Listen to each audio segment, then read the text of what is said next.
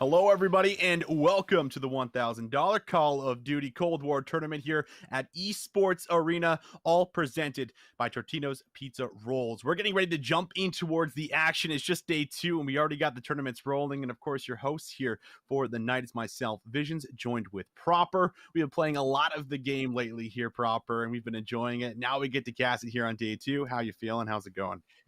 I'm feeling pretty good, ever since we stayed up into the wee bits of the morning grinding the heck out of this game. It's great to end up seeing how it's going to all accumulate into team play. I mean, there's a lot of action to unfold. I know a lot of players have been playing even more than us, and that definitely says something. So I'm interested to see how they're able to bring their moxie into a bracketed tournament.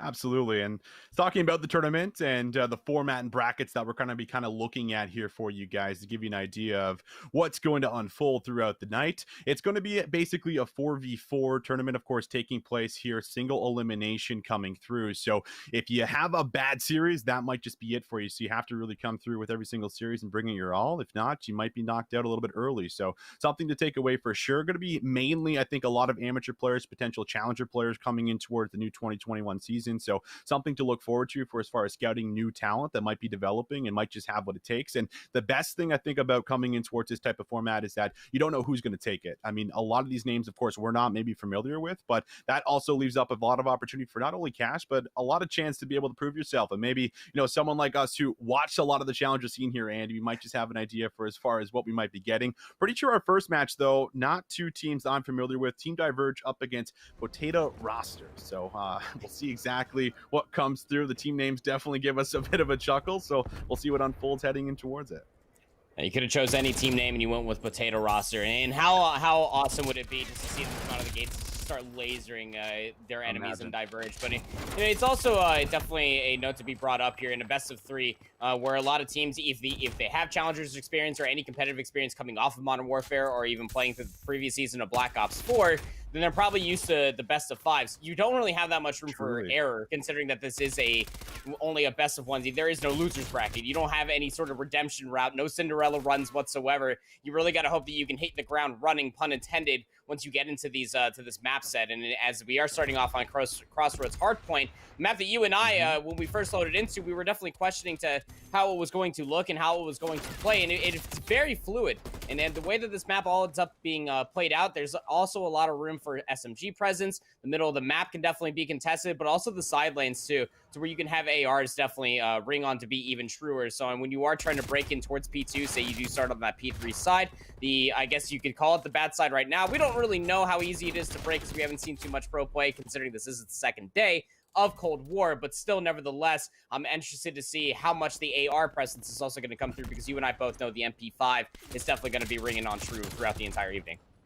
Yeah, that's the question. The meta that we're going to get that comes through here for us, for as far as, will it be 2-2? I think that's kind of what's expected, especially when we jump in towards new games. 2 ARs, 2 subs, something that I think traditionally tends to kind of just happen based off of the playstyle and just getting yourself almost just, familiarized with the game itself. So I would expect kind of 2 ARs, but at the same time, the FFAR might just be the 4 weapons we see on the map, maybe even 3, and then 1 M4. Like, that's kind of maybe what we're looking at as well, because that almost just feels like a sub, Andy. Like, for anyone that has not unlocked that or has not had the chance at being able to use that gun, it absolutely shreds. It has an insane fire rate for being an assault rifle, and it almost kind of reminds me of like the fad back in like Modern Warfare 3, going way back when it was just a really fast shooting type of AR with a very fast fire rate that absolutely shreds you. So that honestly might be the meta I think coming in towards today. But at the same time, maybe there's some weapons that we just have not really seen, for as far as the Grig, something like the Galil that has definitely been popping up here and there. I know people like Formal have been using that for as far as their main AR over the XM4. So something else that can kind of come into play here for us for as far as what we're going to get. And that's kind of the best thing about doing these launch tournaments, Andy, is like we don't know what's going to really happen here from match to match, from series to series. It's all a learning game, and no one has a specific meta on lock. You can't really go off the Pro League for as far as what they're using. You can watch the pro streams, but you still don't know because they even don't know. They're testing things out, and as we go on from day to day, new and more things are essentially going to come in towards the mix and the flow for us. Yeah, that's absolutely the case. And this is such a brand spanking new game, too. It basically comes down to whatever you're frying with, too. I mean, you prefer the AK-74U? Go for it. You're going to end up going along with any gun that you're going to be able to find kills and being able to make your presence felt on the map. Then you should absolutely end up going for it. So, I mean, it would be pretty interesting to see how it's all going to be able to unfold through and through. I mean, for me and myself, Austin, I'm mostly excited to see just a lot of different variations. I mean, if we end up getting 3 strong weapons, I'm all here for it. If we end up seeing a lot of different variations and a lot of different weapons being played out, I'm also here for it.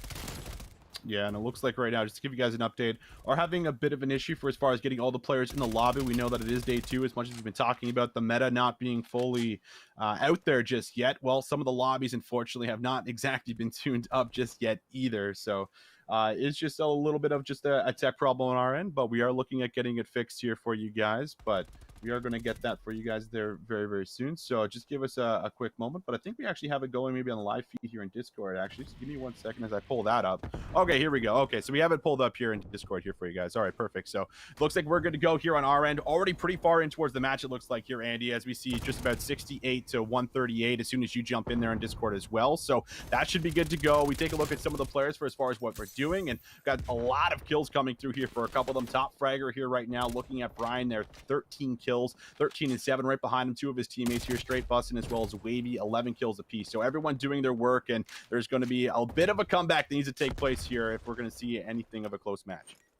And this is already looking after a full set of hills, and as we're down to just about 25 seconds left inside the scrap, it's going to be interesting to see how our team in blue is going to try to push all the way through, but it's a really good setup so far for our team in red, just trying to at least keep one in the back while you have one looking over the shoulder, as player number 6 of Brian is just soaking up the time. You want to talk about top fragging there, definitely being able to feel the mode of being double positive with 1:28 seconds, and that's what it always comes down to when you do have the OBJ player on your team, especially inside of hardpoint. They're able to keep their life, and you're also able to have at least one player looking over their back. But as the hill does end up transitioning over towards P2, player number 1 in Zekto has been able to somehow sneak their way through, but their teammates are definitely having a struggle of working past the middle of the map. They're going to try to make a miracle play in the back end, but Wavy's going to take them down. Yeah, looks to be good right now for as far as the setup. You see those arrows all down in the right, or rather left-hand corner of your screen right now. You can see the push now starting to come through. Trey Bussin trying to move in. Will be able to grab himself just 1. Now a second. That's going to be 3 kills to fend off that push. So with 25 seconds left, that's that weird area of, do we hit this one more time or do we look to rotate? The problem here is they're just about to hit 200 points, so you feel like you might be obligated to try and hit this one more time to see if you can try to get yourself inside of the hill. But everyone's pushing everything out right now, not allowing any of these blue arrows to get close. This is now 208 to 73, looking to be almost a 100-point club type of game here coming through in the hard point. We have a rotation to look for, just about to populate, and they might actually lose this rotation because look at Wavy right now. He's in a great position to maybe try and bust through. No one's going to touch the hill off the initial. He's going to almost win that massive gunfight, but will be taken down. But Steel Curtain right behind him is there, and they will find themselves a rotation, but they won't find an initial break. I mean, you got to be able to play just flawlessly from here on out. if you are the Potato Squad, that is our team in blue, representing the MI6, but still, saying not, I mean, it's plausible, right? But as 2 do end up going down, you do get a team kill that is fortunate there for the Potato roster, but still, Diverge, they're just going to be able to take their respawns. They have the winner's advantage, as I like to call it, in Hardpoint. They can give up this back 20. They can feel comfortable with this because this is going to rotate over towards P4. So if you look at player number 8 on the minimap, Steel Curtain is going to slowly work their way over there, right towards where the spawns for Potato roster is currently located at. So although they will end up trying to work their focus back inside P3, the main war of attrition is going to end up coming through. They have to try to break these spawns for Potato roster, and they are going to get this back 5. That's great. It's going to put them up at 234 to the 105. So one last good fight here for Diverge will mean that they're going to be able to win the map. This is one of those hills that's not easy to break, but Wavy is going to make me bite my tongue. He finds the double, pushes through, and look at those spawns. They are across the map. This has been an absolute clinic for as far as what this team's been able to do in the back half of this game that we've gotten to see, at least for ourselves here. And this very likely might just be the closeout. 2:45 right now. One last push. We will see a couple of kills come through. Maybe not over just yet, but Brian is soaking up inside of the hill, actually just outside, not sitting inside of it. Now with the collapse coming from behind, we actually see a last-second desperation to move in and find a very crucial break. But like you said a little bit earlier, Proper, you need to play perfect hardpoint from here on out. You have to find now every single kill on this rotation if you're going to have a chance at bringing this one back. Still looking very unlikely, and the scrap time might just be hit right now. Wavy gonna find yet another double, moves in, might secure the last couple of kills, the triple to do it. There it is. Wavy brings home the dub here, 250 to 125. 250 to 125. And again, you know, when you're just talking about all the kills and the influential moments going throughout that map, Austin, it was all in the favor for Diverge. Although you and I personally didn't see the action very early on, the second that we hopped into the second set of hills, I mean, it was just darn near double the amount of score that we saw from Diverge comparatively to Potato. And from there on out, they were just able to play their positions fully. You saw Wavy with the XM4. They were lighting it up. And we saw many other players from Diverge. Steel Curtain was always playing very slow, but was always holding the off angles. And you need to be able to have that some sort of form synergy, especially even in a new game, to be able to watch the multitude of angles that all of the other maps can end up offering to you, just so that way your so-called star players can then press on forward, be able to play their life, like what we saw from Brian on that hill for P1 during the second set of hills.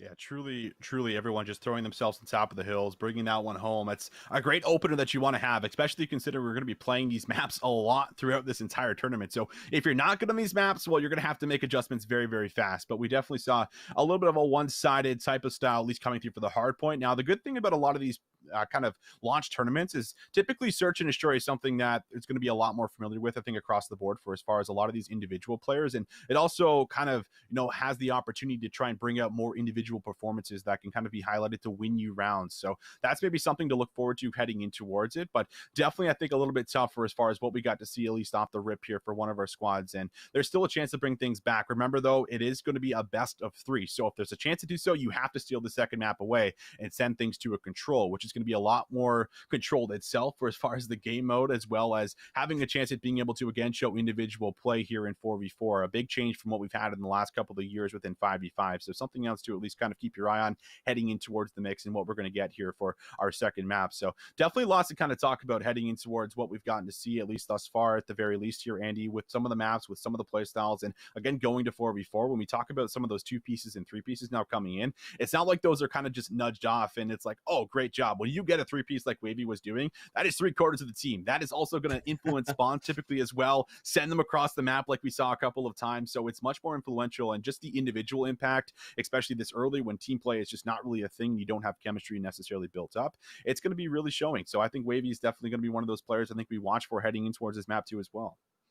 Yeah, oh, absolutely. I'm going to have to agree with you. And especially when we go into Search and Destroy on Moscow, remember this is a set of 3 maps. It's going to be Crossroads, Strike for the hard point, go over to Moscow for Search and Destroy, and then Checkmate for the control. That'll be happening all the way until we get Grand Finals, and then it'll be a best of 5. But those influential kills, being able to just find 2, even if you do get traded out by the third player, coming into Search and Destroy, this is something you and I talked about before the broadcast even went live. Compared to the 5v5 when it's 4v4, and you're able to find 2 kills even in Search and Destroy, I mean, you said 3/4 of the team down for hardpoint or even control to be able to push inside a hill. I mean, just think about that for Search, too. To be able to try to come back from Sure. losing 2 kills, you already lost first blood, but then you lost the second for a potential trade-off, and you're having to rotate your last 2 players over towards the site, especially from a defensive standpoint on Moscow, where you have so many different headies to be playing around on both of the sites itself.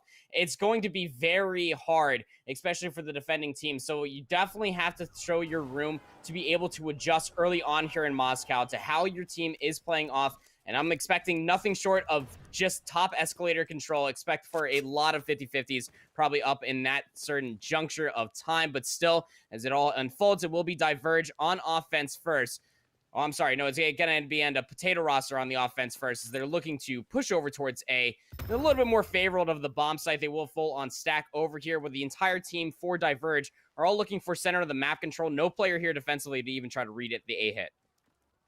Yeah, this is the bomb site that is most certainly favored here, and you have complete control coming through on your very first offensive round. This bomb should go down, but Wavy does manage to find that first initial kill here, so now the post-plant setup, not going to be as easy to try and get yourself into. We will see now a second kill from Brian, but a good kill to follow back. Now going to be a 3v2, seeing if they might be able to get themselves set up. Aaron with a big kill. This might be a second one to follow. Good jump shot. Now a 1v2. Steel Curtain. Can he get it done? He does find the first one, but does he find the second? He does not turn in time. Turning things around, getting first blooded, not gonna matter. We will see them strike first on their offense.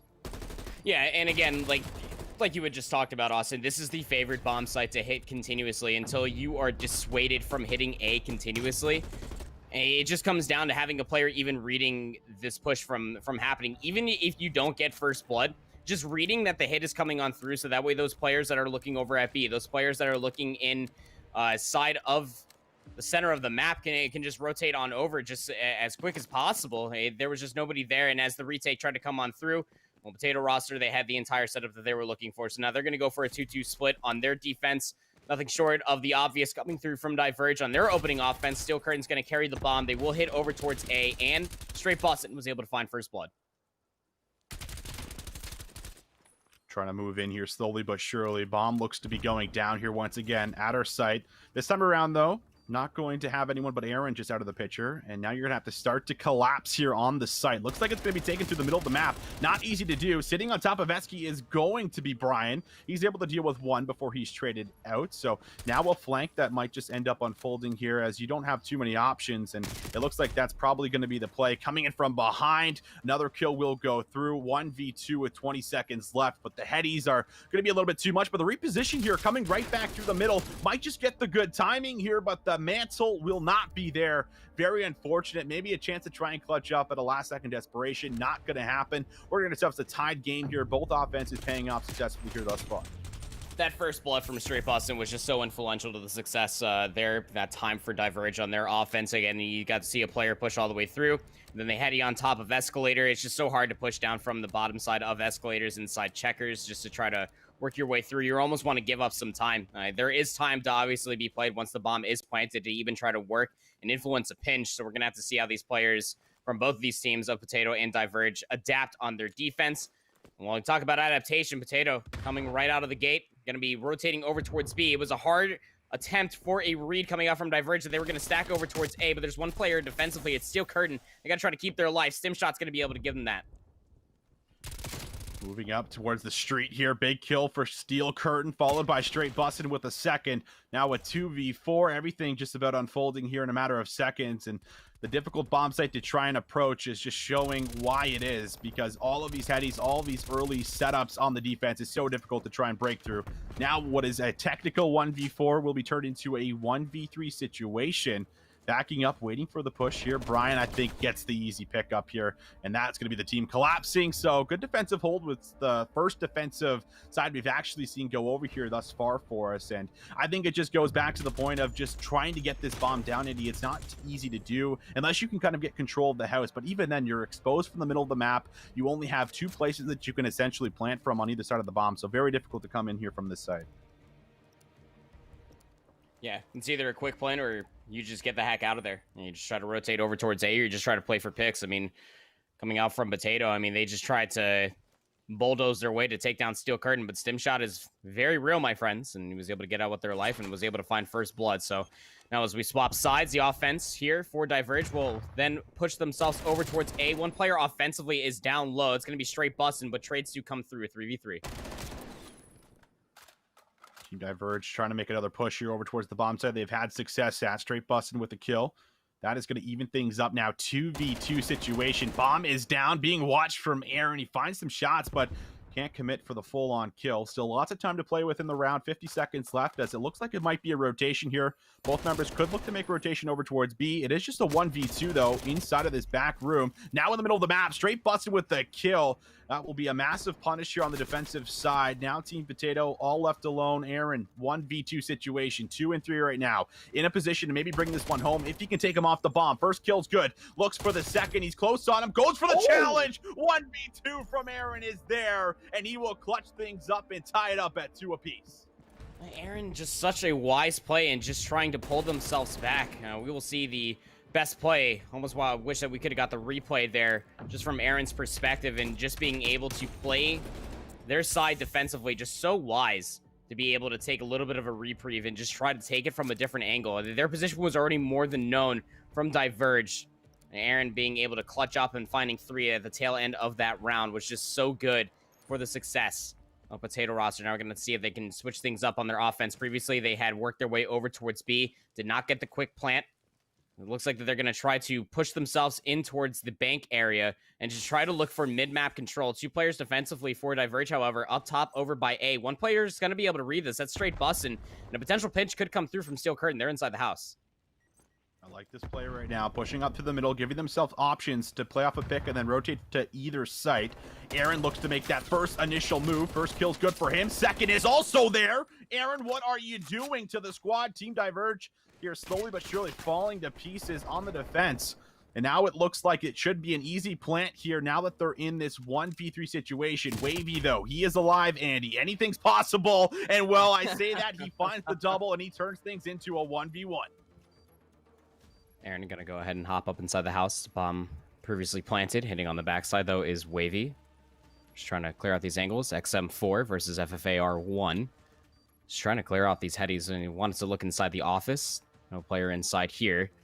You can still already see on the mini-map, Aaron position inside the house window. Just has the superior position for a post-plant situation.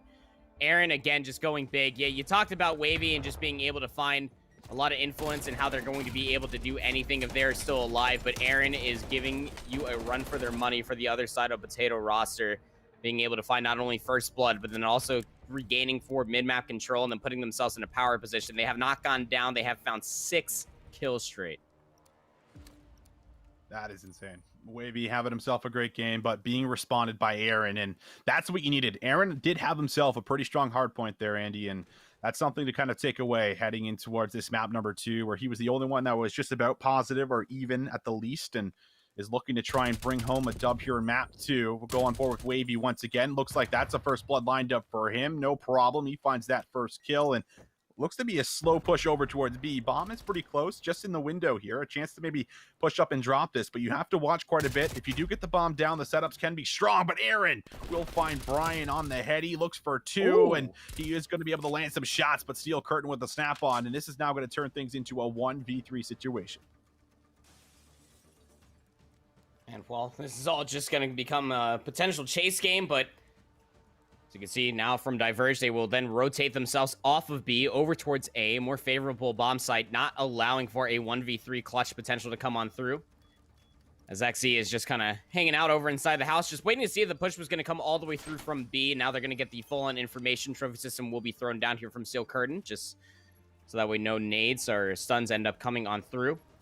Just going to be trying to push this through the back alleyway, but I was about to say the second the straight bus ends up turning around and then not look away from their spawn, we'll end up seeing exactly where the remaining player from Potato roster is going to end up pushing on through. Is trying to give it their all, but there are just so many players from Diverge here as a push through ends up coming out. So being able to even things up 3 apiece, we are halfway through the search and destroy, but these teams look evenly stacked on search. Search and destroy is definitely looking to be a lot of back and forth. You love to see that very early in towards our round 1 matches between these squads that are going to be playing, again, these maps and game modes here quite a bit throughout this entire tournament, and both of them want to keep on going. Looking towards Aaron for the side of Team Potato to see if he might be able to carry his squad towards that control in game number 3. On the flip side, it's almost Wavy. It feels like it's really just the Aaron versus Wavy show right now for us proper, as both of them are just absolutely fragging out. Brian, though, on our screen, he's going to switch things over towards the AK. And this is a gun that a lot of the professionals have currently been using for as far as the early kickoff tournaments as well. Has some punch to it for sure if you can land those shots, and doesn't really have a whole lot of recoil. We'll see if there will be anything that he might be able to line up. Right now, it seems to be a slow push over towards A, the typical site we see. Aaron is going to get some information on Wavy right now. That's going to be a battle between the gods. We'll see who's going to be able to come out on top between these two guys right now. And it could just be a quick rotation towards B as well. They have SK control. They have middle map control. Everything is just a slow push. But 45 seconds left. Something's going to happen soon. And looks like that play will happen. 2 kills go through, but Steel Curtain with a quick trade.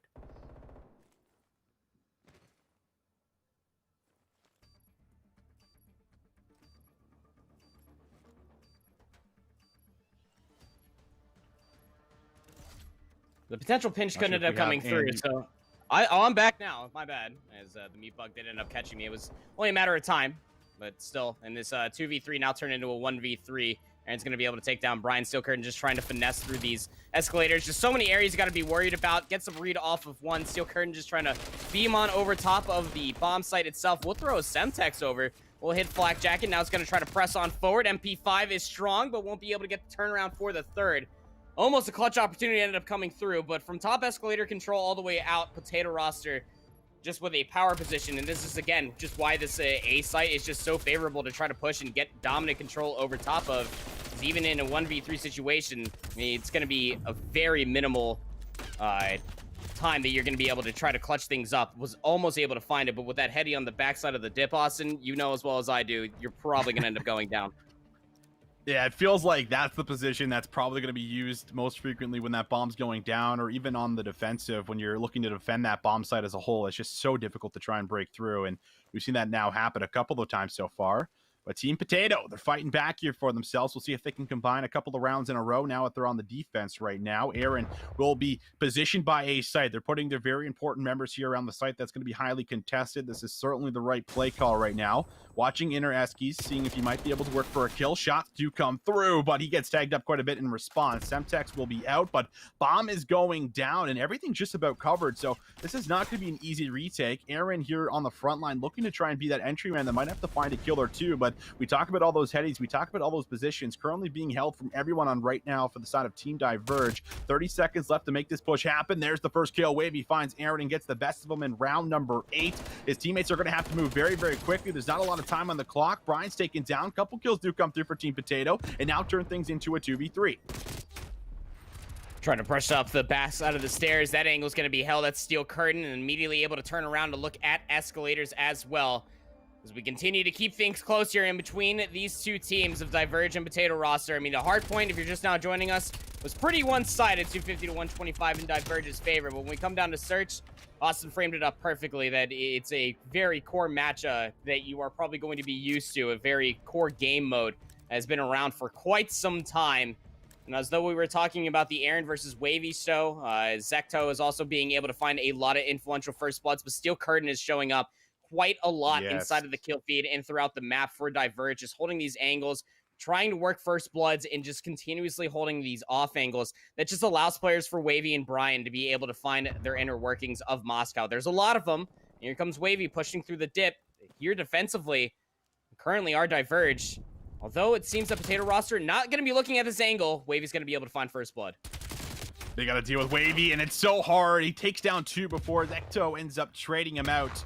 But this is going to give a man advantage now to our offensive side right now. Team Diverge have to try and retrieve the bomb here. That's the problem, but we will see another kill come through. Straight Bussin finds one more. Now Zecto, 8 and 7, pulling his weight. Has to try and battle through 3 members on the side of Team Diverge. Bomb is picked up. Might actually be able to dip away as well and almost resets the map. The problem is there's only a good 35 seconds left, so not a whole lot of time to play with. It looks to be a rotation over towards B. One player watching the middle of the map has that cross. This is just a fantastic setup here across the board. There's 25 seconds left. If you're Zecto, you have to find 3 members very, very quickly, and there was just not enough time to really do that. As you can see, everything's watched, and there it is. So a couple rounds come through here for our squad on Team Diverge. They have a chance to close things out in 2-0 fashion, and we go back to this play right here proper. Wavy just sneaks through, finds Aaron, just plays patient enough to find the second, and this really sets up the defense here for them. And you get there so quickly, just even for the defensive team, and just so wise from Wavy, just holding that in their back pocket for that exact moment, just being able to slide all the way through the dip. And no player for Potato was looking at that specific part of the map, and it's such a power position. You always have to have the player that is pushing up through the staircase just being weary of that exact spot for the A site. And a great execution again from Straight Bus and looking through Bank, so that way they were able to clear the rotation. No time, like you said, for Zecto. But now, look at this, a little bit of a pinch play about to be coming on through from Potato defensively. They want to push all the way through Bank. Straight Bustin's going to be able to get the read. They do have the sound cue coming on through. They did get a little bit of a disengage, but it's a 1-for-1 trade. 3v3 we go. Cool Palm is going down here, and that's a big win for Aaron. Zecto also with one on the steel curtain. A couple big players now out of the picture, but Wavy with a one-on-one will take down Zecto. Stim is off, back to full health. He will go, waiting for the next challenge, but he is shut down, taken out, and well, in our very first series here, ladies and gentlemen, we got ourselves a round 11. This is going to dictate whether or not Team Potato are going to see a map number 3, or if they are going to fall and be eliminated here in round 1 proper. One-sided bracket, best of 3s all the way until grand finals. Checkmate control definitely being hoped for if you are a Potato roster, but you got to be able to clutch up here in round 11, and it's going to be on offense first. And we haven't seen a very fast hit from them in quite some time. The previous time that we did, it was all shut down from Wavy, and I think that is probably the reason why they are dissuaded from trying to push over towards A, just thinking that Wavy might be in that power position of dip. They're going to end up 4-stacking through Bank, pushing through Checkers immediately. Semtex is over through the half wall. Straight Bustin is here. Trophy System's going to come down just ever so slightly. Going to be able to keep themselves going for a moment's time, but it's going to be Straight Bustin that still ends up finding first blood on a June. Ooh, this is tough right now. If they get control of that kill in cutout there from Straight Bussin', there's a chance. But Aaron actually does even things up. He finds Brian. Straight Bussin' now with 2 in round 11. Looking for 3 potentially. Goes for the challenge, but will be shut down. The quick trade from Wavy is there. And now Zecto has his tournament life on the line. Can he do it? He cannot. He is taken down. We will see a closeout here in the series for our very first initial one. And we'll take one more look at that final play. Aaron with the quick kill up top. Look to be good as they even things up here, but Straight Bustin' just hits it, Andy. Finds a couple of kills and gives his team the advantage. Yeah, and it's just so unfortunate to be able to see that unfold because, I mean, Potato roster, they were able to piece together 2 rounds back and forth, and then it was quickly answered by Diverge. I almost thought that Search and Destroy was going to be their answer to be able to see that control map would have been decided here, but I mean, at the end of the day, just the clutch up moments coming through from Diverge. Saw Straight Bustin' being able to find first blood. Wavy had a lot of opening moments where they were finding a lot of off angles, which was only enabling Team Diverge all the more so. And that's just what comes down to Search and Destroy. There's those course fundamentals and just keeping your opponents guessing. Every single time the Potato roster were trying to take a different angle, whether it was over towards B or even take that last round, for example, and just trying to flood their way through middle of the map. Think about that just from the Moscow perspective as players for Diverge were always stacking up over towards A because that's where Team Potato was having most of their success. They gave up top escalator control, and you also had Straight Bustin' that had half wall. There's just so many headies for you to try to work your way through that if you just don't explode through the half wall or just try to push your way up through escalators while meeting another player up top, you're almost going to be down inside of a pit down there, and that's just very easy shots for all of Team Diverge to be able to follow up on, which they did. It sure was. Team Diverge now moving on towards their next matchup, but that means that we're going to have to get that next lobby set up here for us, guys. So make sure you guys stay tuned. Don't go too far. We'll be right back with our next match.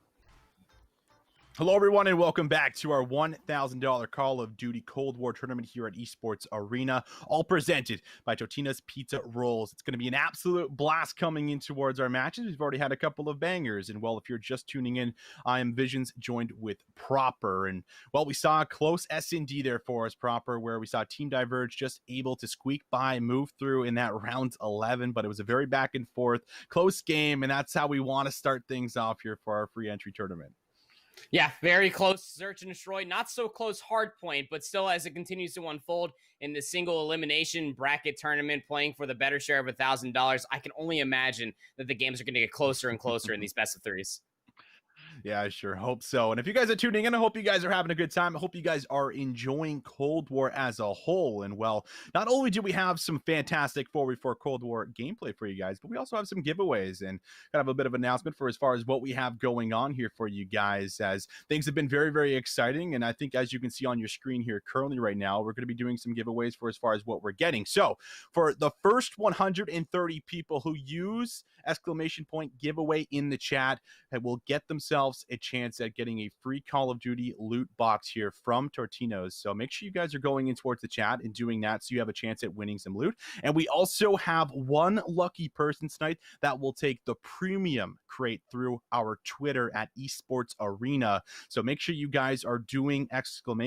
Power Squad in the chat, and that is going to give you a chance to go and retweet that tweet at Esports Arena and have a chance at bringing home a jacket. Lots of nice stuff to get. But that's going to be it for as far as what we got right now. We got some more gameplay for as far as what we're bringing you guys into. It's been a lot of fun so far, and now it's going to be even more fun. So we're going to get ready to jump in towards that here for ourselves. Another matchup coming through to see how things are going to unfold for us. And well, going to be back on Crossroads, and we see at least the initial touch going to be good for the old guys right now. Proper, they're going to grab the first 20 seconds or so.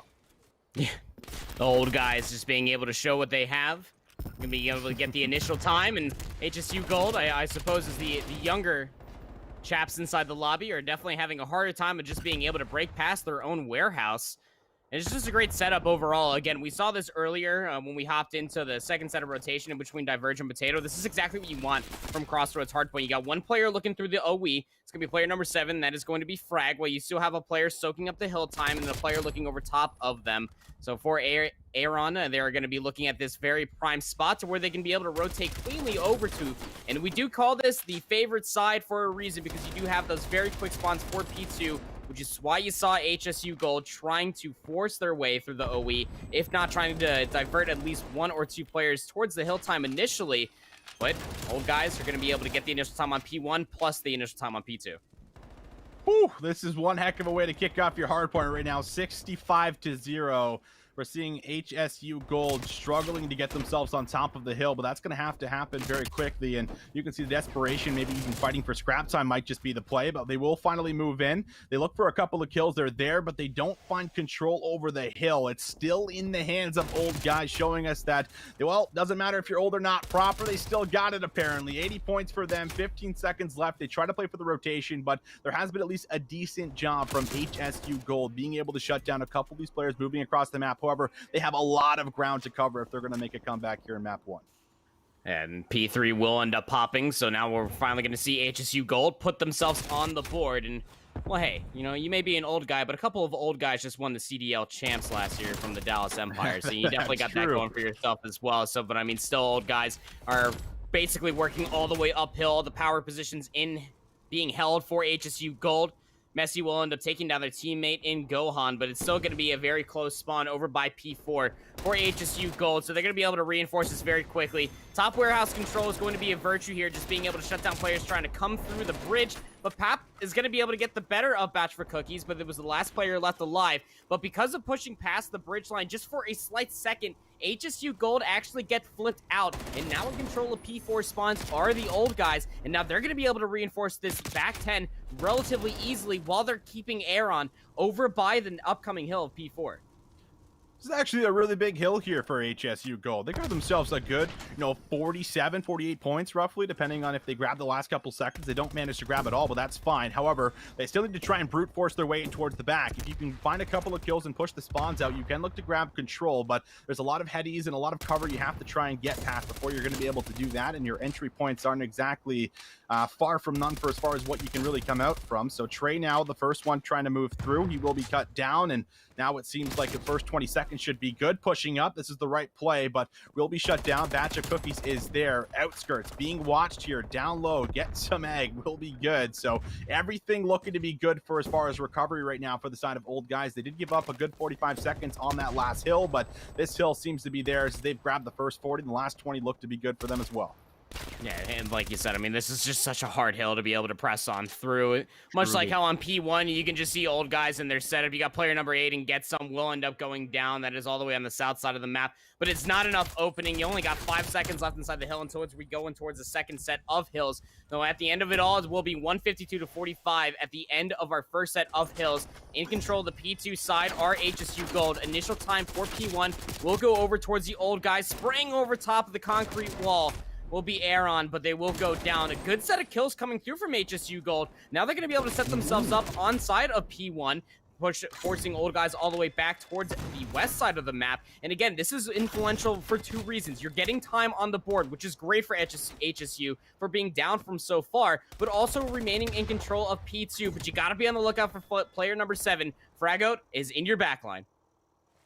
Sure is, and this pinch could honestly mean everything. He's got a couple of kills lined up. First one will be good, looks for 2, but just damages him up. But however, he's being a nuisance back here. Can he stay alive? Oh, the jump up, the finesse will be here. Frag out with a couple of kills. His job has been done because Old Guys get control of the hill. The scrap time will be picked up, but now we move towards that rotation. We can see hill just about to unlock here. It will be early control once again for Old Guys. It's been a lot of back and forth in the last couple of hills, and you can no longer afford to have that happen if you're HSU Gold. You need to start to come through here, find a very aggressive break, and it's going to have to happen here, you feel like, on this push if you're going to have a chance of coming back in this game. Get some egg, finds that first kill, won't be able to combine for 2. All the kills now raining in towards the feed seem to be red, and everyone will spawn out across the map for HSU Gold. First push will not be good for them.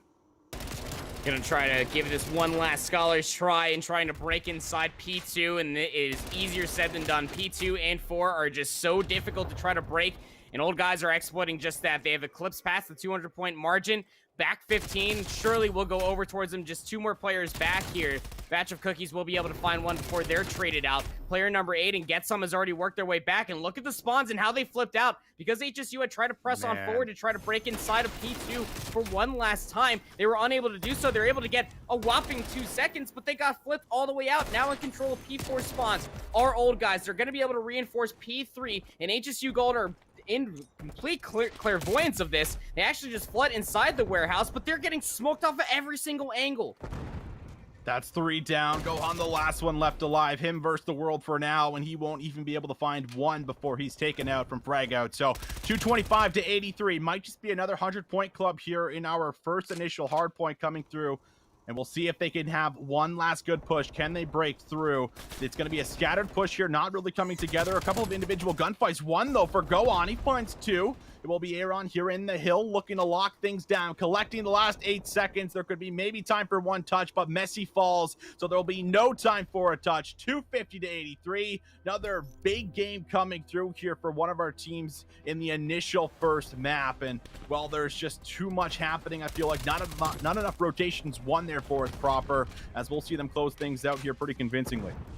Yeah, we saw them get their first set of time, HSU Gold, off of P3. I mean, you were able to win the initial 50-50 where Old Guys for P1, and they were able to hold on to P2. HSU Gold tried to push through into P2 3 times over, and then when they were finally in control of the P2 side going into the second set of hills, they got broken up way too easily. Again, it was just a very small flank coming through from frag out, and then it was a quick pinch through the middle of the map, and then a soon-on flood from the north side of the map off the spawns that Old Guys currently held, but it's still just really good Call of Duty coming through from the Old Guys again. You don't have to worry about mechanical skill when you do have the wisdom of a couple of old men, or in general. So, I mean, you're definitely going to be able to see that coming on through. Very interested to see how Search and Destroy does play out for them. Again, it's a set of 3 maps You're going to be, of course, we saw Crossroads strike for a hard point. We are moving over towards Moscow, search and destroy. And as we did see in our first set of Diverge versus Potato roster being played out over towards that A site, you might want to slow things down if you are HSU Gold and just try to punish the old guys, because they are playing a lot of different off angles, especially coming off that hard point. Maybe you could try to catch them off guard, and especially in a mode like Search and Destroy, that would absolutely be punishing. Sure would. I mean, like you said, the old guys not playing like old guys right now. Very electric, very fast paced, and it's not easy to match that, especially when you fall that early behind. Where we didn't see them get a point, until roughly around like 80 or something along those lines. So it was just a really tough start, and you can't have those tough starts in these type of tournaments where our format is single elimination, best of threes. You can have an off map, absolutely, but it's all about bringing that back heading in towards the second map, and we saw a bit of that in our last series where it was Team Potato being able to send things to a round 11 after coming off of a really rough map number 1. And I mean, to be fair, some of these teams are a lot more familiar with Search and Destroy than they are with some of these respawns. So this is something where we can kind of give them a bit of room and say, all right, maybe there's a chance for them to bring out some of the strategies, maybe see if they've been doing any testing in some of these maps to be able to pull through here and send things to our very first control of the night. That's really what we have to kind of look at heading in towards this map number 2. But at the same time, old guys look to be very, very familiar with each other. It seemed like everyone was on the same page for as far as what they're doing, giving up scrap time, moving across the map, looking for those rotations. The teamwork is definitely there. So that means here for our other squad, Andy, they're going to have to certainly step it up if they're going to have a chance at being able to match a lot of this chemistry, because that is not easy to do, and it's not easy to build, especially this early in towards the game where things look pretty fluent.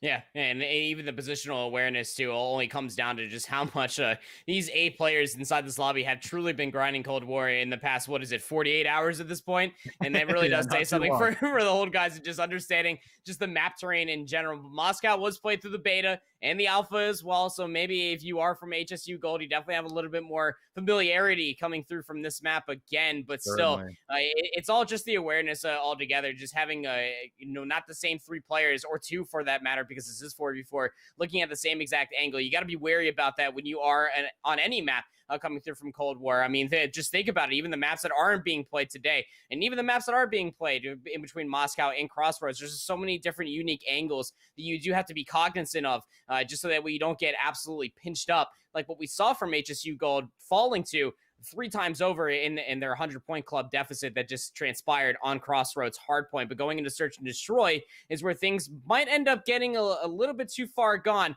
You would think for the old guys, if they're able to just absolutely finesse their way like what we saw from Frag Out on that tank, breaking in towards P1 in the second set of hills, it's all very possible for them, especially for playing in such a unique way, to be able to turn their life, keeping it very close to the chest, and being able to play and trade their life for 1, if not 2 at a time. That's a lot more influential than Search and Destroy. It really is, and I'm honestly really looking forward to see if we actually get some smokes come into play on a map like Moscow, where it's probably the simplest map I think that we have throughout our map pool on Cold War, where it's just essentially 3 lanes, and you have to kind of stack your resources a little bit staggered on the defensive side, unless you're just looking to maybe fully stack A with like 3 players, kind of chilling around there, and 1 player in the middle of the map that can play off a rotation towards the other bomb site if we happen to get there. But seeing smokes come into play for as far as getting these bombs down, I think is something really important, or being able to at least block some of these crosses from top esky, bottom esky, pushing through the middle of the map, getting control of cutout, these little things that are going to play a factor for us getting control on the offensive side. Because like you said, this game is very much favoring the team that is holding off angles and is holding the power positions, due to a lot of things switching towards PC, not having the hertz limited anymore for as far as a lot of the PlayStation players who might not have the chance to be able to play some of these camera angles and these slides around the corners different. So we'll see what unfolds for us, ladies and gentlemen. Map number 2 here for our $1,000 Call of Duty Cold War tournament here at Esports Arena, all presented by Totino's Pizza Rolls. So it's going to be an absolute blast. 1 game already over to the old guys. HSU Gold looking to respond. That first shot with the sniper not going to connect, but now we'll see if they can try and hold on, that they have the information. I was about to say Pat breaking on the EP82.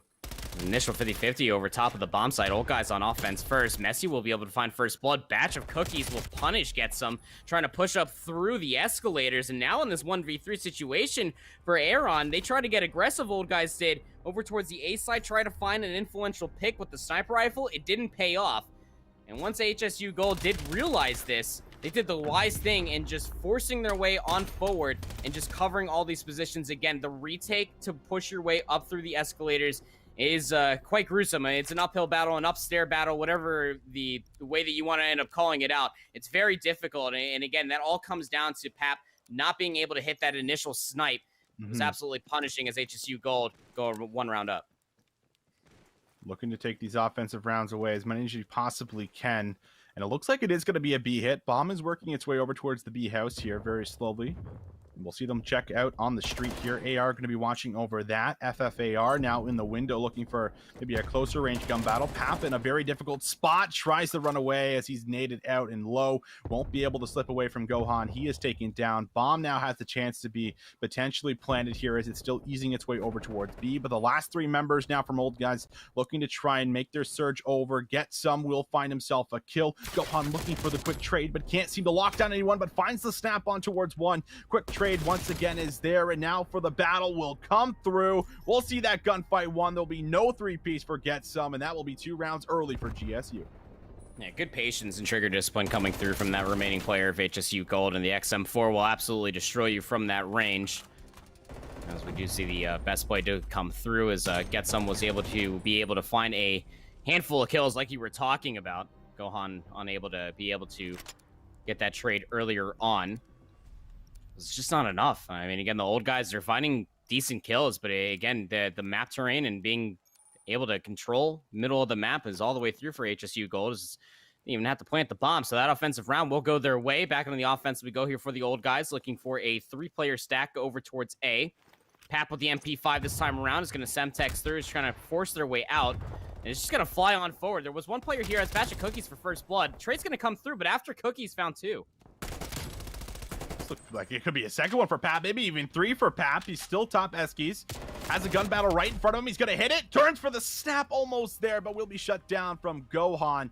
Things slow down now. Gohan here up against Frag out. 1v1, lots of time to play with, but the bomb has to be retrieved here from Frag, so he has to inch himself closer and closer in towards A, and of course he knows Gohan's last known position was inside the building. He's now relocated outside, but shots are taken maybe a tad bit early. Semtex is out. Will throw the stun, trying to lock it down. 1v1 is there, and a very crucial round that needed to come through for Old Guys does, as they're able to put the first one up on the board. Yeah, big round for them, too. And even though the tac mask was in play, you'll see this from Pap's perspective, being able to find the one and then immediately snapped onto the second of Messi, pushing over towards Bank outside of Checkers. But still, like you said, just a very big round in general for the Old Guys. I mean, you don't want to go 3 down in search. It's a very tall hill to try to climb your way back up from. And this was all of the back end of just Pap trying to fly on forward. And just remember that Cookies was able to find 2. So this was a 2v4 comeback, essentially, from the Old Guys, just off of the position from Pap. That's what Top Escalators will bring to you. So now on the offense, we go here for HSU Gold. Trophy System is out here from Frag, looking for mid-control. We'll find some opening shots.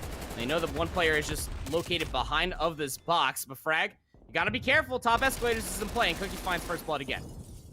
Oh no, Pap doesn't commit for the kill here. It looks like it could have been good, but I think this is the smart play. Going to try to reposition. Now takes the middle of the map for himself. We'll just try to hold down a position here, but a gunfight over beside the bomb site's good there for 1. Get Some finds the kill. Gohan with 2. I don't know how he grabs that second kill, but he does. Now Pap is able to get revenge on Trey. Turns things into a 1v2 situation. The bomb is going to be going down at A, and I feel like Pap has to know this. Looks like it's going to be a reposition through the spawn, but he does not have a lot of ammo here proper. We'll see if he can try to play for the retake. 1 bullet shy of a full clip here for Pap.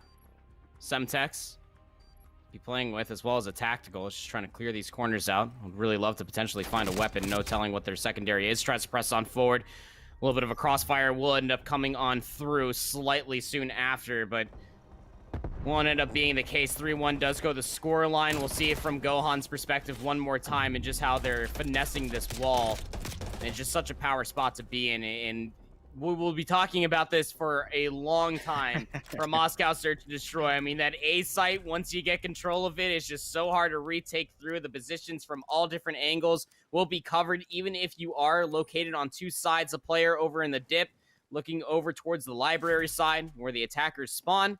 We also have a player looking at the exit from the lobby. So now offense here for Old Guys will shift over, looking for bank control and potentially going to be shifting their focus over towards B. It's going to come down to Messi to be able to get the read. They do site 1, but Frag inside of the office window will be able to take them down. Messi falls there, and what an important kill to be able to get some structure and some setup maybe around the B site. And you can see all three members that were defending A have to try to make their way across the map. Easy pick up from the flank. Gohan able to find himself Aaron, so that's a kill that comes through for him. But now he needs to find all four. That's good for all fours coming through for him as he actually collects the second. Now Pap and Frag out, left all alone to try and clutch this 1v2 out. 30 seconds to play with, bit of time to work with for Gohan as it looks like the approach is going to come through his spawn, clearing out the house. It's a great read if he finds this kill as well. That's almost the third. A 1v4 look to be lined up, but will be shut down as this will still be held for HSU Gold, and they're going to be ahead by just one. Yeah, the flank that almost came through for a 1v4 clutch for Gohan. And where's that FFAR that you were talking about, Austin? Again, it packs a punch. Its ADS speed is quick. For that to be in the AR slot is very interesting, to say the least. I mean, I'm getting Maddox vibes from Black Ops 4 almost, the way that you could possibly build that weapon. I'm going to be interested to see what its history will be through this game, through and through. We go in towards round number 6. 8-3 so far for Gohan. Again, has been the pinch player for HSU Gold. Immediately trying to commit over towards the A side. Frag will press on forward. The Sun's going to be able to help them out, but Gohan's right there for the trade. 3v3. I like the aggressive routes, but good trade does come through. Messi with the bomb, now thinking about what he should do, but the flank here looks to be pretty good. Gets some, comes right from behind, looks to maybe even line up too. Pap also back here, and throw a Hail Mary of a Semtex, seeing if that might be able to connect. It will just clear out a couple of those spots, but now the reflank from Trey is good for 2, and that is going to make things very, very difficult here. Aaron has to try and now work his way over, see if he can try and grab the bomb. He's got one player to his left here. He's not going to see him, and he's taken down from the flank. So that's going to do it here. Very nice aggressive round coming through for HSU, really throwing a bit of a curve in towards the mix as it looked good. But Trey just says, oh, you're going to flank? Well, let me just come back and flank my own spawn and let me pick up a couple of kills. Yeah, just a round of flanks, truly. I mean, like you said, Trey was able to get the counter flank coming on through, and then also died to a flank soon after, coming through from the house side of the map, defensive side, if you will. So still a 2-round deficit here for the old guys, looking to claw their way back. Say 4 rounds for the lead. HSU Gold looking quite strong. Again, Gohan 10-3 plus 7 here in the Search and Destroy for Moscow, having themselves a day. And again, this is just all off of the flanks not being fully checked. The offense here trying to commit their way over towards A. We'll get bomb site control, and we'll Frag get some. We'll be able to piece together two. That's definitely one way to smoke one player off the heady, as Messi does somehow finds that shot on to get some. Yeah, get some, shouldn't have lost that, to say the least here, but does. And now bomb is planted. Gohan has information on more than one. Turns for 2. Oh, he runs out of ammo. Frag out is there. Now going to make things a 1v2 as Frag out's going to have to try and play a bit of defense here. Trey moving in, waiting for that position. Will try and push up, but Frag out grabs the last 2. Will be able to clutch a 1v3, and what a time to do it here proper. You're down by 2 rounds. Round number 7 was not looking great, but Frago says, listen guys, I got you, and we'll be able to keep things within 1. Was able to catch a player mid-sprint and was able to catch the second player there at the end mid-bomb plant. So that's just a very tough spot to be in, I'm not gonna lie. So again, clawing their way back. Frag at 9-4 now, really making their presence felt. They're in that round, like you said, a 1v3 was able to come on through as the rotation for HSU Gold. It's going to be looking to work their way inside of Bank, could potentially begin to be looking for a B hit. A very aggressive defense, keep in mind for old guys. They're pressed up very far forward. Player number 4 is the player to really watch out for, and Get Some is pressed down here, now joined by Frag, but Get Some with a well-placed Semtex will take down in a trade. 3v3 we go. Batch of Cookies finds Frag out for a kill. Turns things into a slight man advantage now for HSU. Shots come through. Aaron is going to be good for a couple of shots. Looking for 2. Can't find all of them, so we'll now just back away for a very quick moment. Going to wait to get back up to 150 HP. Now looks towards his left. Good snap on, as this is going to be a really big defensive play. Batch of Cookies, last one left alive, has the bomb, and he's trying to track down where Aaron had actually went. And I think Aaron maybe gets information on a sound cue there. He turns once again. He does. So Batch of Cookies running through the spawn, making a swift rotation right over towards the A site here. Has a free plant. Aaron not looking to try and push this out, but with 20 seconds left, you have to assume the move's being made by A, and this bomb will get planted. I'm going to try to play for a retake here in a 2v1. And P5 in play here for Batch of Cookies.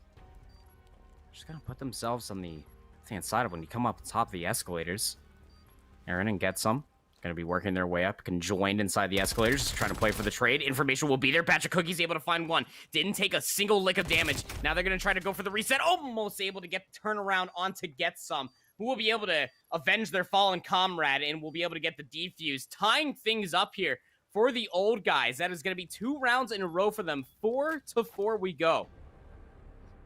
Saw the 1v3 clutch there for Frag Out. Looked to be good maybe as well for a back-to-back clutch coming through, but not going to be there. A very swift trade there to follow. Get Some just moves in, make sure Batch of Cookies is not clutching up in this 1v2 situation. Had the chance at doing so, just didn't read the second player coming up the middle of the map there, following up Eskies, and I probably wouldn't have either, to be completely frank with you. So we will see now 4-4 as things have come back, being able to get themselves at least even in towards the scoreboard here. But can they take 3 in a row here? That's really the question that we look to, and we look towards Fragout as well for maybe being one of those players that might be able to bring that one home. Had a 1v3 clutch earlier, looking to see if he might be able to find a first blood. Tap with a quick little stun check here, making sure no one's pushing fast, but push fast in the middle of the map is what's going to happen. Very awkward interaction there for Fragout. Grabs one, but can't find the second as Messi's good with the trade. Yeah, got the opening damage from the melee, just couldn't somehow get the aim on lock. Batch Cookies will take down Pap. Now we go into a 1v3. Get Some. Seen some other players being able to do it. Now it's your turn, I suppose. And, well, as they work their way inside of the bank, their position was sought out through the office side. Up on map point we go here for HSU Gold. Remember, in this best of 3, looking to win out this map after being 100-point clubbed on the Crossroads hardpoint. Really want to try to send it to control, and they look very, very decisive in how they want to play their search and destroy. HSU Gold, Gohan 11-6, 8-7 for Batch of Cookies. A lot of players playing in prime spots, not only to find first blood, so be able to play off the trades is really how you want to be able to play out search and destroy, or any game mode really here for Cold War when stim shots are out. You really got to be able to lock down these team shots, as it will be HSU Gold on offense, trying to close this one out. It's going to be an A hit. Trophy System's going to be able to keep them alive. Messi trying to lock down the shots. There is a player in dip, and it's going to be Aaron that takes him down. 3v4, glass broken. Trey maybe trying to bait out some shots, but he's taken down from the back here, and he's got to fall here. I was going to say, Get Some right behind him waiting for that play, but Batch of Cookies with a quick trade. Gohan now under fire, pressured and low. Somehow not going to get challenged here, and he's trying to play his life as long as he can. Batch of Cookies now watching the flank in the 1v2. Finds Pap for one. Can he find the second? This would close out the map if he can find Frag Out, but it's a tough opponent to take down. Little wrap through. Eskies takes the shot, but does not fall. Gets the stim off in time. Resets the fight. Has the bomb. Can honestly just take the fast road towards B, but instead playing for the kill, or maybe a repinch over towards A here. Frag Out, though, is on that nasty wall heady. They're both just going to overlap each other, but I'm sure that reload was heard. Frag Out will be able to clutch things up, brings this round home, and we will see a second round 11 for us proper to see if we'll have another team eliminated or if we will, in fact, get our first control. Yeah, another round 11 back-to-back search and destroy. Get a very core fundamental game mode where a lot of players, a lot of grinders immediately just hop into their wagers, their GBs, whatever may have you. And it's definitely coming on through here for Moscow. HSU Gold being able to piece together a multitude of rounds earlier on, and then old guys resurging in the latter rounds. Big moments for Frag Out. They are now double positive up at 12-6. Gohan has been suppressed. Batch Cookies has been the player to really watch out for here for HSU Gold in these later rounds. Yeah. Was unable to clutch out those final moments. A very tough decision, like you said, in those final moments. Had the opportunity to try to press through from B, try to play for the kill. But again, when you're looking at the A site, that dip and that heady is exactly where old guys not only found first blood, but also the success for the retake. And now for old guys, they're actually hard committing over towards A. The bomb being carried by Pap is pushed all the way through the dip, just trying to find first blood. They do have control of the site so far, but not a quick plant. I love this smoke. They're looking to try and bait things out for a moment here, seeing if someone might try to get a little edgy, and there it is. That's Frag Out. First kill onto Messi. Pap looking to get a little aggressive as well. Finds some shots, but gets absolutely smoked. Get Some, finds him. Now 1v2. Gohan has to try and clutch up against Get Some as well as Heron.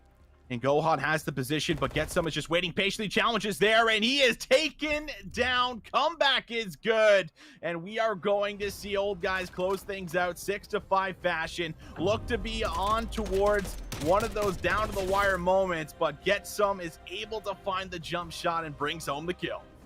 Yeah, and even in those final moments too, it was just so smart from the old guys. Again, they pulled themselves back and they just played power positions on the map. Just think about A as a whole, especially through those last two rounds in round 10 and 11. You had Aaron just playing over inside the dip. That wall heady, like you were talking about, is absolutely nasty to try to work your way through. And the moment that HSU Gold on their offense tried to press on forward, they were getting pinched up even through the alleyway and from the half wall or the wall heady itself. And just the moment that you just think that the retake or even just from trying to overtake the A site is just all the more easy, you got to remember from the defensive side, you make it to that dip all the sooner than the offensive counterparts. And the very tough very tough place to be in for HSU Gold. Again, they looked very strong in that search and destroy. I was almost hoping that we were going to get that control map in between these two teams, Austin, because although they did get a 100-point club, it was 250 to 83 on it, that Crossroads hardpoint. The old guys, I mean, they were definitely put on their back, on their heels, because I got to tell you, HSU Gold were coming out with the heat. Gohan had a very good start, but at the end of it all, it just came down to those very fine moments and those clutch moments that we saw from Frag Out, just time and time again, being able to put HSU Gold down. Yeah, I mean, there was a point in time where it was 4-2, right? And we saw maybe there was a chance for HSU to be able to close things out and get themselves a shot at being able to, get towards that map 3 that we talk about, where now that they're maybe a little bit more warmed up, now that they're maybe familiarized with each other a tad bit more, it could have looked a lot better for them as a whole, but it just felt like the old guys coming in for as far as what they were able to do. It was a lot of discipline, a lot of big clutches as well. We go back to Frag Out's 1v3 that probably shouldn't have happened, but did. It's those little moments and those rounds that play such a massive factor in being able to make a comeback like that. So really got to give those guys a round of applause for making sure they never count themselves out of it and being able to come through with another very exciting map too. It feels like Moscow now, we're going to get a lot of it, and maybe we'll just get round 11s from here on out, and I am absolutely okay with that. So we'll see the old guys move on 2-0 for as far as what we've gotten. We're getting our next match set up for you guys very, very soon, but we hope you guys are enjoying your time. And if you didn't hear earlier, there is a giveaway for as far as what we're doing. The first 130 people that do exclamation point giveaway in the chat is going to have a chance at being able to get themselves a nice little loot box for everything here, brought to you by Totino's Pizza Rolls. You can see that on your screen, as well as a very nice jacket that will come through as well, and that is going to be only won by one person for as far as what we're going to get for us. But that's enough about the talking. Time to talk about the match for as far as what we're about to get here. As soon as we jump out of the gameplay, we jump right back in here, Andy. Looks to be Impact 336 up against Unarmed Gaming, as we'll see if they're going to be able to move in, and we'll see exactly how things play out for us on Crossroads Hardpoint. Starting off on the favorite side here is Impact. And well, again, we call it the favorite side because you're in control of those P2 spawns, but off the rip, Burt goes big, is able to find one. Now they're trying to press on forward to take the map terrain away from Impact 336. Elmo will take them out of the mix, so definitely a big kill coming on through. You definitely don't want Unarmed Gaming to be able to find their comfort pushing through P1. Now, off the resurgence from their respawn will be Impact, and not only be able to find themselves a handful of kills, Elmo now on 4 straight, as they will take down Burt. They're in control of the hill, and while being able to control over towards this side of the map, are going to be looking to turn the scrap time into initial. You just got to worry about the flank. It's going to be Atrium working that angle.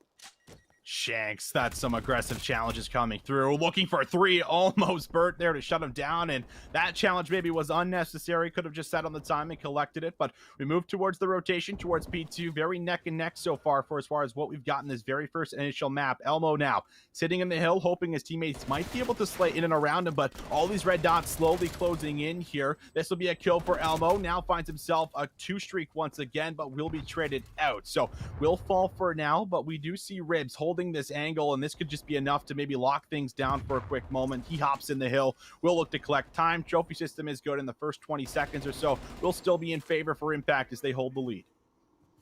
And keep in mind, this was all off of a slight spawn flip that ended up coming through, but I mean, Impact just were able to bully their way back inside of P2 and were able to put themselves inside of top warehouse, look over that bridge, which is able to catch your M Gaming off guard, and it's a very tough spot to be in now. I mean, it will be going up towards a 60-point margin in favor for Impact.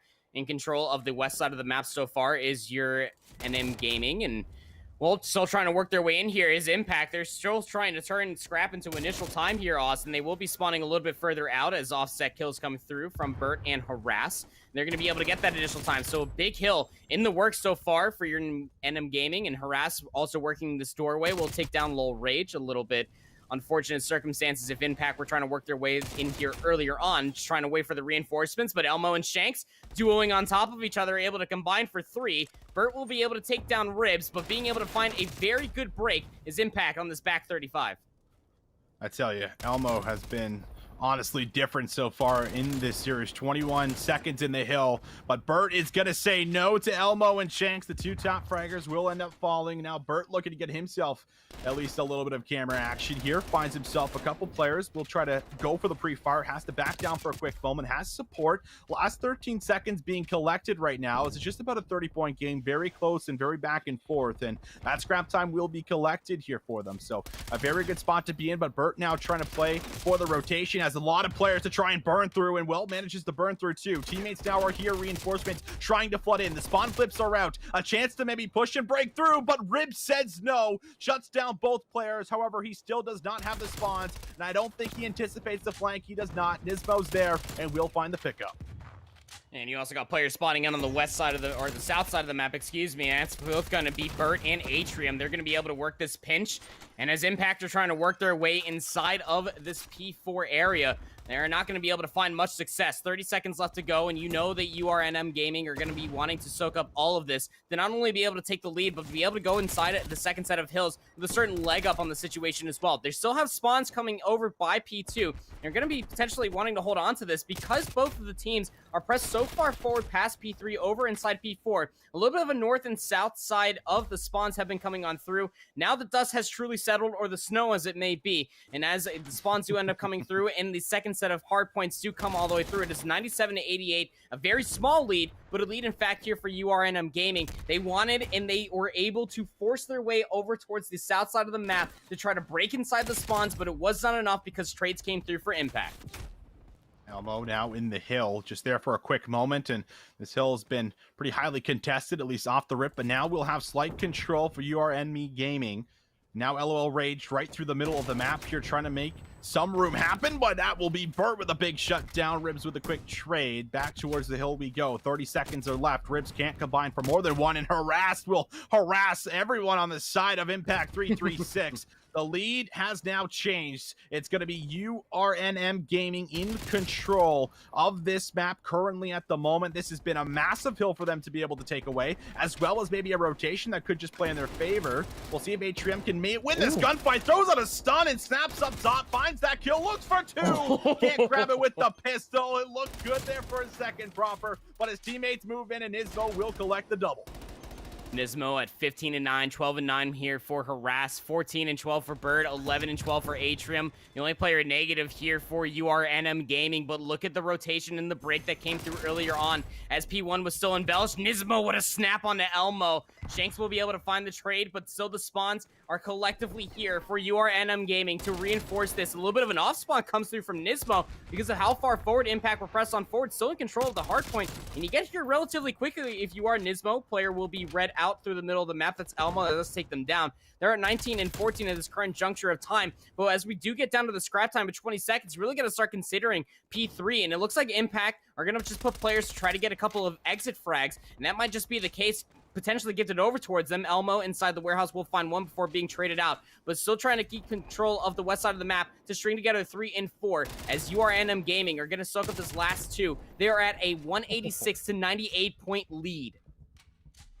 This has been 3 hills chained together beautifully. We remember Impact 336, they had the lead. That is now completely washed away. It's going to be control for URNM Gaming once again, and you need to see a break here very, very soon. Ribs looks to be the man to try and get that done, but Nismo says no, finds 2, but takes down Burt, unfortunately, with the pistol. So we will see regain control for a quick moment. Still lots of time to play for on this hill, so we'll see likely at least one more hit come through. We'll see if they can try to bust on through the doors here. Elmo watching the close middle of the map will look for one. That will be some shots that come through, but can't finish off the kill. Burt with one as well, but another team kill, unfortunately, is going to play against them. Burt still manages to find himself a kill with just the scrap time up in the air, and the scrap time will be picked up. But now you're in that fortunate situation here, Proper, where you can't really afford to give a whole lot of scrap time over. 124 to just about 210 here as we'll make this rotation out in the open, and this is going to be a massive hill to come through here for the side of Impact. Yeah, Impact are still spawning over by P2. They are staggered, and they're trying to force their way over towards P4, which is just such a hard hill to break into already. But again, the spawns are just so far gone for Impact that they got to try to regroup and just try to break in here when they have the numbers. But you can't do that when Atrium has power angles, and they're able to find two. Elmo and Shanks are able to at least find two themselves, but it's still not enough to break in towards the spawns here for P4. The Fortress of Solitude, if you will, for URNM Gaming, because they can absolutely close it out here at 235 and counting on up for them. And as Harass is just holding this angle, the AK-47 just spraying on through. Nismo will be there to take down Rage as the shots were coming through from Harass, and nobody from Impact are going to be able to get here in time. Ribs just barely, but it's not going to be enough at all. Impact with such a hot start and not going to be able to keep their footing here as URNM Gaming were able to heat on up through the third hill in the first set of hills, Austin. And I got to tell you, I did not see that one coming, but URNM Gaming, they really found their strides, and they were able to just absolutely heat on up through the entirety of the map. Truly were, and it felt like it came off the back end of just consistency coming through this entire roster. Like, if you look at the stats coming through from every single individual player, everyone just about went positive, and it's not like it was just like one positive, or it's not like it was just going even. Like, it was like 5 or 6 for the most part here across the board. So when you have 4 players firing on all cylinders compared to 1 where it just felt like it was Elmo who had the hot start, Shanks also right there as well. If you remember, you know, Shanks had a couple of big plays, a couple of really massive multi-kills that opened up some of those hills and those rotations to give them a bit of a favor. Didn't end up following through the entire map, and that was really where the problem, I think, kind of laid here for that squad. For as far as Impact, they just were unable to get all 4 members online in time to be able to match that pressure. So they lose the first one. It was a hot initial start, but the comeback was just a little bit better.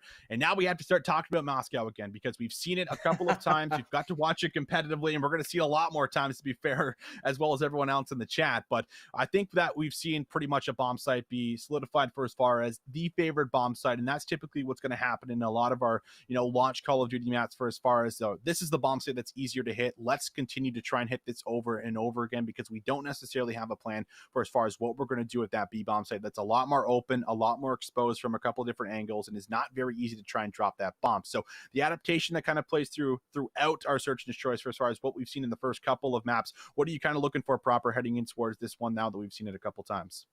It's just not allowing defensive players to either get the dip wallhead glitch control, or just top escalators in general. Even if you are trying to force your way inside of the middle of checkers, or trying to work your way over towards speed, this is one specific angle that you always have to be wary of. And it's such an easy rotation, even if you give up all of checkers altogether, all of escalators.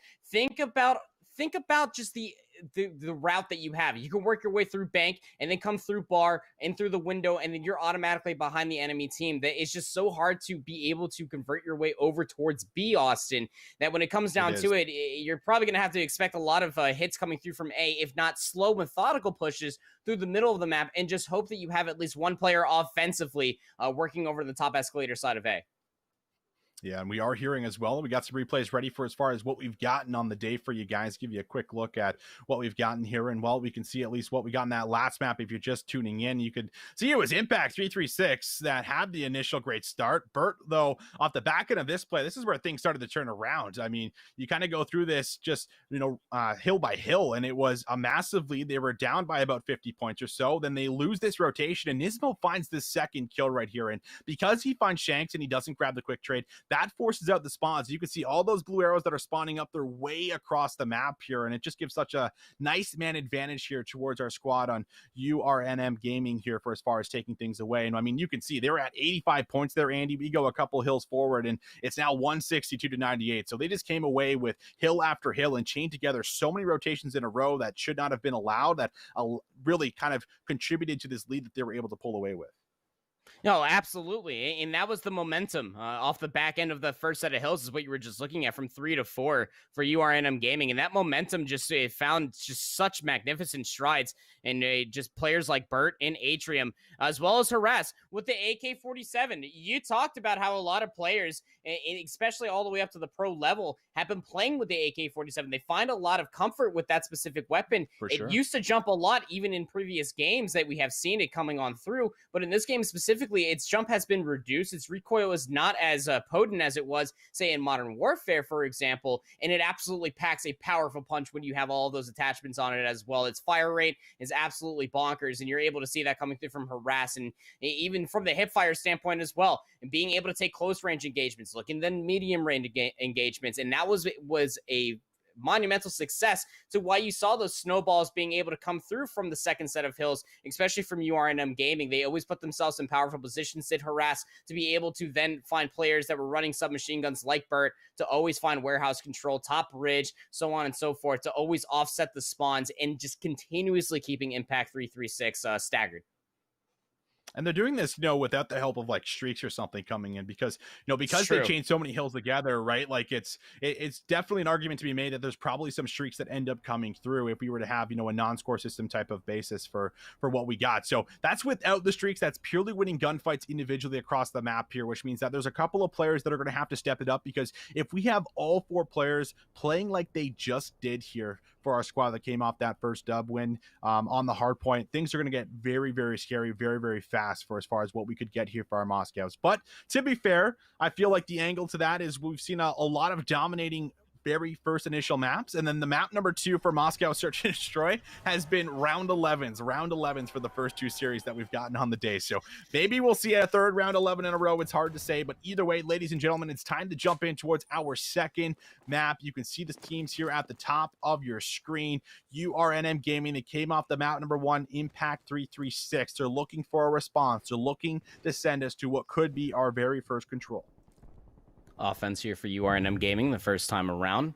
We'll see trades from sniper rifles. Atrium will take down Elmo, who previously did find themselves first blood. And they're slowly working. Atrium's still holding onto the bomb. They want to try to commit this over towards B. You can see player number 8 in Rage is still just slowly lingering over towards A. They have no idea where the bomb is truly heading towards, so they're playing this passively. Player number 4 in Bird is also pressed up so far forward, but with Ribs taking down Atrium, this is all just going to come down to who's going to be able to clutch up more, 2v3. 2v3, now 2v2. Burt with the kill on the Shanks, looking for LOL Rage, just sprinting on through. And yeah, that is some very spectacular Call of Duty timing, as we would call it. And well, might just get some more timing in the middle of the map here, as it is going to be Nismo trying to search out this player, both trying to encounter each other. I think maybe Ribs has no idea that he's actually close by, looking for that snap on, but Ribs will take him home. So Nismo now out of the picture. 1v2. Bomb will be picked up for Burt. Doesn't really have too many options. I don't think he makes it to A ever here. So the play has to be B, unfortunately for him, and it's going to be guarded by one player. Will he make the quick check if he finds this kill? He does. There's a chance to drop this bomb, and will he get here in time? I think he does, and this bomb should go down. It's very close. And yeah, no, I think it's about 5.5 seconds. I haven't fully gone into a custom match and timed it yet, but I think it's just over 5 seconds that you do need to be able to plant the bomb. Here we'll see Atrium and being able to get the trade onto Elmo. And nice to see some sniper play coming on through. And that's really the only way that you do find B Street's control, Austin. It's just all off of the snipes being able to at least shutting down that entire lane. One does definitely think about St. Petrograd coming off of Modern Warfare and how influential those opening snipes can be. But you got to end up being able to turn that into workings for your submachine guns and ARs to be able to follow up on that opening pick. Very unfortunate that Elmo did get traded out. Now on the offense we go here for Impact 336. They want to try to commit over towards A. Player number 6 is carrying the bomb in Ribs to shoot some shots past the bank inside of Checkers. Is going to dissuade Burt from pressing on forward, but Nismo is in a prime spot. And once the smoke does go all the way through, Rage is actually able to sneak all the way through, but the patience does pay off. Nismo is going to be able to find the trade, but Rage has worked their way forward. Crucial trade coming through for Rage. And that's going to take Nismo out of that power position inside. So there's no real defense right now. Atrium just kind of playing from the back, waiting for a challenge. We'll find Elmo. Has a sniper in his back pocket. Goes for the challenge. Elmo says, no, no, no, you don't. Atrium now falls. 1v3. Burt did some spectacular things in our last series for us, or rather our last map on Hardpoint. We'll see if that will now reflect in towards some search and destroy action in round number 2. That's not the case. So we will see a couple of rounds just right off the bat heading over towards Impact at the back end of some really initial first bloods coming in, playing into their numbers advantage, taking control of the sites by storm. And this has really been a great hot start for them coming off of a tough map 1. It absolutely has been. And again, that entire round is all played off of just Ribs being able to find some opening shots. And that threw URNM Gaming just off guard, thinking that they might be going for bank or mid-map control. And they flooded on through off of the smoke where Rage was able to work their way through. Very good stuff for them. Now the snipe does come back through from Elmo. No player going to be there to challenge them. The offense for URNM Gaming are full on stacking over towards A, but a teammate from the Semtex. Burt takes down his own teammate 3v4 for URNM.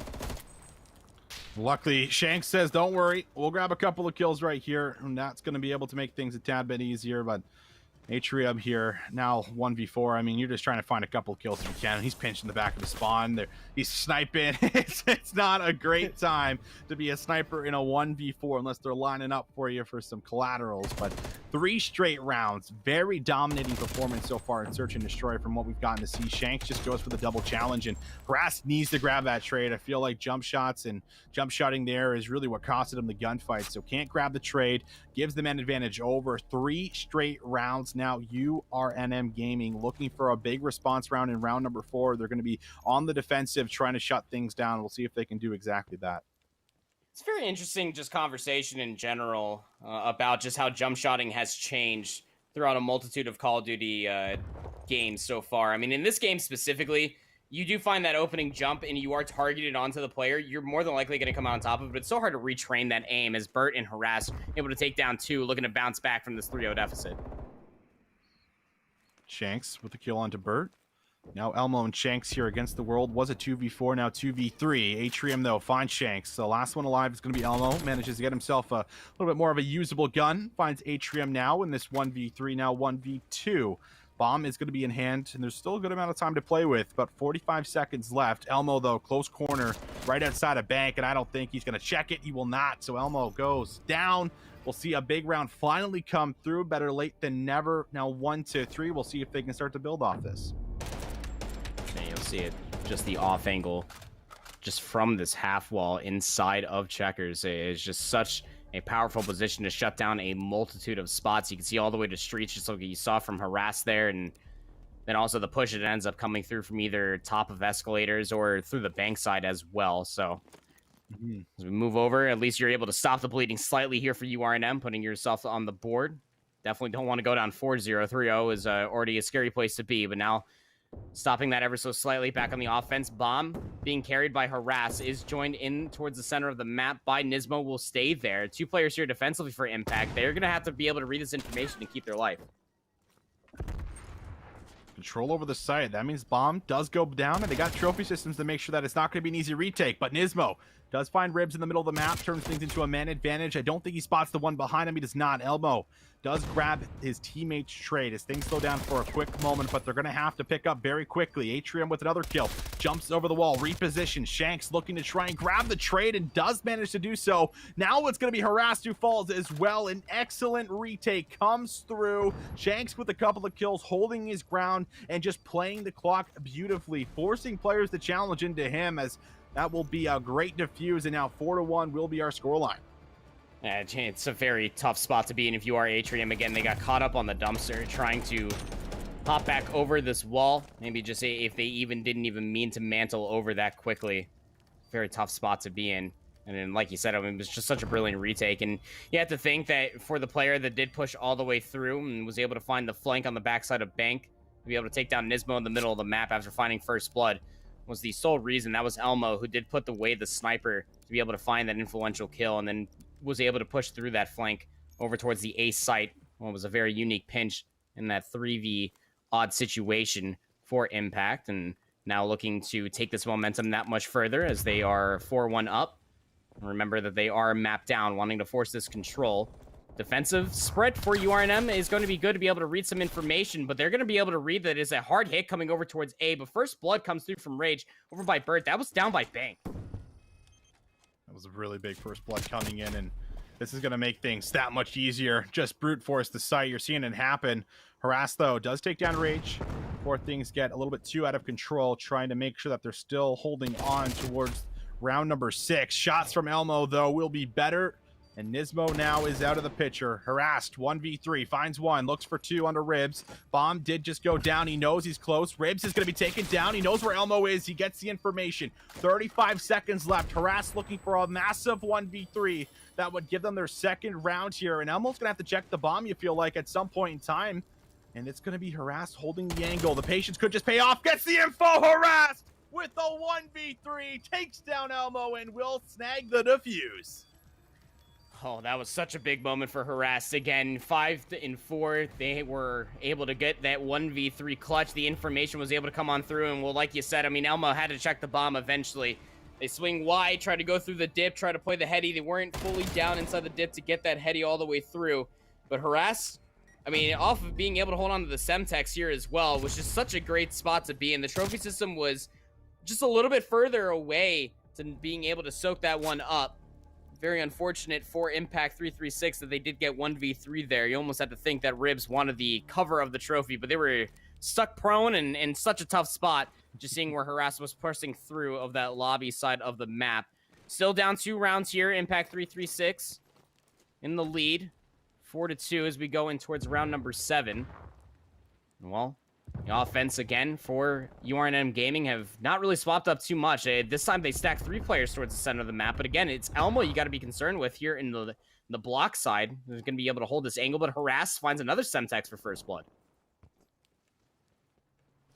Elmo working the outskirts here by Street. Has the chance for a flank, and that's exactly what he's eyeing up and thinking. And we'll see just a very passive post-plant setup here. No one's really out of position except for one player maybe pushing through the middle, but Atrium with the kill onto Rage, not giving time for the flank maybe to fully come through. As we see Elmo making his play happen, he's lost a couple of his teammates. Now going to be a 1v4, and, well, the flank just was not going to pay off. Took the longer route there, and that is going to be 3 rounds now, as we saw what was a 3-0 lead that's slowly but surely being given up as we see Nismo take down on yet another kill in this round.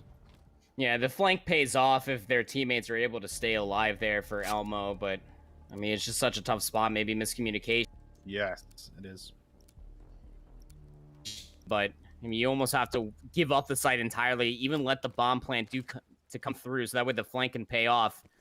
It was a spot where Impact 336 were able to come up on top of a round, especially with Elmo playing that flank in a previous defensive round. Now over to the offense here for Impact we go. All players stacking over towards the A site. Atrium with the sniper in play. I'm going to be looking for these angles. I mean, if you are on the side of Impact, you know this is in play, so I'm going to be able to force them in towards a reposition, but Ribs is going to be there for first blood on the Atrium. Nismo's got a nice little corner here, just waiting for this push to unfold, and it all could come together, but Elmo finds Burt. That's a big player now that you have lost on that flank. Great read coming through. Patience now paying off. Nismo takes some shots, but gives his position away. Awkward gunfight. He will be taken out, but Harass does manage to take down Rage. However, we've seen a 1v3 before. This would be a technical 1v4 essentially here. Ribs, Elmo, and Shanks, the last 3 players left alive. Bomb now will be planted. Retake here from Harass has already clutched up in a 1v3 fashion. They still haven't gotten down from that, by the way. They're on a 7 straight, 8 and 4, double positive for them. As FFA are one to be playing with. Definitely could play this angle, and they know that there's a player behind them, so they're going to start pressing on forward for this as well. Doesn't fully check the corner, but Harass is able to get the better of Shanks. Now a 1v1, 18 seconds left. I love this. Just goes ahead, hop on the bomb. This is such a smart play. Elmo, this time around, goes to check the bomb, has the angle to be able to take down Harass. It was almost about to be there, but Elmo finds the timing also and be able to take the last player out for URNM Gaming. I mean, even though Harass doesn't grab this round, he's still got the ice in the veins, man. Like, absolutely insane. Like, 1v3, he clutches up. 1v4, almost gets there. I still love the play of hopping on the bomb there because Elmo lost the previous 1v1 when he clutched up that 1v3. So, still got to give this man props for as far as what he's been able to do here thus far in towards some of these rounds. However, still trailing is going to be his squad. So, 3-5 is what we currently see. Smokes out. Elmo did hit this flank before, but remember, it was a very long flank. This time around, no one hits the street, despite being a middle map push, and now we'll see Ribs with the kill, but Bert and Nismo both respond. Elmo's flank does pay off on towards Atrium and turns things into a brief 2v2 with a minute left. Impact again on map point. Again, this 2v2. They win this map, we go to control. Definitely a big deficit to climb back from if you are an M, and well, Rage will go down. That's Nismo that takes them down. Elmo now in the 1v2 situation. As an FFAR, one to be playing with. Bert goes for a little bit of a shoulder peek. Information's going to be there that Elmo is, well, on the street side, but are they going to be able to read that they slid back inside of the office? Will now reposition themselves. Let's have an angle. I think Bert sees them, but is able to find one. Nismo will plant the bomb and then get smoked off the heady as soon as they stop planting the bomb. A big set of kills come through from Elmo. 6-3 will be the final scoreline, Austin, and for the first time in 3 series, we're ahead of control. That's right. We will get ourselves there. Elmo with a really big shot here, being able to come through with a couple of kills and everything just paying off, as it looked like that was maybe going to be a tough situation. It was red as well. Bert read that he was in the window, just could not land the shots. Nisbel pops up and he is just completely blown away. So very nice search and destroy coming through. They went up 3-0. They did let off on the gas a tad bit, but they were able to regain, adjust, and bring things back there for themselves. So everything coming together quite nicely for as far as that map number 2 and getting us to that control like you talked about here. But got to give props to Harass for as far as what he was able to do. I mean, a couple of big plays, definitely. I'm sure he's going to go back through the VOD, try and clip those, post those out. I definitely would, for as far as being able to pop off a little bit, especially only being day 2. I feel like that's the biggest thing. When you make those kind of plays, they're early in towards the game. It feels really good because, you know, it's just so early and no one exactly knows, you know, what's necessarily going down. But when you're in those 3v1 situations, those 4v1s, you should be able to close things out with, you know, an easy trade, but not the case when Harass is loose on the map. So at least a couple of plays from him for as far as what he was able to bring to his squad, but not enough consistently across the board. And the big thing I said going in towards this map 2 proper was, you know, we need to see consistency at least from a couple other players besides Elmo. Elmo had still a stellar game for as far as what he brought to the table, but his teammates actually were able to pick up a bit of that slack that they weren't bringing in that very first initial map on Hardpoint. Oh, absolutely. And again, they were, I don't want to say gifted, but it was pretty easy defensive-wise for them, too, just for the one-dimensional plays that we saw from URNM Gaming continuously. I mean, not to harp on them again, this is only day 2 of Cold War, so you're going to try to work with whatever practice or whatever experience you possibly have here in Search and Destroy for 4v4. When you're continuously trying to push your way through the middle of the map and you only have one player trying to work that A site, it's just too many angles to try to overcome, and it's just a very easy shooting gallery, if you will, that we saw from Impact 336. It's one thing to put yourself in positions, but they were also landing the shots. You were absolutely right, and especially in those dire moments, being able to find those series of kills was definitely a finer point of why they were able to get a leg up early. Again, this was a 3-0 down, and URNM Gaming were able to at least scratch away with 3 other rounds, but they were in firm control, Impact 336, of all of Moscow. They knew their game plan defensively and offensively, which is why we find ourselves here in a map 3. So checkmate will end up being our third map here for control. And well, if there's anything that we definitely saw coming from URNM Gaming coming off of the Hardpoint, Austin, is that they are not afraid to play Blitzkrieg fast and get up in your face with a handful of subs. Yeah, they chained a lot of hills together. I mean, like, that was a game that had started out really good, and then it was just, you know, a complete flip for as far as what we got, and able to, like you said, chain together so many hills, play very, very fast pace, and just being able to adjust your play style on the fly is something that's really important in respawns. And I mean, specifically control, when you're going round by round and you're flip-flopping from offense to defense as well, but still maintaining that respawn type of mode. It's definitely something that is going to maybe play towards one of your strengths heading in towards this map number 3 here here for ourselves. But this will be our first time casting control in this game. I mean, we casted obviously a lot of it back in Black Ops 4, a great time all around, but have not seen it so far in 4v4 competitively. So that is going to make for a very exciting time, because the one big takeaway for as far as when I was, talking to people like Mayhem and some other challengers, players within the scene, they were talking about how things might be a little bit different in control. If you fall into a spawn trap, it might not be as easy to try and bust out of it when you're on the offense, because you don't have that extra member that's being able to push up on towards the map. Also, not having that same Black Ops 4 movement that you kind of now have in towards this game on Cold War. You're a tad bit slower, at least not that same fast pace as Black Ops 4. So could play it a little bit different for as far as being able to bust out of those spawn traps. And we'll see if maybe that's going to be kind of a pivotal point for as far as control for us in map 3. That's how I like to call it, right? It's slower than Black Ops 4, but it's definitely faster than Modern Warfare. And then when we get into control too, just to bring back the conversation I was talking about in the midst of that search and destroy, the jumping as well and how that mechanic all plays out is something that you got to be cognizant of when you are going up against a multitude of players, and especially on a map like Checkmate, where there's a lot of boxes, there's a lot of covers apart from one specific side lane, and that specific jumping in the opening shot can come back to bite you in the rear. You got to make sure that you're at least targeting the player as you do jump, or at least go through the mid-magazine jump, so at least you can guarantee that last bullet to come on through. A lot of players have been able to come out on top of that, and a lot of players have fallen to it as well. Be careful of that and just how it plays out specifically in Cold War. But for control as a whole, talked about this a little bit earlier on as well. The team shot's got to be coming on through. You got to almost want to hopefully hold hands as a... I believe we saw an unfortunate fifth player try to join in there for impact. Remember, this is 4v4. You can't trick us over here.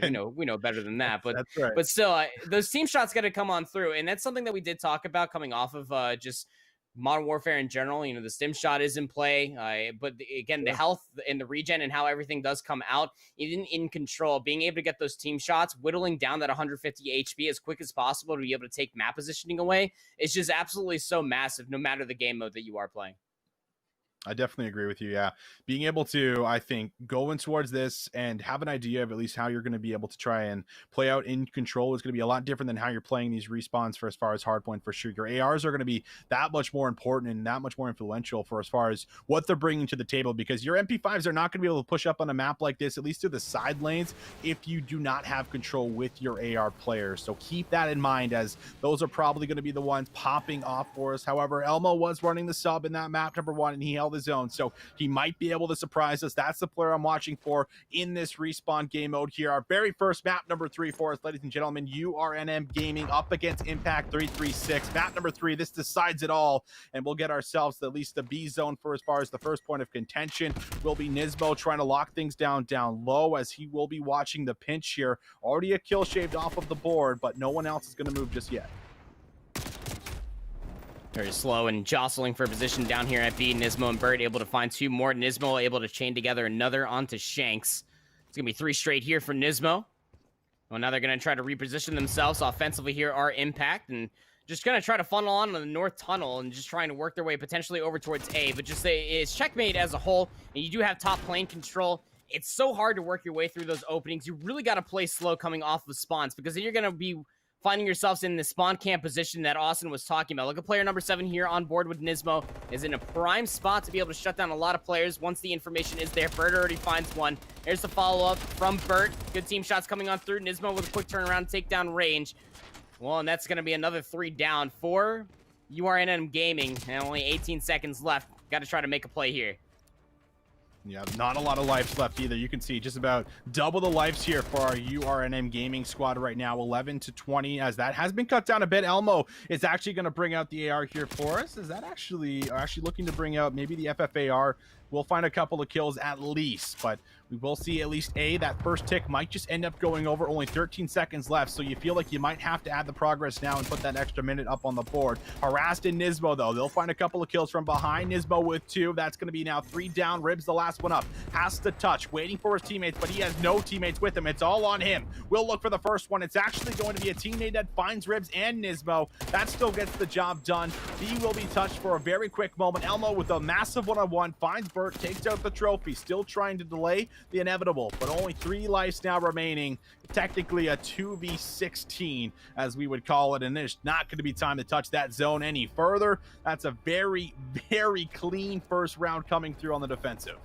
Yeah, and again, winning that initial 50-50 over by Control Site B is exactly what we saw from URNM Gaming in that positioning alone and just being able to control the entirety of the map. You have so many different angles, all of the windows inside of the center plane, and then just allowing for players like Nismo and Burt just to continuously put themselves in powerful spots where you saw the team shots coming on through. Impact 336 really didn't have an answer. They were trying to split themselves up and just trying to find a handful of kills, but even when the trades came on through, the life lead was just too far gone. So now on the offense we go here for URNM Gaming. 4 players stacked up on the north side of the map. Player number 2 in Ribs is going to have to read this. They're under pressure, and well, you got to think that the rotation's going to come on through here. On board with Elmo, has a nice angle to find Nismo for first blood. And well, Pinstripe kill feed is going to start embellishing here. Shanks trying to press on forward. Control Site A is being held ever so slightly contested, but Atrium will take Shanks down. Will fall down for a very quick moment. Rage now just going to hold that position, make sure he depletes this very first tick, and that is going to be a little bit heartbreaking. It looked good, but there's still a chance to contest it, and that's 3 that go down immediately as that push comes through. URNM Gaming looking pretty good as they're now actually attacking more than one zone. B also being pressured right now. A might just end up going over first. One last push. Both players actually shut down. Shanks the last one left alive. He falls after finding 2. Zone A now looks to be locked up unless player number 4 here through the middle of the map can make some magic happen, and Rage actually does find some magic here on the A point, and it does not get that last tick in just yet. Nismo trying to clean it up now as it's just going to delay just a few extra seconds, but the extra minute should come through, and it does. You have 2 minutes to try and work your way towards B. You have yourself at least just 1 life lead at the moment, and Nismo is starting to get a little bit fancy here in towards the back as he's now chained together a couple of kills as he's 9-4. Yeah, it's going to be 2-3 down now for URNM Gaming, and they're going to take this advantage and just flood on over towards B. First tick of progress will certainly be gained here. Impact 336 are waiting for the respawns, but Burt is pressing on forward. Burt's going to be able to find at least 1. Atrium does get traded down, but Burt's still here, is able to find a second. That's onto Ribs. And now Burt over top of this heady of the barrel. Shanks is going to be able to take them out. Third tick of progress is almost about to be here. Shanks and Rage come in to combine for 3. And now as the spawn... The respawn lane is only by 3. This is still a really good spot to be in if you are Impact 336, just being able to play these powerful positions, but one good fight is all URNM Gaming. One good kill feed is all they need to be able to take the offensive round.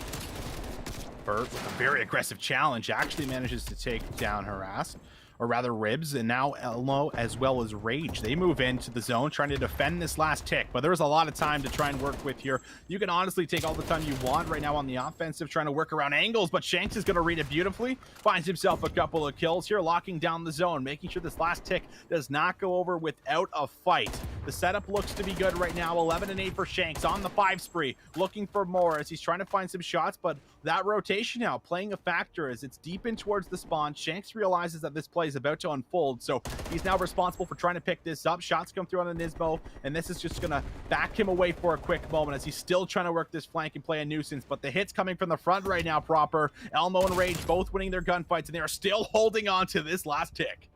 45 seconds left. Holding on to the last tick. All 4 players that are alive now for URNM Gaming are the last respawns they have. Now a 3v6 situation as Rage takes down Nismo. Oh man, the lives are just starting to dwindle on down. Only 2 respawns remaining for URNM Gaming. Pinstripe kill feed is not going to be the success that you want. Working your way over towards B. The player number 6 in Atrium was over here for a short moment of time. Nismo tried their best, but Elmo with a set Semtex is going to come on through. No lives remaining. 3v5 situation here technically with the respawns in play for Impact, and they are letting them know. Harass trying to drop down from the plane, but Atrium and Burt are there to combine for 4. 2v2 situation here, Austin, and now at the respawns, Elmo and Shanks are nowhere near this. They got to try to work their way forward, but it's Atrium and Burt that have the power positions available, and Impact can't even get there in time. In the final hour of that round, URNM Gaming heat up, specifically Burt and Shanks, to find a clean kill feed to get that last tick of progress. That's wild. That is absolutely wild. That's crazy. Here, coming through in the final moments. Like, it looked like that one was locked up and done. You had the life lead, you had the setup. It looked like it was just not going to be penetrated, but able to move in with those last couple of kills, forcing out those deep respawns. You still only need that 1 tick. So as soon as both players throw themselves on top of that hill to soak up that time, it just comes through with ease. And what a very first initial round coming through on the attack will pay off for them. 2-0 2-0 now for URNM Gaming, looking to see if they can punch a ticket towards that next round. But Impact 336, they're not out just yet, but adjustments have to be made, and it all starts with this offensive push right now, and they're going to find a first blood. Shanks with 2 off the start, looking for Rage inside of the hill. He will fall down as 2 kills are going to be responded with. URNM Gaming definitely making an argument for this tournament that they are a respawn team to be bargained against, and Shanks is going to turn around the corner and see 2 players just ADS right towards them, and well, that's very unfortunate. 22-22 are the lives and the respawns available for both of these teams. First stick of progress trying to be worked up here for A. Bert's going to be able to take down Elmo after they found 2 with the AK-47. And now off the respawns coming on forward, a little bit of a split focus comes through. Ribs with a wise decision and try to split some of the focus from URNM Gaming to try to work their way over towards B. Could give the opposition for Impact 336 to try to work their way over towards A. But Bert is in such a powerful position to be able to take down players as they're working their way over towards A. There is a player over there, keep in mind, you in Elmo. Atrium also in a prime spot to be able to shut down Ribs on rotation. Bert's still alive, by the way. Is now on 4 straight, 18 and 10 they are currently sitting at. Great challenge coming through from Atrium off the information after Nismo went down. Elmo tried their best, and the first stick of progress was gained over by A. And all of the respawns coming through Impact 336 are still committing towards this site. Rage on it right now, looking to try and grab that second tick. He has Ribs watching just about over him right now. It looks like he's maybe got this left lane right beside Rage as he's just soaking up the time right now, but have to see if there will be one last defensive hit. Shanks with the kill on towards Bert. One more player here, player number 5 for us. That's going to be Harassed, trying to move in. Finds himself one, but the zone is contested. Big win for Rage. He's not been performing the best, but it's still moments like that that play the difference. Extra minute now will be put up on the game clock for us as they have 1:40 to work their way over towards B. No progress has been made just yet, but they have to be wary about the lives. Ribs here, his footsteps on his right. It's going to be Nismo, Elmo, and Ribs combining for 2. Could be the time to be able to push their way over towards B. Looking for mid-plane control is going to be Rage. It's such a prime spot to be able to put yourself in, especially if you are running an AR with the FFAR1. Won't be able to get up in time versus Harass in the MP5. So mid-plane control still in contention here, but Harass will take down Ribs. And we're looking at 5 respawns now, 4 to the 9 in control of this game. And up on series point for control alone is URNM Gaming. Harassed is going to be able to find their 3rd straight of this life, and now they're going to press on forward. They know they have the life lead. They have the positional advantage as well here on checkmate control, and now you can just see Impact just reeling inside their spawn, just trying to think about the best way to work their way forward. They know that they're on their last set of lives. Shanks needs to find this kill, you feel like, right here, and he almost gets it.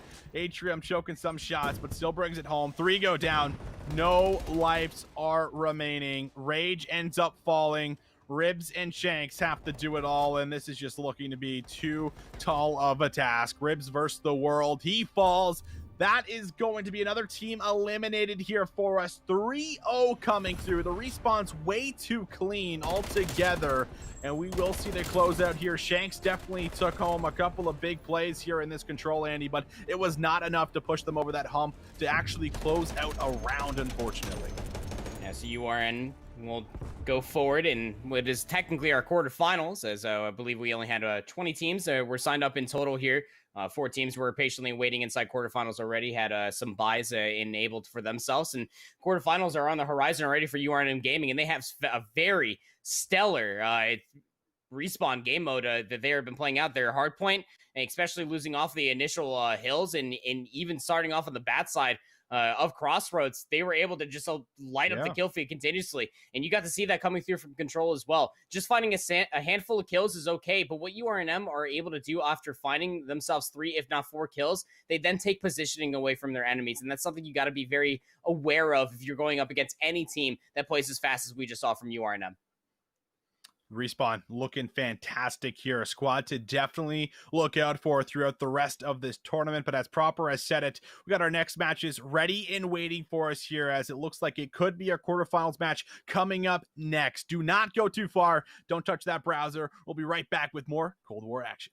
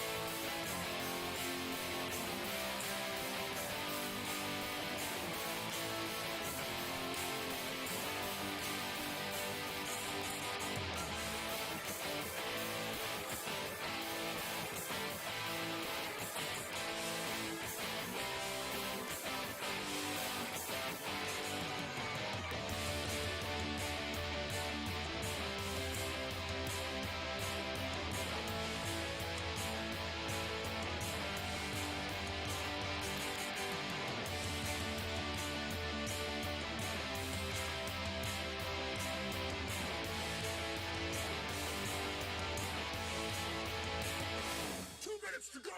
Let's get saucy!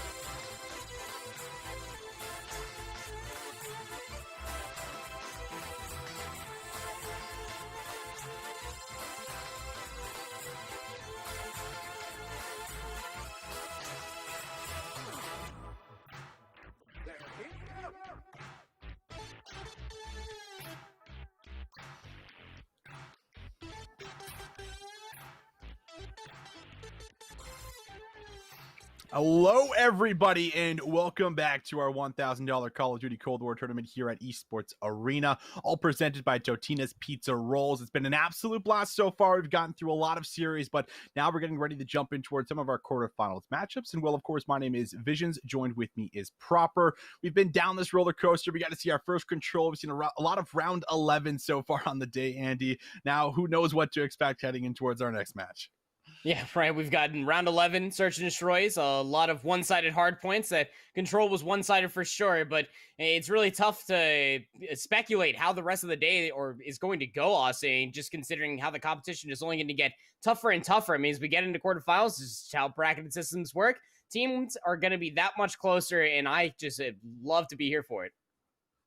Absolutely. It's going to be a great time for anyone that's just tuning in right now. For as far as our format, it's all 4v4s, of course, coming in towards this Call of Duty. A big change from the last two where everything's been 5v5. Single elimination, so no chance for redemption in a loser's bracket. You have to run through this winner's bracket, and you have to go all the way if you're going to win. I believe top three are going to place in our prizes here, as you actually see that on screen as well. $600 for first place, as well as premium loot crates. Second place, $300. Third place, $100. And you can see at least all the maps that we have for as far as each and every game mode. We'll go through a Crossroad Hardpoint, a Moscow Search and Destroy, and if need be, we'll get ourselves towards that checkmate control for as far as a great ideal of what control is like if you did not see it during the Modern Warfare year. Very, very fun game mode, and all first looks at it was definitely very exciting. So proper heading in towards this one here for us.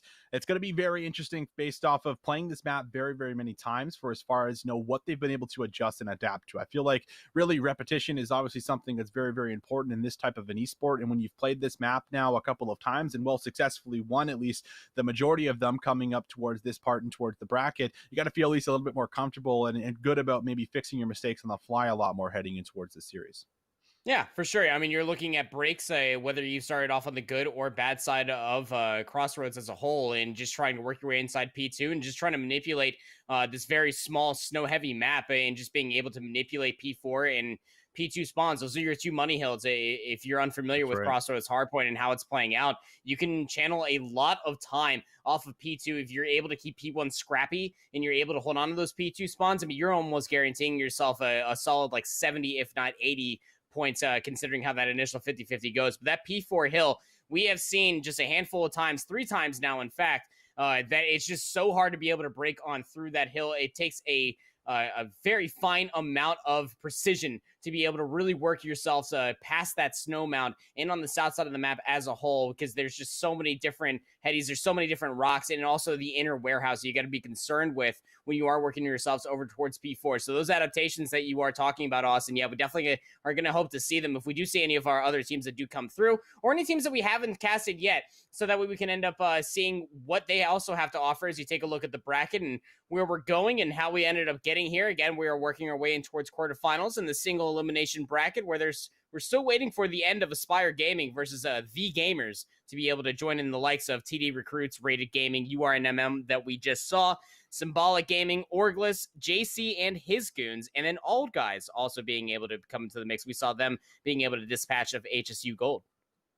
Yeah, Old Guys looked really good for as far as at least that respawn for sure. Very, very close and tight search and destroy. Things maybe didn't look as convincing, but the hard point certainly did. So big takeaway for them as they jump in towards that matchup. And then we just got on board with URNM Gaming, and those guys ended up closing things out in their respawn. Search and destroy, they lacked a bit. I believe it was a 6-3 scoreline in that Moscow, but when it came down to the hard point, it came down to the control. Well, they had just about all the control throughout both of those game modes, and things definitely felt very strong for them for as far as what they've been able to bring with their slaying power and at least their consistency throughout, you know, every single member. And that's the big thing, at least you're going to really keep your eye on heading in towards every single match here for us. So definitely looking forward to this. These are our quarterfinal matchups, remind you as well. So everything getting a lot more intense. If you made it thus far in towards the bracket, well, you've pretty much matched up against some of the really good teams. I mean, you're not usually going to make it through a couple of rounds without, you know, being able to show at least some kind of force, showing some kind of talent. So we're at this point now where things should certainly be a lot closer, unless we just have, you know, like a challenger squad in here that is just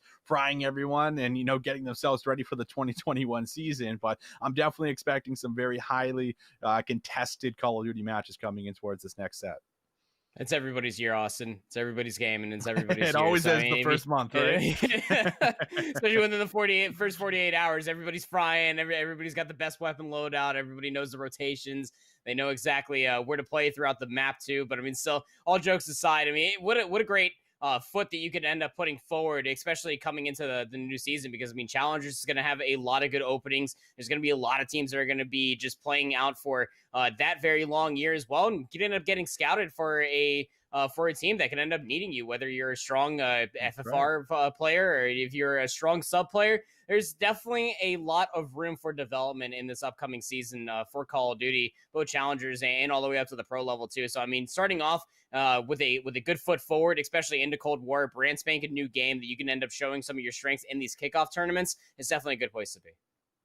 It sure is, and I mean, who's to say who's going to be, you know, one of those players that, you know, might be able to kind of work their way towards the top this year within Challengers. If there was ever a way to, you know, to be able to do it, it starts off with tourneys like these where you start to maybe network and, you know, find some of these teammates that you can look to build an actual successful team around, and then look to, you know, go forward with these Challenger Cups or even the Challenger Series that starts, you know, just about a month from now, I believe on December 18th, I want to say, for as far as so having close. Actual CEO owners, you know, of the CDL teams being able to pick and choose who might be coming through. But If you don't know enough about challenges, well, I'm sure a lot of these players in here are currently looking to try and build off of that and get themselves there. But on the flip side of that as well, if you're just tuning in, you're not familiar with what else we're bringing to the stream, not only is it very high intense gameplay here in Cold War for Call of Duty, but we also got some giveaways for as far as what we have available for you guys. So if you do exclamation point giveaway in the chat, you're gonna have a chance at being able to pull up that link. If you click that link and go to it, the first 130 people will have a chance at being able to get that loot box brought to them, and you can see that right there. Very nice loot box. We also have another loot box that only one person is going to win, and well, you can see that exclamation point right there. If you do exclamation point power squad, you're gonna get yourself a jacket as well as all this extra loot brought to you, and of course it's all brought to you by Totino's Pizza Roll.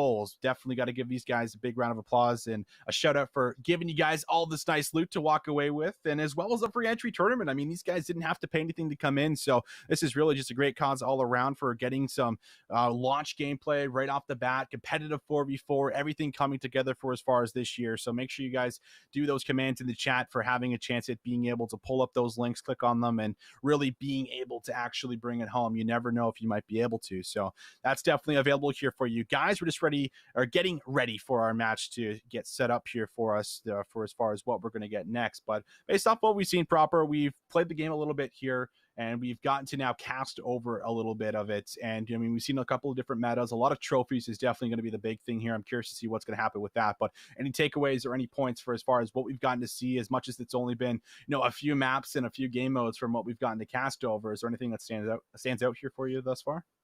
Well, the AK-47 is definitely one that comes to mind. I know that a lot of players all the way up to the pro level have definitely been feeling a lot of comfort with it. Like you had also noted that we've been seeing Formal playing with it a lot. If you're unfamiliar with the AR player coming out from Optic Huntsman, as it may be now, and well, still as it all comes out, I mean, the AK-47 is definitely a very strong weapon.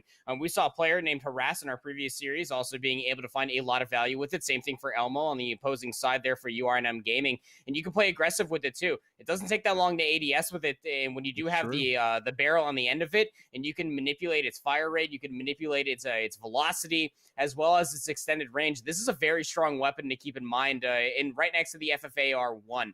Also a very strong weapon that you and I have already talked about on the back end of things. We know that it's a very strong weapon, but it's almost like one of those sleeper weapons that we got at the end of the Modern Warfare season, like the Ram 7 comes to mind, the Uzi in the middle of the season as well. Not a lot of versatility and not a lot of diversity, rather, for the submachine guns. A lot of MP5 is being played out, and I can understand why. I play with the MP5 more often than not, and it's a very strong weapon, but I wouldn't mind to see a little bit of the AK-74U in play. I know that it's not as strong as it was in the alpha, but still a very versatile weapon, to say the least.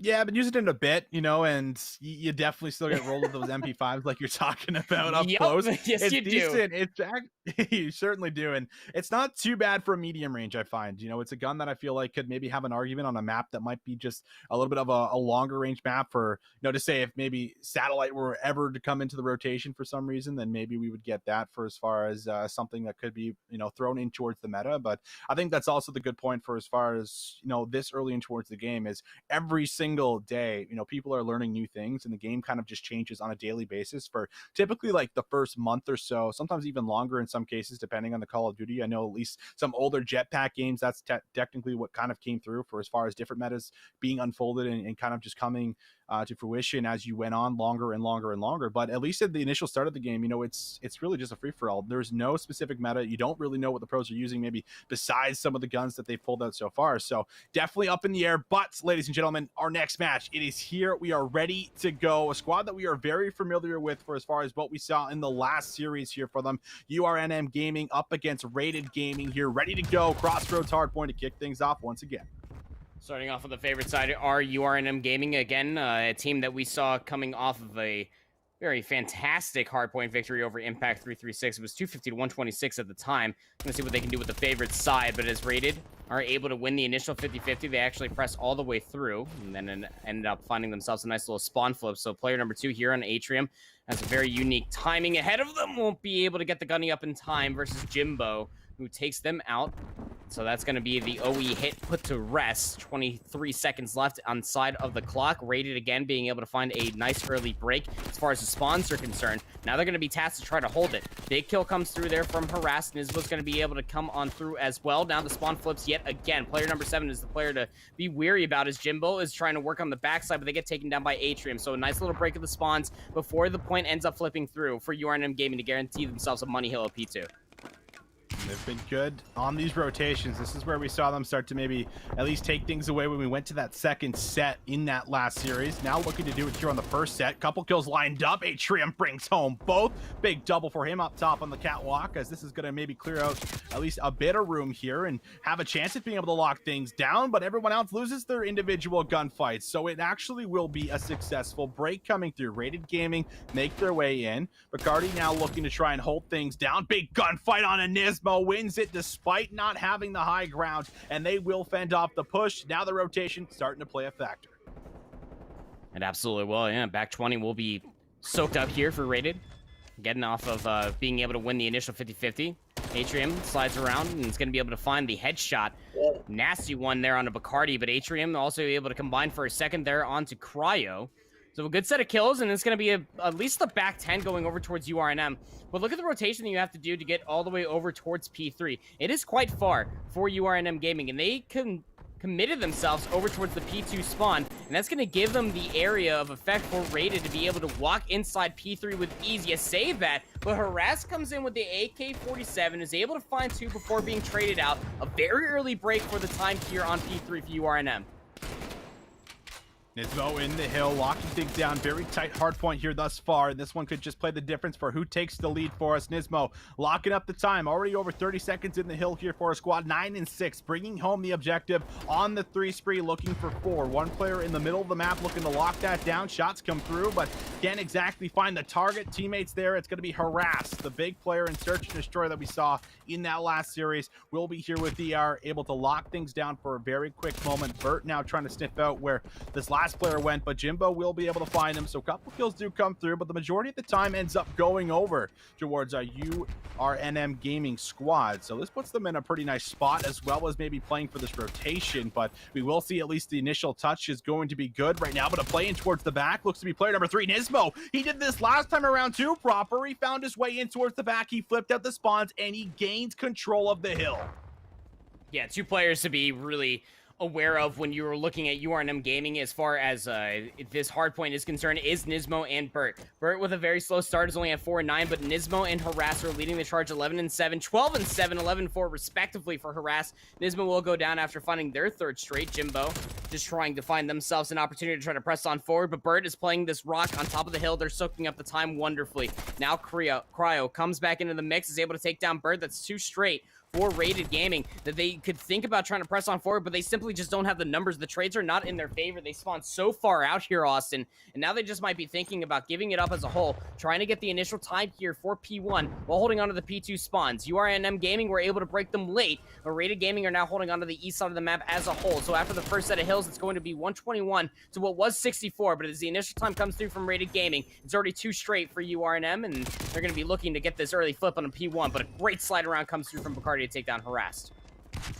Can't tell if Harass wants to be an AR player or a sub player here, Andy. Almost a minute in the hill, 13 and 6. He's just about been doing it all here, it feels like, for the squad right now. Everything looking to be great as they're up about a hard point roughly, but this hill could very much change that. Cryo now throws his body on the hill, looks to try and grab some time. Doesn't have a whole lot of support just yet, but he's fending off the push all by himself. Looks for 2, can't collect that 2nd kill. Atrium with the trade will be good, and a quick break will follow. Last 20 seconds up for grabs, as we'll see a nice little shot punch even come through. Atrium finds himself on a 6 spree, 16 and 10, 30 seconds. Rotation now coming through as the scrap time will come in. 140 to 84 is what we currently see on our screen. So if there was a time to start to mount the comeback, you feel like it's got to be on this hill. Slowly at least take a good 40-20 away for this one. We'll see if that's what happens, but it's all blue in the feed, and this is looking like it might just be the first touch over towards our blue squad. Yeah, it's a 3-for-1 trade. Jimbo finds the 1 there for Rated, but it's not going to be enough as URNM just flood all the way through the east side of the map. Now we're going to have to see if Namaste can keep their life. They're not going to be able to. Nismo playing this position ever so wonderfully. And while all this pinstripe kill feed that is starting to come on through might be a very long fight that could go in the favor for Rated, but Harass is still back here with the AK-47, like you said. Don't know if they're playing the sub, don't know if they're playing the AR role, but up close, mid, and long range, they're finding kills, and that's all good for URNM. Back 20 is going to be soaked up here for URNM, and again, Rated are dissuaded from trying to fight for the scrap of the scrap time because they know what that might mean. Because they can't be able to guarantee themselves to hold on to the P3 spawns, they're just going to give it up and try to hold on to the initial time. But this is going to give URNM the opportunity to try to flood through the south side of the map. The north side of the map is currently being covered by Jimbo, and as they're going to be able to find one, Harass is going to be able to find the trade. Hopefully this might be able to get picked up, but the push is coming through from the south side of the map for URNM Gaming. Rast in the hill, finds the break. Oh my god, Rast snaps for 2. The break is good. We've seen them just chain these hills. They move across the map just so swiftly, and they're able to break open the setup. The spawns are very deep here for Rated Gaming, and this very likely might just be the final nail in the coffin. Respawn has just been hitting different. Harass is lining them up, knocking them down. Every single player currently on a spree right now. 4 right now for Atrium, 4 for Harass. Make that 5 for Harass. Can it be 6? Oh my god, the man can't be stopped. 22-10, 2 minutes in the hill here proper. He's been doing it all for his squad. He will move back in, grabs the scrap time, but Harassed is taking over. Double positive, 22-11 as their 6th spree will be put to rest. And like you said, I mean, that's 2 minutes in the hill just for Harassed alone. I mean, playing the objective, that's all fine and dandy, but also getting the kills along the way, that's exactly what you want coming out from your player that is represented here for Harass on URNM Gaming. Again, might be the main AR. Who honestly knows with how aggressive that they're playing, but Nismo is going to be there to combine with Harass for that's going to be 3 more. They can absolutely close it out here. 235 and counting on up to the 95 of Rated. We're still spawning so far out, and Nismo is taking the positioning away. Cryo comes back into the mix outside of the warehouse. He's going to take down Nismo, but it's a 1-for-3 trade. Again, the numbers are just not here for Rated. They can't even be able to get to touch in time because of how influential P4 truly is. URNM Gaming, 250 to 95. Their respawn is just clean.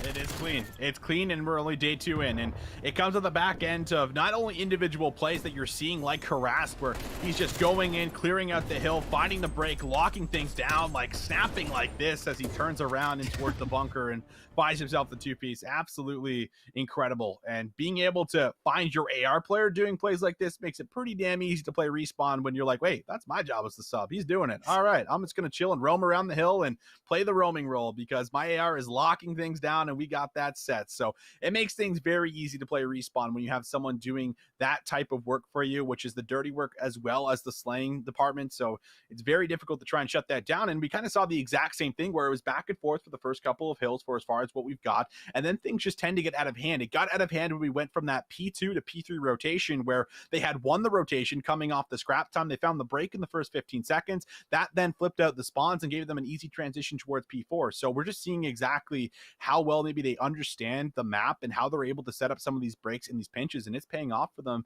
you know, so much as they've been able to come through with a couple of dominating hard points thus far. And just the understanding of the map as a whole, too. They were holding just such fine angles as well. And while they were all just in power positions, P4, P2, and even through the rotations, they knew exactly where to look. And you can definitely tell that the time has been developing even in second day here for Cold War and for this entire team of URNM Gaming to understand where the hits could be coming through, potential pinch. They're also counting their numbers to know if they find 2 on the other side of the tank of P1, then they have to immediately shift their focus over towards the middle of the map and even the south side of the map if they're looking to break over towards P3. It's just fine hard point coming through from URNM Gaming. And when you're able to back that up with Harass and the AK-47 going absolutely whack with it, yeah, that's perfectly acceptable. That's certainly one way of doing it. Again, like I'm not too sure what role this player is certainly filling, but the AK-47 is certainly felt, and that's the one thing you got to keep in mind here for Cold War. The MP5 is a very strong weapon, but you can also get in the face of the enemies with the certain attachments that could be in play with the ARs. The Krig 6 comes to mind, but specifically the AK-47. It packs such a powerful punch, and getting up close and personal to a player like Harass that feels comfortable with it, you're definitely going to be in for a run for your money. And as we move over towards Search and Destroy, again, this is where URNM Gaming unfortunately fell to impact 336. They were quite one-dimensional on Moscow, Search and Destroy, and just always, especially on their offense, always trying to funnel their way inside of checkers from the bank side of the map and always was giving up a lot of positioning from the top side of escalators. And when they were trying to commit over towards B, Austin, they were always ended up being swarmed. It's such an easy retake for the defense on that side of the map. But the few times that we did see them succeed was in kills alone, or that one time that we did see them find an influential amount of eliminations on the A site, which then gifted them an easy bomb plant as well.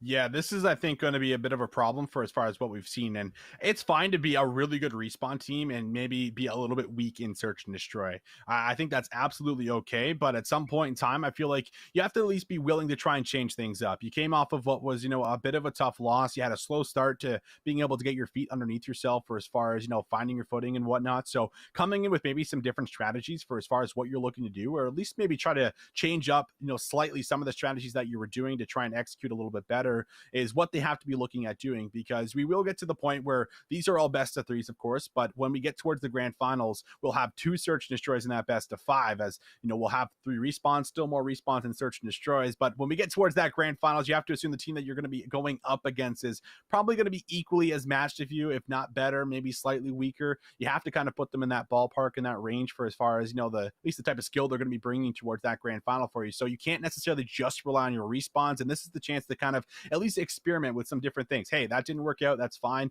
because we still have the control to try to work on and at least head to. So I definitely agree with you. Some changes, adaptation, going to have to play a very important factor if they're going to be able to pull this one out. And I feel like it's just more or less playing together and playing off trades, and the communication is definitely something that's kind of hard to get across when you don't have all the call outs just yet for as far as what you're calling what and what you're doing. But for as far as a map like Moscow, it's very, very one-dimensional for as far as what bomb site that we've been talking about that it's going to be more favored. So now it's all about gaining control of that and defending control of that the best you possibly can, and you have to be willing to throw in some different strategies. I feel like we did see some players that were looking to do that. Nismo was one of them for as far as holding some different off angles on the side while playing the defensive side. That's something that you can definitely look to do too, but have someone also make that aggressive push with you so that if he does encounter a gunfight, someone's there to play for the quick trade, and that's going to at least gain you control as much as you need for as far as locking that site down as a whole. So something to definitely look forward to, at least coming in towards this one. However, I'm curious to see exactly what the change will be heading in towards the second map. One consistent word throughout all of that, Austin: trades. And in Search and Destroy, there's a reason why it's a core fundamental mode, and you got to play for those trades, man. I mean, if you're not able to play off for the trades and you walk yourself in a 2v4 and the offense already has control of the A site, honestly, good luck, because that is going to be a very tough site to try to retake. I mean, you can finesse and you can end up stringing together a lot of kills. I mean, we did end up seeing that from a handful of players in the previous Search and Destroy for our 3rd series of the day. But again, you can't always just rely on clutching up in those final moments. And again, we call it a fundamental game mode, especially in the Call of Duty scene for Search and Destroy as a whole, because it won't only be able to get yourself up 2-0 maps if you do have a very clean respawn like we are seeing from URNM Gaming, but it also win you championships along the line. Like Austin alluded to, it's a best of 5 along the way once we do get to grand finals. And if URNM do find themselves in grand finals and say they do drop a respawn, it's going to come down to the search, and that would be a very tough spot to be in if that is their weakest game mode. It definitely would be. It would put them in a pretty difficult spot for as far as, being able to come through if it's a team that can match the respawn, right? Because when you lose that first initial respawn, just to per se, going forward, if they're able to close this one out, then it puts you in a spot like, wow, we actually dropped a respawn. That's our strongest game mode. And then you have doubts about, going in towards that map too. So I agree with you. You definitely need to try and come out strong here and at least maybe come through with a round or 2 to get things going for yourself and not have that same slow start that they had the first initial time where, when you have that slow start in Search and Destroy, you're just like, okay, we got to get ourselves around on the board. You get a lot more desperate, you might be willing to play a lot more passive, and that gives, an opportunity for the opposing team to maybe take a lot more map control away from you and limit the amount of ways that you have to be able to kind of rotate throughout the map, which is kind of an important piece of Moscow when you only have so many entry points from moving across the map, at least from A to B, for as far as, eskies or maybe wrapping all the way back from one of the other spawns. So we'll see what ends up taking place for you. I think we're just jumping in towards what is already a game that's currently in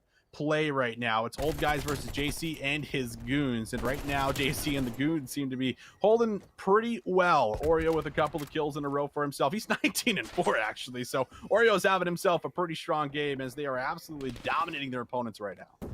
Yeah, 196-35 currently in control of P2. The Money Hill, a little bit of an offset spawn comes through from Pap. And, well, they are going to eclipse past the 200-point margin here. And, well, they are playing fast. They are absolutely playing furious. 21-4 for Oreo. 15-8 for Benny. JC and his goons. Getting some gangster vibes from them as they are looking to not only get away with a highway robbery here in this opening hard point, but also looking to secure the bag and punching their ticket to continue on through the bracket. And this is a very tough spot to be in for them. Backward spawns are going to come through here for old guys. They're going to soak up the scrap of the scrap time. And, well, if you're JC and you're in his goons, you're quite okay with that because Oreo was able to get away with their life. It's now just going to lay prone. They're going to be able to line up two. Aaron and get some, stood absolutely no shot there as Secret was going to be able to get some helpful shots, but it was a free rotation for JC and his goons over towards P3. I mean, they just flip out the spawns perfectly there. You go to P2, they just make the early rotation when there's like 10, 15 seconds left, and they just allow that flip to come through so that they get the early setup here, moving across the map to P3. And now it looks like it should be a closeout. Oreo is going to go for an aggressive challenge, keeping that spree going. He's on 6, 23-4. It's quite literally looking like a public match right now. Oreo still going strong. Finds number 7. I cannot believe he just ended on that scoreline, and that was a complete blowout coming through here. 250-42 proper. Like, holy hell. These are definitely like deep in towards our, quarterfinal matches. So they've had to battle through, and we've already seen this squad beat, some other tough opponents. But maybe this squad is just hitting a little bit different. Yeah, old guys again in the previous match that we saw was against HSU Gold. They won that 250-83. So they 100-point clubbed their enemies at that time, and then they come over here versus JC and his goons, and they get 50-point club. So yeah, it's a very tough spot to be in. But yeah, this is quarterfinals. Keep in mind you, and again, the competition is definitely going to get tougher. And as JC and his goons, definitely, I'm going back to look at the rest of the bracket. Have only dropped a single map, and that was in their previous matchup leading into this one. So they're definitely feeling a little bit strong. We talked about how fast URNM Gaming were playing out the Respawn. It's probably our best take for Respawn as a whole all day long, but we didn't get to see too much from JC and his goons. But even off of P2, funneling on into P3, you got to see some really great core hardpoint fundamentals there. Again, you were just playing off for not only your trades, but you're also being able to keep your life and just holding power positions. And once you're recognizing the spawn flips, that's the communication that came through from JC and his goons through and through. So that way Oreo was able to give up that position, gave up the back 10, knowing that the players from old guys were spawning in from behind them, and then just pushed over towards P3 and put themselves in such a money spot inside of server just to look across that catwalk to be able to find themselves a kill with good help from their teammates. And again, core fundamentals coming through from the hard point that time around. And what little we saw from JC and his goons, hopefully they're going to be able to keep it up through the rest of the night. Yeah, we definitely look forward to seeing them. I'm sure some more based off of seeing some of those score lines for as far as, being able to drop like 26-4. Like, what is that actually? Like this far in towards the tournament again? Like it's pretty insane to kind of wrap your head around someone doing that at this stage in towards the tournament against a team that we've already seen 100-point a different squad. So that's a squad to certainly look out for. Maybe one of the favorites, as they also had a great game knowledge for as far as what they're looking to do. Coming back to the point of, making the early rotation, just giving up the hill completely, winning it on those gun battles, realizing that there's then no one in the back, so that spawn has to be filled, and that spawn will be backfilled by the players that were just taken down as they all stay up and move. So they flip things out. Even if they do go down after that, they still end up spawning, close towards their teammates so they can play for the rotation. So the understanding of the macro at least already seems to be there for them. So that's definitely another big takeaway. And it was a 50-point club as well. So like that is absolutely insane for as far as, this stage in towards the tournament again. So definitely a big one. Not sure if we're jumping in towards map 2 for them and staying on board with them, or if we are going to be jumping back over towards our match where we did just cast over a couple of our squads here. We are going to wait to see exactly what the plan will be. Meantime, however, anyone that does not know, we're doing a couple giveaways here on the nights here for you guys. So for anyone that does not know, if you do ! giveaway down in towards the chat, it will prompt a command where you can click a link and have a chance at being the first 130 people to take home a loot box here for the Totino's Pizza Roll sponsor here on the night. Big shout out to these guys giving 130 people a loot box. And then if you do ! Power Squad, that will also prompt a command where it'll bring you to a tweet. If you retweet that tweet, one lucky person will have a chance at being able to take home the premium loot crate, where you're going to get yourself a jacket as well as all that other fancy stuff that you can currently see in that loot box. We are hearing from production that the team that essentially starts first is the team that we are going to be jumping into. There is, of course, issues with the servers very early in towards the game. A lot of things have to be adjusted, so is to be expected. We do appreciate your patience coming through, but we'll be jumping into things here very, very shortly. And as I say that, looks like we are loading up Moscow for ourselves here for our second game. JC and his goons versus old guys. Just previously 50-point club. Poor old men. All the old guys. Pap, frag out, and Aaron gets some. We saw them fry in their opening or in their earlier match versus HSU Gold. Let's see what they can do here on Search. They won in a round 11 versus HSU Gold, but on the offense goes JC and his goons, looking to funnel their way over towards A, and wise decision at that. They already have a very fast plant, and they have control of the point plus first blood. Frag out and get some, trying to play at least a little bit of offense here as this play unfolds, and JC and Oreo, they're set up so well. Flank coming in towards the back here, gets no chance. No chance he's moving into that setup. That's just a lockdown spot to be in. We talked about this wall, and we're going to talk a lot more about this wall throughout this entire year. Like Proper said just a couple series ago, it just does so much for you. You see it right here, Oreo just able to play off of it. You can kind of also dip back down, rely on your teammates to watch that cross as well for you. So you just have so many safety nets when you're playing in and around this angle. A couple kills come through, and that's a great way to kick off the offense as they drop down the bomb.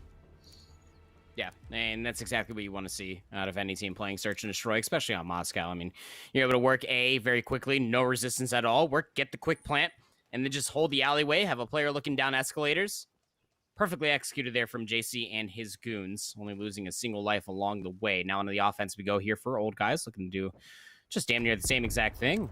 Frag Out's just going to be looking through the middle side of Checkers from Bank, and not going to meet any sort of resistance at all. It's going to be Secret here, is under fire, but Oreo presses on forward along with Benny. The MP5 is going to be good to find two. Now a 1v4 situation. Frag Out really stood no chance trying to work their way up through the escalator side. 2-0 goes the lead for JC and his goons. JC and the goons here, they're looking real good. There's no other way you can say it. There's no other words you could really maybe use here. They're just looking so dominant. Like everything is coming together. You can just see the confidence in these gunfights, the way that they're pushing things out, the initial challenge, like right off the start of the round, just making sure that the initial start of A is contested here. And now you've given over an offense and a defense here. The old guys definitely feeling the wrath of maybe some of the younger kids in the scene for as far as what they can do up close and with some of their mechanics. Now another aggressive push over towards A. I imagine they brute force their way in. Could see a pinch from Eskies though. A couple players are going to be posted in the middle of the map on the defensive. Smoke is down, push is coming through. Benny, the first one, making his way in, trying to finesse in the smoke. Has a great angle here. Trophy system also going to drop for himself as no one has actually dropped just yet. A lot of players around. Bomb might just end up going down, and Benny's got the push covered. Oreo gets first blood, and Pat presses on forward to find the second. And Benny under immediate fire will end up going down to get some, but JC answers back with two of their own, almost able to get the turnaround on a frag. What a play it would have been if they were going to be able to find that, but you got to think that Pap was going to be able to find the trade either way. Bomb was planted, but will be quickly defused. Great retake coming through from the old guys as they were able to work the pinch and play off of the smoke wonderfully, knowing the angles that JC and his goons potentially could have held. And look at this angle. I mean, Pap held this the entire round, and Oreo was probably like, what the heck? Is no one watching Eskies? Oh, wait. He was literally just sitting here the entire game, and that is just going to catch them a bit off guard, and that's the round you needed. You needed to stop that bleeding very early on so that things do not get out of hand for you heading in towards what would have been a round number 4 here for themselves, 3-0 down. So big plays from Pap is going to make sure that they still have a chance at being able to fight in this series, and they have to take the search and destroy, of course, if they're going to send things to the map number 3 and have a chance at eliminating JC and his goons. Nades are going to be out. Pap is going to be the aggressive man in. MP5 slides right across the wall with ease. Secret, I think, does get a call on to him, but Pap pops right back out and finds yet another one. Good first blood there, and Frag is going to be able to take down Oreo as well. It's up to JC and Benny. Benny up inside the alleyway. We can see through the X-ray. Pap will now use that smoke as cover, but they did eat a couple shots from JC. JC is going to be able to get some. All the more doable. Pap has the bomb, is not committing towards the plant. Will now go ahead and start channeling this. Benny does go down on the back end of all of that action as well. He's going to try to force JC out of this. And Aaron's holding at least one angle. Pap holding close. JC does find Frag Out, becoming all the more doable. Pap is going to go ahead and disengage over inside of escalators. JC finds a third. 1v1. 28 seconds left to play. And, well, I don't think that Pap was able to read that JC had already busted out outside the lobby. Definitely here's a player over on top of the bomb site. Pap is going to go ahead and challenge. Sees the barrel of the gun for the channel, and the challenge comes on through. Adds a little bit of extra at the end as the old guys channel together 2 rounds in sequence of each other. A little sauce here coming through from Pap there, just peppering the body a little bit after the kill well comes spice, through. yeah. You know, he's got to get in the heads. Got to get in the heads. He's got to bring this back slowly but surely. And I mean, that was one heck of a way to do it. JC looked to be good maybe in this situation. I was getting a little bit nervous, but the squad is able to hold things down, and Pap is able to clutch up yet another big moment. 4 spree for him. He started off 0-2. Now with 4 straight kills, that's been good enough to tie things up at 2 apiece. JC, on the other hand, though, has also been bringing a bit of fire here for himself, 5-2. So 2 of the top fraggers to definitely keep your eye on for as we head in towards what looks to be a B push. Really, I say it like that because we have not really seen too many successful B pushes. The biggest problem is actually getting the bomb down, but the usage of the smokes here might just be enough to do so. I like the adaptation. Cut off the middle of the map, make sure you are not going to be seen, and this bomb actually does get planted, and now that it's planted here proper, it's actually really difficult to retake because you have to watch and cut off so much before you move in towards the site and get the defuse off. Benny's going to read that there are players hitting through streets. I think possibly. The first player here is going to be Secret. But Benny quickly turns around. Pap really wanted that flank to come on through. Would have been influential to the success for Old Guys. Now we move in towards a 2v2 as JC does take down Get Some. Now no player looking through the middle side of checkers. Stacked up on top of each other is Frag Out and Aaron. JC has a nice little position here inside of the office just to double check the bomb. A little bit of caught timing right there, but Oreo's going to be able to take down Frag Out. Stacked up on top of each other is going to be able to find a tag and is going to try to destroy their own trophy system. I don't think that ends up working in that favor. And well, the bomb will end up exploding, and very tough retake like you ended up saying there, Austin. You're trying to retake B. It was a quick read there from the offense of JC and his goons to be able to read the flank that came through from Pap. Potential pinch was all going to be coming on through, and the angles were just being held. A quick plant through and through. Offense as we go for JC and his goons are followed up by quick plants and just angles being held. Old Guys are keeping this competitive, though. It's only a 1-round lead that JC and his goons hold over top of them. And heading into that second series that we casted a little bit back, I talked about smokes being a really important usage, I feel like, in Moscow for dropping the bomb, cutting off some of these very important angles to watch. And that's exactly what the squad's been doing. But now on the offense, we're going to have the Old Guys trying to move in Secret with the kill on towards Pap for first blood. Aaron here in the back is not looking great on towards that challenge. We'll throw out a nade, tries to slip away here. We'll actually tag that player up. Meanwhile, in the middle of the map, that's been a kill that also comes through, and everyone will drop a flawless round in round number 6, as that is going to be good for a couple of rounds in a row. And it comes off the back end of Secret just hitting this out, saying, hello, I see where you are. Let me just hit this aggressively, and he finds the easy double up. Yeah, and when you have an MP5 that's going to be able to finesse around corners and work the angles like that, and you're going to find a lot of success in Call of Duty as a whole. So Secret's up at 6-3, JC up at 7-2. Being able to share a lot of the love here as JC and his goons back on towards their offense they go. Being able to stuff the previous offense of the Old Guys who have been really struggling to get things going for themselves, though, and been playing patient and being able to punish JC and his goons. One goon after another. Going to be looking for a quick plant here at B. A little bit of an adaptation comes on through. Benny able to find Pat, but it's quickly traded out. JC was also stacked up inside here of the office. Benny's going to be able to take down Frag Out. 2v3 we go. JC left up and alive here. 7-2 for him now. 3v2 as proper as said.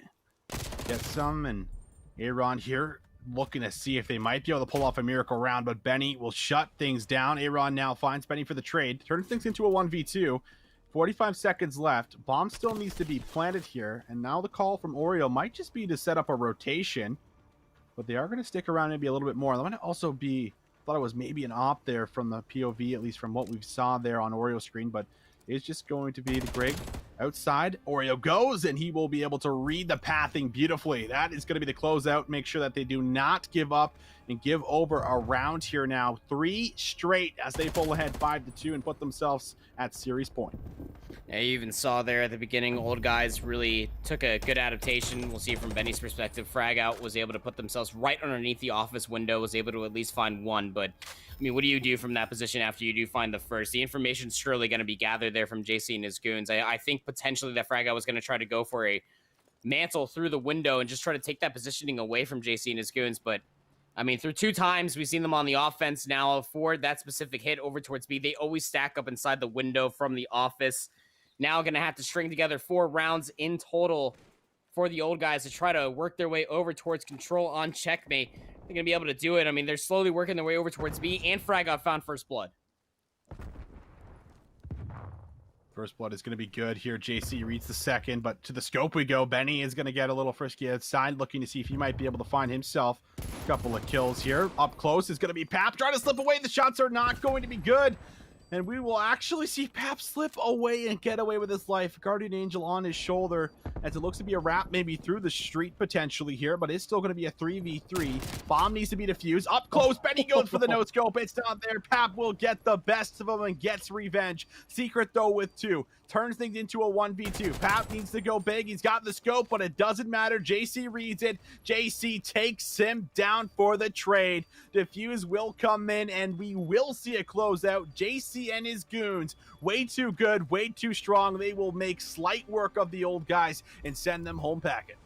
Yeah, to 250 to 42 on the hard point for Crossroads, and then we go to a 6-2 on the Search and Destroy for Moscow. Yeah, I would say that was a pretty quick work. Very fast series in between these two teams. JC and his goons, again, with this win, will then punch their ticket towards the semifinals, where they will be facing off against Symbolic Gaming. So, you know, a good run there from the old guys, making sure that they make us all stay on our toes, showing that age does not necessarily matter, especially when it comes down to Call of Duty. But still, when it came up to JC and his goons, again, you know, I'm either getting a ska band vibe or some Italian mobsters from this team name in general. But either way, they definitely made their presence felt, and how strong they certainly look. We're gonna have to see how they continue on with that through the semifinals with their hard point.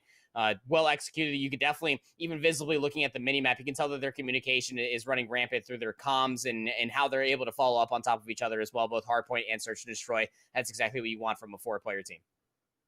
Yeah, I love that you touched on that, because that's really the big takeaway is, you know, the comms are good, so you know that these guys are likely an actual team of 4, it feels like, especially with the way they had some of their strategies laid out with smokes going down, trophies out, get that bomb, you know, planted as fast as possible. And we see Atrium here once again, the scope for as far as what he was able to bring, as actually I think we switch over towards our second game now. We finally got this one lined up for us. So for anyone that's just tuning in, we did actually watch the very first respawn, and URNM Gaming were able to take that home pretty convincingly off the back of them. Nismo and Harassed having themselves some stellar games. Looks like Bert's going to be just AFK and spawn chilling, so it's going to be all to Nismo here in a 1v4 technically. Actually has eyes on bomb. He's not going to take the shot here and is just going to hold his position.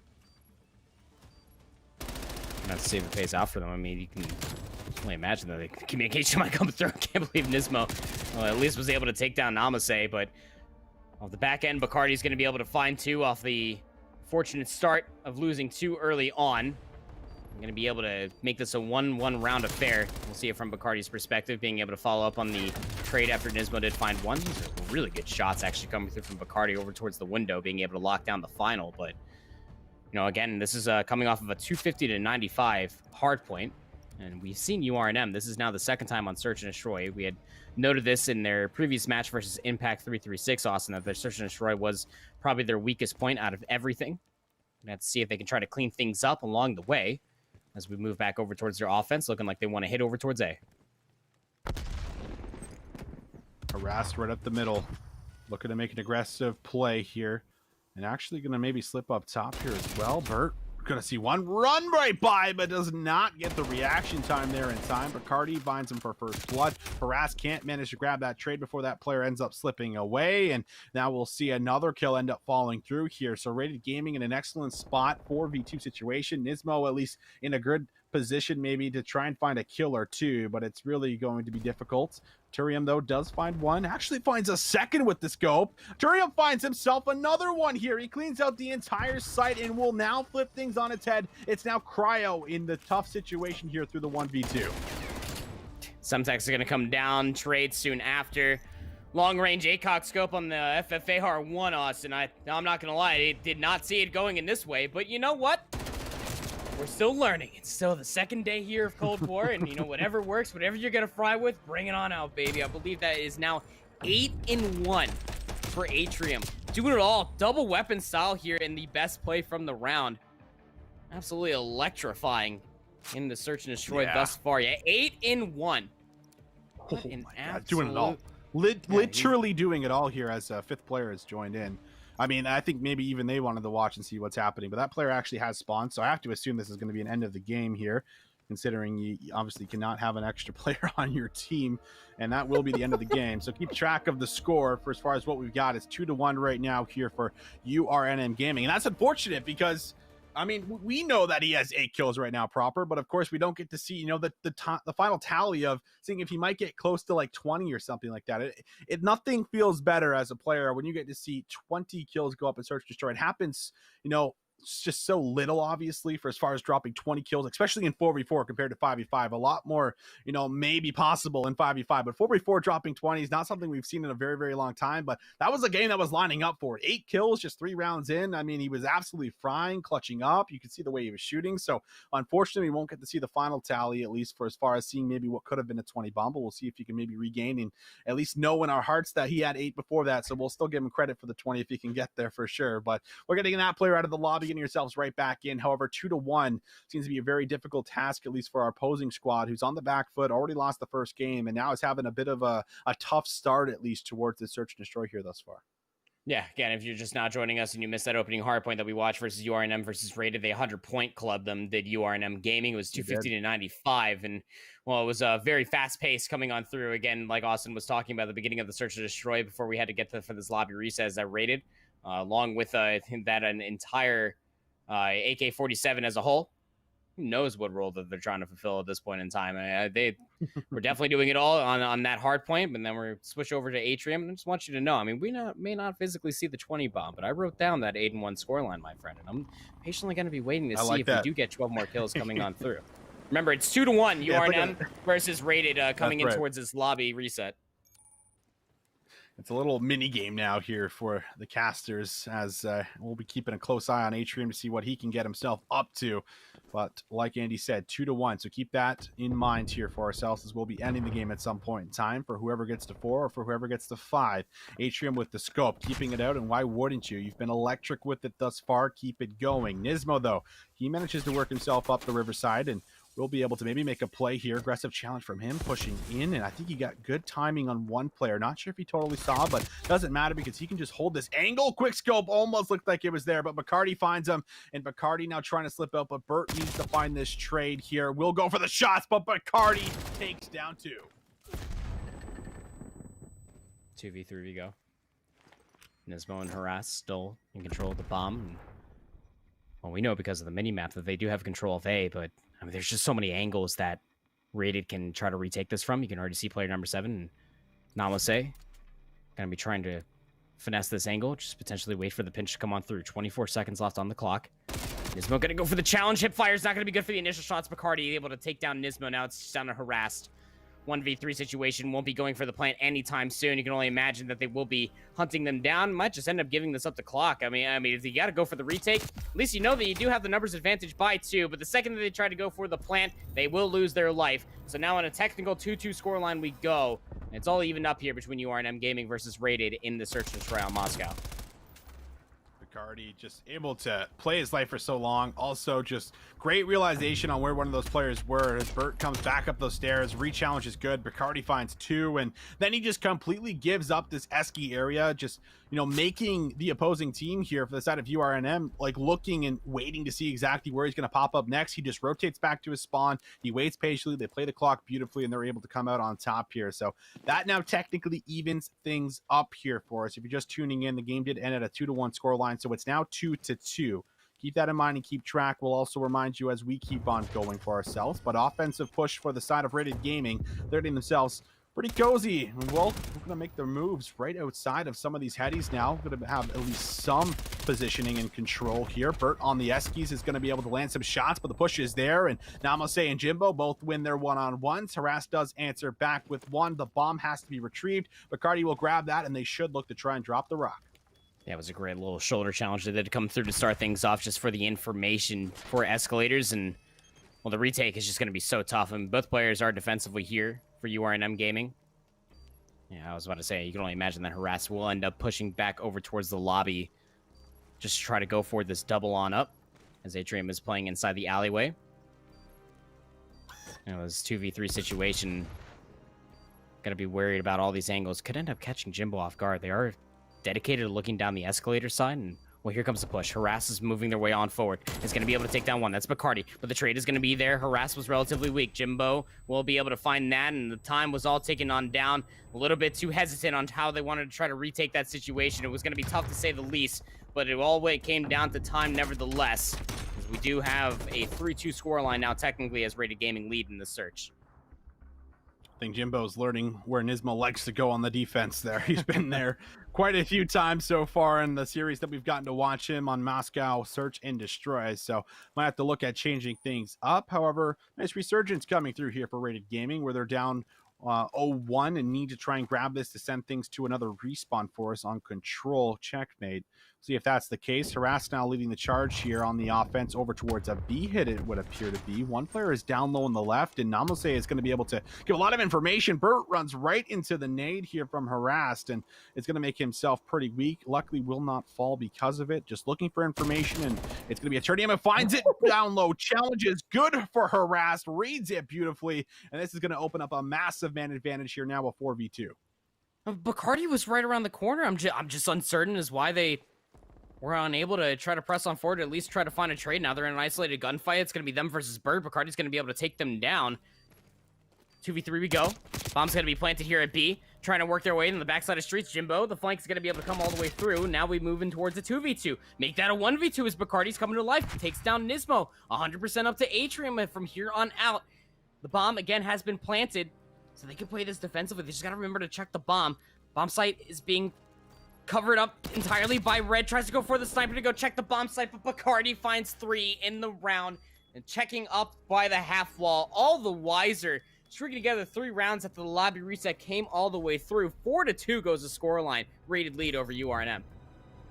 Bacardi, he goes big that round, finding 3 in it, and it's just honestly an absolute crazy play from him. Staying alive in the middle of the map for so long, finesses 2 players, and then ends up getting the right read so his teammate has the freedom to be able to get that defuse off. Even if that player ends up dropping, you know that kill is coming through for Bacardi. So great awareness coming through now, as we'll have ourselves on, I believe, map point, or just about, sorry, actually 4-3 or 4-2 is going to be the current score that we currently have. That's going to be in favor of Rated Gaming. So they're still going to need 2 rounds to close this one out, in a great spot to be able to do so. Bacardi is leading the charge now, 6-1. We saw it was Atrium, the one who was leading the charge, 8-1 before we ended the game, and now Bacardi starting to fill those shoes, and he's getting very aggressive, gets some excellent timing, finds Atrium, takes him down, and manages to dip out with his life. Trophy system in play, so the smoke won't be able to come on out from Bacardi, but they're not done. They are feeling themselves, so we'll take down the trophy. So player number 2 in here is going to be Nismo. They know that they're going to be close. Harass combines for 2. Bacardi turns back around. Is going to be able to find Harass. Flips over to the reload. Might not hear the footsteps coming around the corner. It's Nismo that takes down Bacardi. 1v2 we go. Cryo had no shot at being able to take them down as they were pushing in towards the alley side, so putting themselves on the board through the lobby reset, making this a 4-3 affair. 4-3 affair. Harassed, also a player that can step up quite a bit. We saw this in the respawn. Look at the shots. I don't care what you say about the scope. The man's making it work right now. We talked a lot about Black Ops 4, Jordan General, someone who's on the bench of Optic Chicago. He always ran that dual band there for us proper. Well, we're getting a little bit of a mix of that, it feels like, here on Cold War for day number 2. Harassed now 5-4, having himself a pretty stellar performance, looking to keep that going. But you need to try and combine for another round to try and tie things up the best you possibly can here. Looks like an aggressive push. Smokes are down, stuns are out. Trophy's also going to be in play once again. Nismo going to do the same play Bacardi did the round previously, but Bacardi actually finds first blood. Jimbo's in an excellent position to maybe work for a kill, but Atrium will sniff that out and take him down. That will leave us now in a 3v3 as there's a chance to try and plant this bomb at A. Player number 6 and Bacardi. Just waiting for the information. 2 players. It's going to be Cryo and Namose trying to work the flank. Atrium's not going to read this as a whole, and well, Namose is going to take them down. So now it's going to come down to a 2v3. Bomb will finally be planted here, and Nismo's going to try to press on forward. Shovel checks through the lobby. That's after Harass already goes down. Now 1v2. The retake potential 100% here now for Rated. Well, Nismo got a lot of information just off of that heady right over top of the planter. One player hopping on top of the bomb. This is exactly what you need to do. Nismo's going to cook up with Semtex. Is it going to be good enough? No, we'll find the flak jacket. We'll be able to take the player down, but there's more than enough time. The trade will be there for Namaste to take Nismo out of commission and defuse the bomb as well.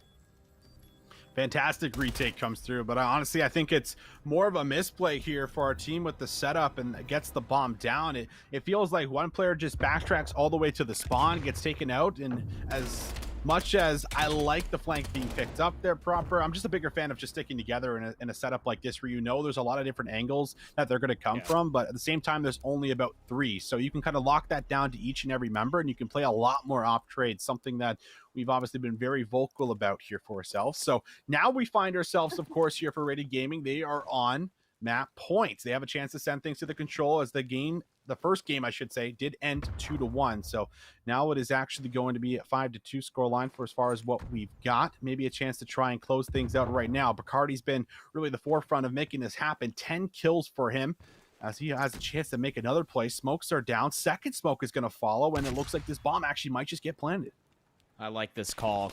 Gonna be working the quick plan. Jimbo's gonna press on forward, but does not read that Burt swung wide. Bacardi trying to get the trade. The last bullet in the magazine will take down Burt. Inside we go with the Milano. Is gonna be able to find one onto Nismo. That's gonna be Cryo that is carrying that weapon. 2v2. Bomb still planted, by the way. 27 seconds left. Cryo with the Milano is not going to be able to beat Atrium, who has an AK-47, 100% on the back end of Bacardi. Can they clutch it up? Knows that there's a player inside square with them.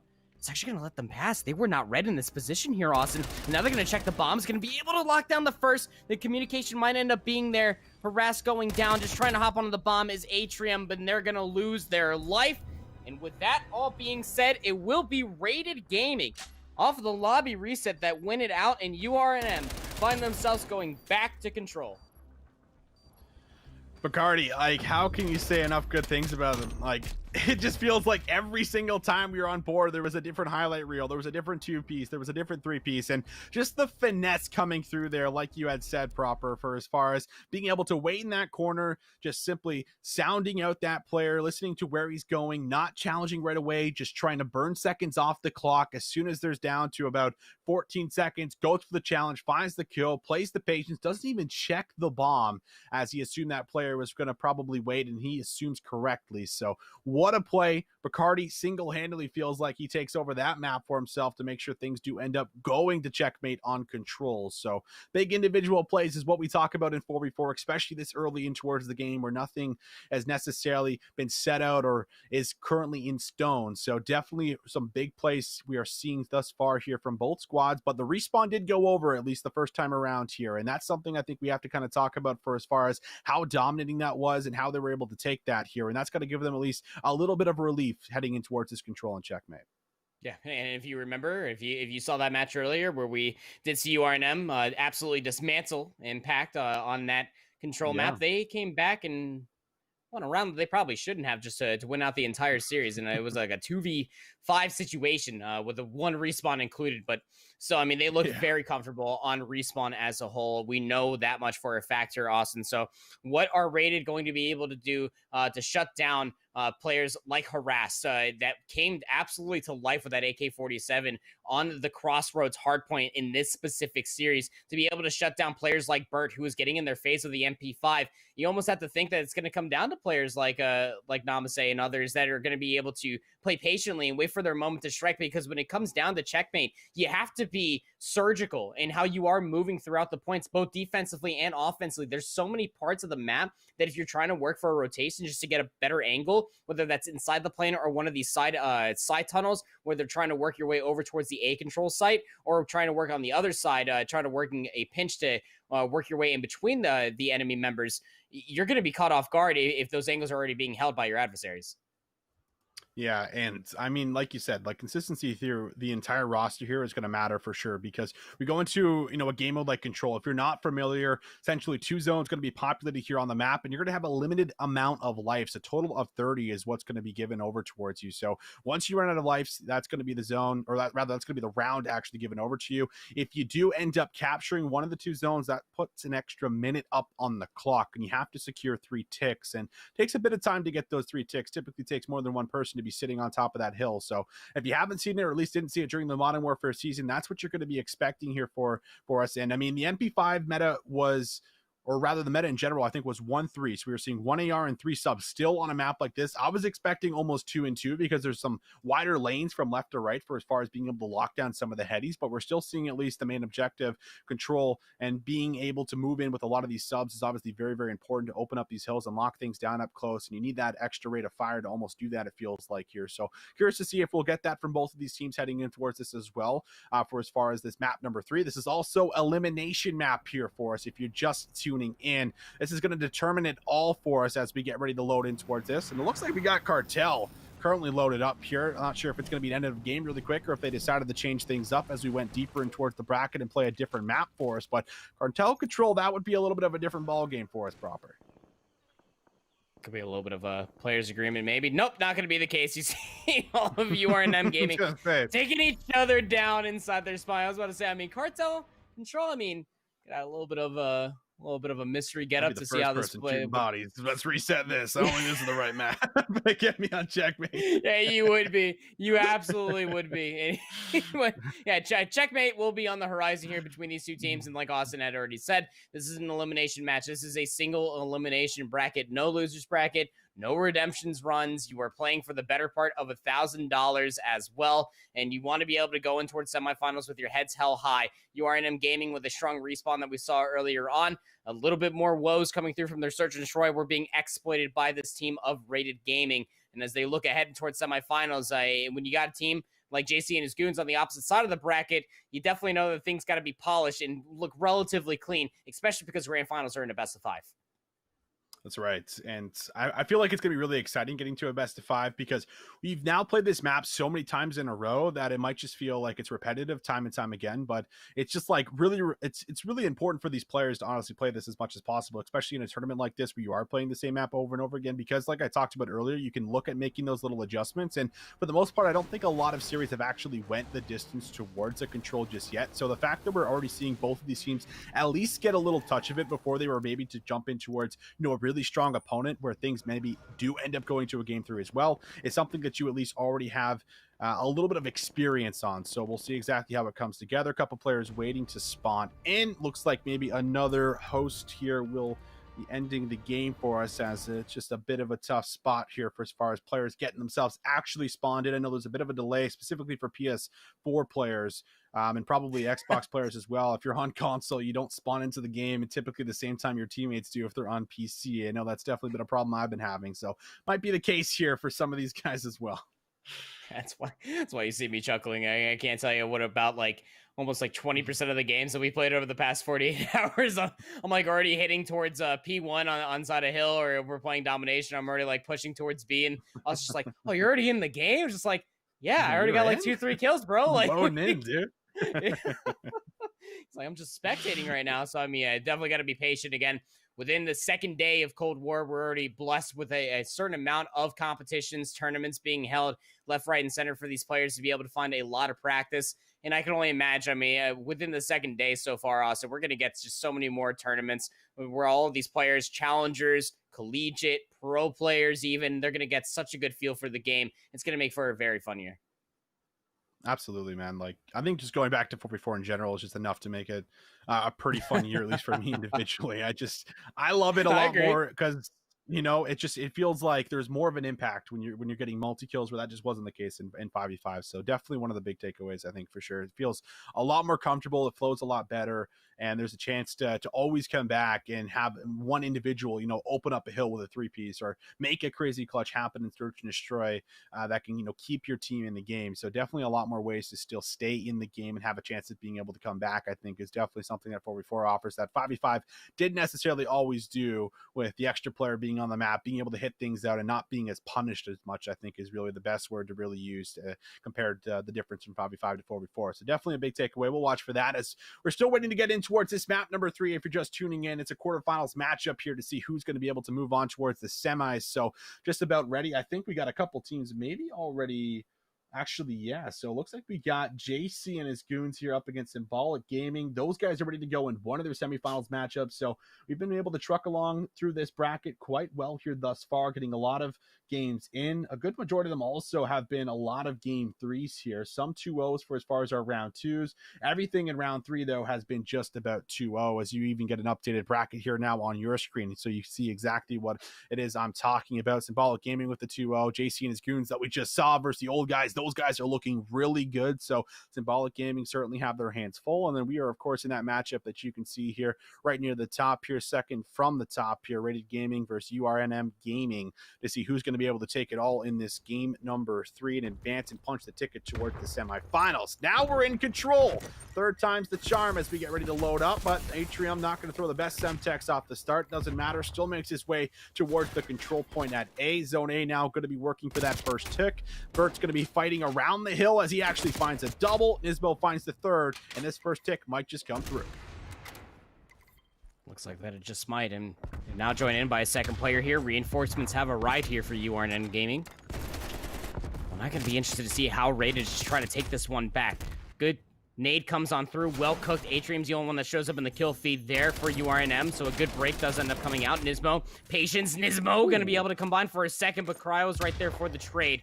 Second tick of progress was gained there for URNM Gaming, and is going to be able to open up the focus for them to try to funnel on forward. The only player here defensively will be Cryos, holding off in the corner, but harassed by AK-47. Shades of the Crossroads. Hardpoint comes back to life here, trying to soak up this last tick of progress. Will certainly end up coming out. You got to give this up if you're Rated Gaming and shift all your focus over to B. And looking to shift this over here with an extra minute to play, and what is pretty close within the lives right there. You can see it underneath the actual players' names there at the top and the left and the right. 16 to 15 is what we got, and we'll see Bacardi now try to work his way in towards a quarter, but he is spotted out, so that will be Bert, as well as his teammate, finding 3 players now on the map here. Jimbo trying to pick up the middle plane, watching over, making sure that they're not going to be pinched outside from the wings. And it's just going to be a bit of a patience game. A lot of things slowing down. Working for these kills now is really what's going to be on the board. But Nismo and Harass both win a couple of kills. Up top is going to be Jimbo. He drops down, looking to try and clear out the site. Ends up combining for 2. Will play some good, strong defense to make sure that this first tick does not go over. And now looking for the challenge for Bert. But Bert gets the best of him and will trade him out.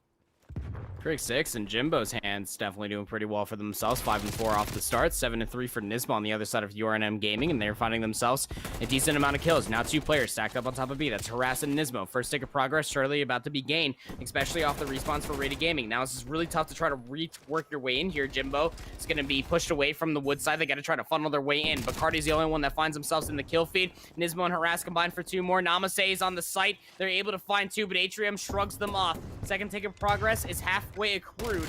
In URNM Gaming, their reinforcements are about to be here. Atrium playing their life wonderfully, almost able to find another, but Jimbo takes them out. The fight on top of the plane is going to go in the way for Rated Gaming, but it's not inside the plane, Austin. It's underneath the plane. In the B control site, Nismo's here, is able to lock down and is shooting absolute laser beams. 10 and 4 for them. Bacardi will put them down. No lives remaining now for Rated Gaming. It's just going to come down to lives from here on out. Cryo in a 1v very situation. Last tick of progress will be gained here for URNM Gaming. They're going to take the first offensive round. The stub pressure is just looking to be too much to overcome, it feels like at times, especially from players like Bert and Nismo, who are just opening up these lanes. And, you know, typically these lanes would be locked down from something like ARs, but we're coming back to the meta conversation of, you know, do you run 2 ARs to try and stop this from happening? If you're not, then you have to make sure your subs are being able to keep up with this pacing. But Bert just holding this angle for so long is stopping that player from moving up and pushing on towards the map. And it's just pretty much zoning off an entire lane, giving your team easy information on where they're going to be approaching from. So an excellent first initial round on the offense comes through for URNM Gaming. They already came off of what was a hot 3-0 earlier when they played, so now they're looking to do the exact same thing for themselves as they're now on the defensive. We'll see what the plan will be for as far as the attacking zone here for Rated Gaming. It actually looks to be a push through the middle if they're fighting for mid-map control. Harassed is here, though. He finds the first one, has to reload and wait, but actually might have gotten the stick there, and he does, but it's just the trade of the nades. Both players will end up falling. Natrium will play some good, strong defense here at the other zone to make sure no one will get that first tick started. Semtex landing on the kneecap inside of the middle of the plane, but good set of kills. It's only a 1 life lead in the respawn count for URNM Gaming. Namaste is going to be able to find some nice shots there on Harass. Now they're working up for the first tick of progress here at A. They have reinforcements, a good spread for them as well.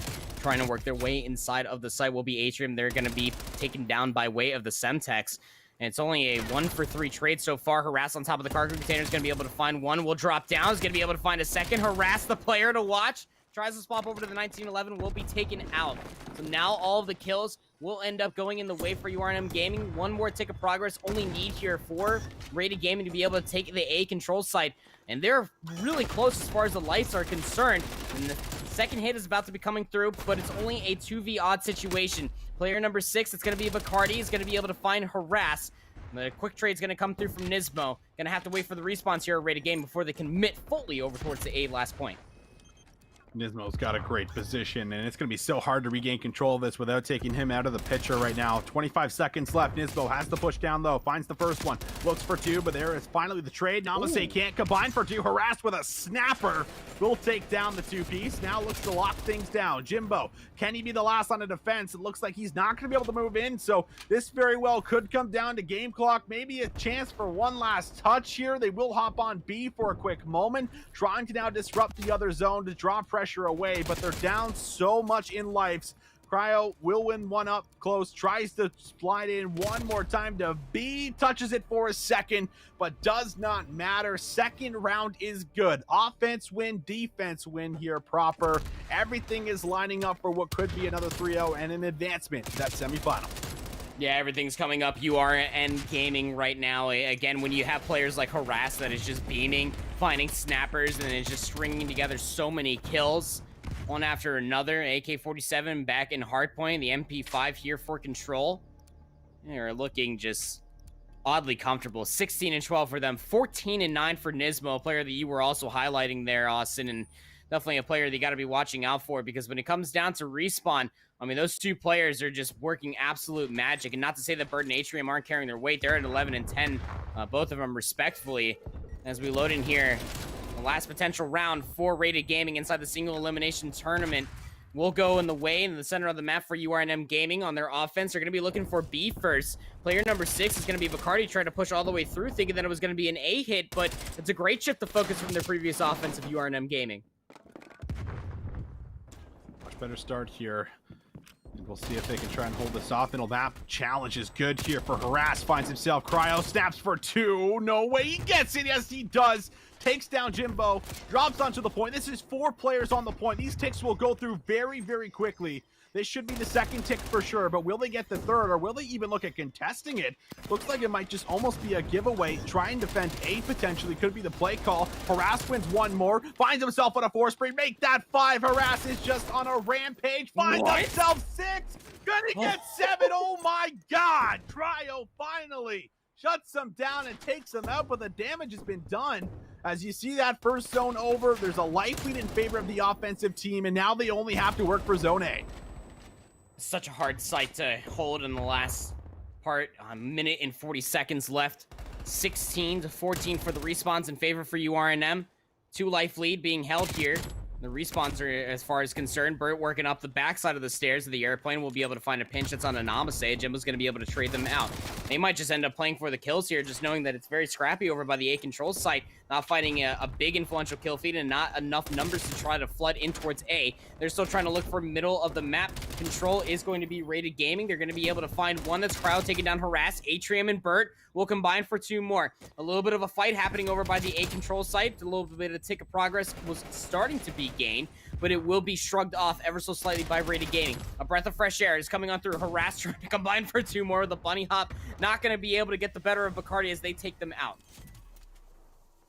Bacardi holding things down, waiting for the push to come through. Challenges at the wrong time. Nismo finds him for the very first entry kill in. Namaste now needs to pick up the slack. Has a teammate up top on the wing. Goes for the challenge, but only lands some damage. Can't find the kill. Now look at the respawns left here. 7 for the side of RNM Gaming. Rated Gaming with only now 2 as Atrium and Nismo both win their kills. First tick will be good. Jimbo, though, from an off angle, might be able to find some value in the middle of the plane. Does find a kill with the AR. This will at at least create a little bit of disruption here on the setup, as it will be that second tick contested. Harassed, waiting for the challenge, finds himself Bacardi, cannot turn in time for Cryo, as Cryo finds the trade. Will start to deplete this second tick. This will be Rated Gaming now on what could be their final push. 2v4 situation, plus the 3 extra lives remaining. It has to be a miracle, but it has to come through. Challenge there for Atrium, not going to be good. Bacardi and Jimbo both win their gunfight. Jimbo now in a 1v3 spot, technically 1v4. The last life comes through. Everything is on him to clutch it up, and it does not matter. It is way too difficult. Another 3-0 comes through in control, and we will get an advancement from URNM Gaming. Yeah, again, I mean, just Respawn coming through from URNM, they are just electric, harassed with the MP5, specifically in that control. The AK-47 back on the hard point on Crossroads, which is absolutely a beautiful sight to see if you are a fan of URNM Gaming. Of course, their Search and Destroy could definitely use some tweaks. It could use a nice little polish around the edges there, but still, in the end, for their Respawn, it looks very strong, and it was just so smart. They recognized that their opportunity in that final offense, that they could quad stack on top of B, and like Austin had alluded to, I mean, you 4-stack on top of a control site, those ticks of progress, they go by so quick. And then noticing that it was the A site that was left, you keep it scrappy. You had a 2-life lead, and you're already winning out gunfights continuously for URNM, so you continue to play for position, you continue to try to shift the focus, you put one player on A to completely break the ankles of the defensive team there for Rated Gaming to think that they need to go try to contest that. And then when they're trying to rotate over to try to reinforce A, you have players in such a power position to be able to take them out. Excellent breakdown. I mean, it was truly amazing to watch these guys play Respawn, and I mean, they're still going strong, and there is some other strong Respawn teams. We have learned that. We've gotten ourselves now into just about the semifinals. I think we maybe have one more quarterfinals matchup available for us at the very least, but things have definitely got a lot more intense. And we take a look back here now, as I think we shift tides over towards what will be a different match here. Not sure for who took that first initial one, but this is actually currently one of our semifinals. I do believe, if I'm not mistaken here, waiting for production to maybe confirm for us, but it will, however, be a 2-1 scoreline that we're currently seeing for JC and his goons. They've been very, very strong, and we'll see if they have enough to maybe make this full-on play happen. Bomb seems to be down over by A, and now we'll see exactly how this unfolds, as it's a 2v3 situation. Symbolic Gaming are going to be on the back foot. Yeah, this is semifinals, game number 2, on the lower side of the semifinals, if you're looking at the bracket. And again, just not knowing who won the first map, but still the interest definitely comes through. JC and his goons are one of those teams you got to be on the lookout for. I mean, you got players like Benny, Oreo was lighting it up. Last we saw them in the quarterfinals versus the old guys. But still, nevertheless, what we're going to have to hear is a 2-1 lead. Bomb is going to be planted here at A, but it's not even going to really matter much. And in a 4v1 situation, you only really had much to offer there. 3-1 goes to scoreline. JC and his goons look heavily in control. They do look in control, and I think that's the perfect word to use with this squad, because, I mean, they looked very in control when we watched them on the very first initial map there. In the last series, it was, you know, a 50-point club that they beat out on the old guys. It just felt like they had their number.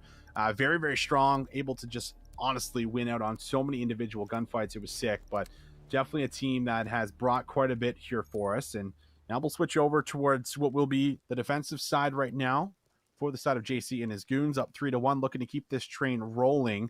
5-3 for Gizmo, player that's trying to keep them in it, but Oreo 6-1, and we've seen a lot of really hot performances from Oreo, but this looks to be an aggressive hit. Nades are down. Benny looking to make the aggressive push here, is not going to be able to find one, but Oreo looks to pick it up, only able to land damage. Has to back away. Already lost a couple of players here for JC and his goons, so they're now going to have to play very defensive with a minute left.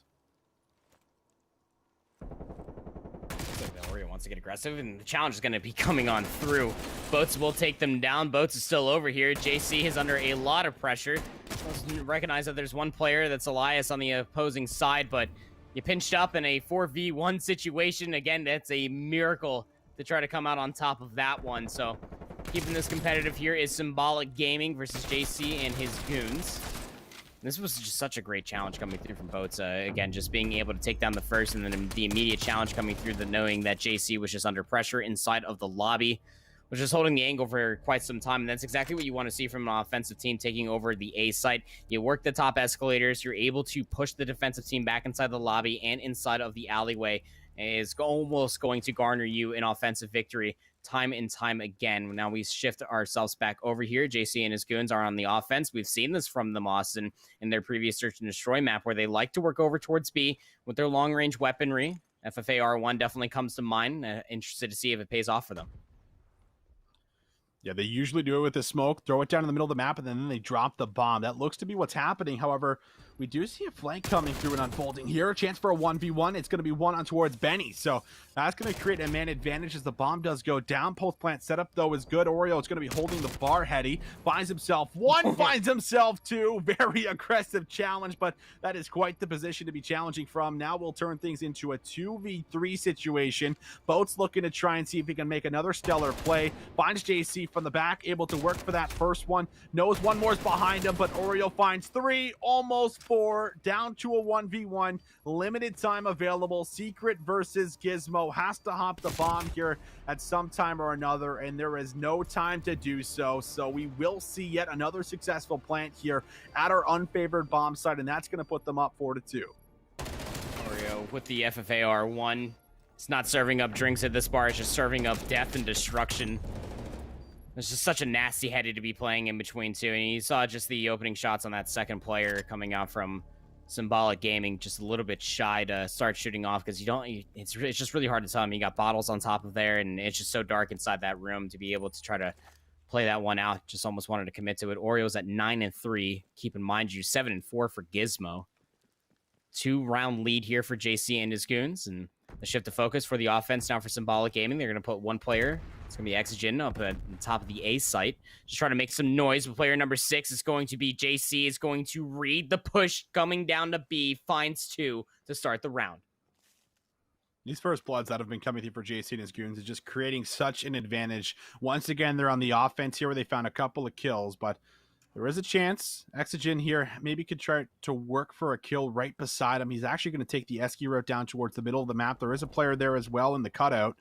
See if that kill ends up coming through. The bomb is shifting over towards A. Now that's going to be a pinch here, but still able to work with the numbers advantage. Secret struggling to jump up top, but finally gets on top and will hold the corner here, trying to hold an awkward off angle. Might be able to work for that first kill. Finds it, gets challenged. Trade will not come in.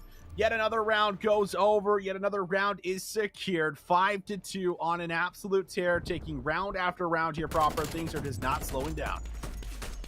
Not at all, and you'll see it from JC's perspective, and they're working the heady over top of this car, and it's just such a tough circumstance. I mean, it's just one of the reasons why fast hitting over towards B is just so hard if you're hitting from the streets. A player will always be here defensively. I mean, for goodness sakes, I mean, you spawn just right here as well, so keep in mind that if you were trying to hit over towards B, at least try to look for bank control and try to get some information over towards the offense. We go here for JC and his goons are looking to flood their way over towards B. Player number 6, JC, is inside that infamous window of office. We'll read the information that at least one is inside of the main room of checkers. Now a potential flank is going to come through. Keep in mind that Gizmo and Elias are working their way. Now just Elias is going to push on through right outside of the lobby. This is not being looked at by any player, so if they have the right weaponry here, Austin, they could really flip this on its head. Oh, they definitely could. Boats with a kill into JC. It turns into a man advantage now for Symbolic Gaming. Inching closer to the bomb, though. The bomb will have to be planted at some point or another here, or rather diffused, excuse me, and we'll see if that actually ends up happening here from Boats. Semtex out, trophy system going to eat it up, just going to hop on top of it. Oreo, the last one alive, and they deal with them, so an excellent retake comes through as they're able to get the defuse off. Will stay alive, but now we'll see if they can actually convert on the offense here. That's been the big problem, I feel like, for the most part, on what we've seen thus far here proper. Being able to create some kind of a man advantage, or at least a first blood on one of these bomb sites is going to be pretty influential to being able to actually take control of it, because that is just not simply happened in a lot of the offenses that we've seen from them thus far. It's just going to have to be consistency from here on out. I mean, Symbolic Gaming, they got to play just perfect search. That's asking for a lot, especially against some these players from JC and his goons who are just no positioning. And you talk about Oreo just heating up is at 10-4. Gizmo's right there at 8-5. Is not too far away from their KD scoreline. Nice little spread defensively coming through from JC and his goons. Players now working offensively for Symbolic Gaming over towards B. 3 players over here. Exogen will now move their way away from the A site. This could open up a flank potentially, but look at this position from Oreo. It's just watching the B site like a hawk, and there's not a lot of information that Symbolic can even go off of for them to try to commit over to this. Smoke's down. You know what's about to happen here. Could be a bait, actually. Oh, I love this rotation. The smoke's down. It's going to grab a lot of attention here. 3 players actually on the B side of the map. They don't see anything, but there's only 1 player defending. If Secret grabs more than 1 here, then this play could absolutely just crumble, and he only grabs 1, so that's fine. You grab the quick trade, and now you can look to regain control of the A site here very, very quickly. Bomb should be planted momentarily as the setup is looking to come in. Great read on the flank. Escogen able to grab that kill onto Benny, turns things now into a 2v3. Retake's going to come through here. 1v3 situation. JC knows that that player could be just lurking inside that corner. The crossfire is just a little bit too much to handle. It's just so hard to leave yourself outside of that lobby, Austin, and trying to know that there's a player just lingering inside of that corner right behind the bomb site, knowing that a player is playing over inside of the alleyway right in front of the dip staircase. So really channeling their inner strengths, putting together a lot of rounds in sequence of one another. This would be 2 straight now for Symbolic Gaming. Potentially sending this to a round 11. They're going to have to do it from the defensive side.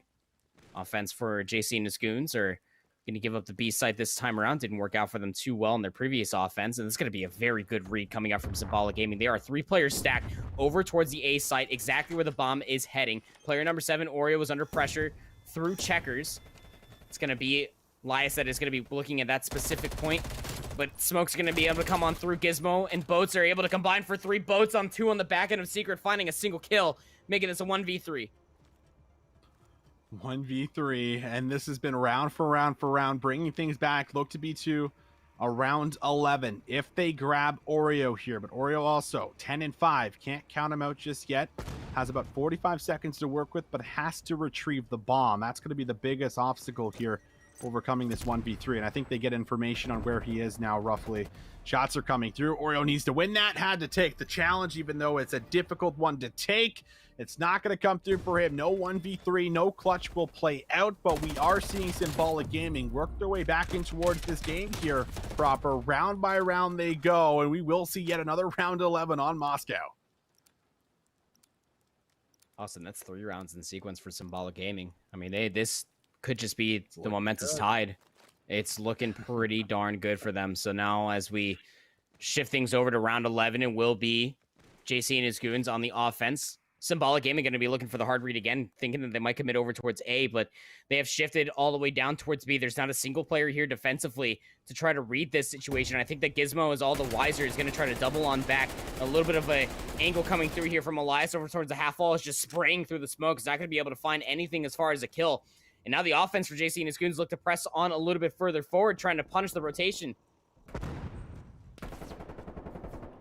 Escogen trying to work the middle here. Wants to get aggressive with a sub, but doesn't know if he should. Has a teammate watching over him, just checking the bombs. But they have now lost more than 1 player. It's a 4v2, and everything is stacked against them. But if they can find a kill and dip out, that would be best case scenario. Secret will have none of that.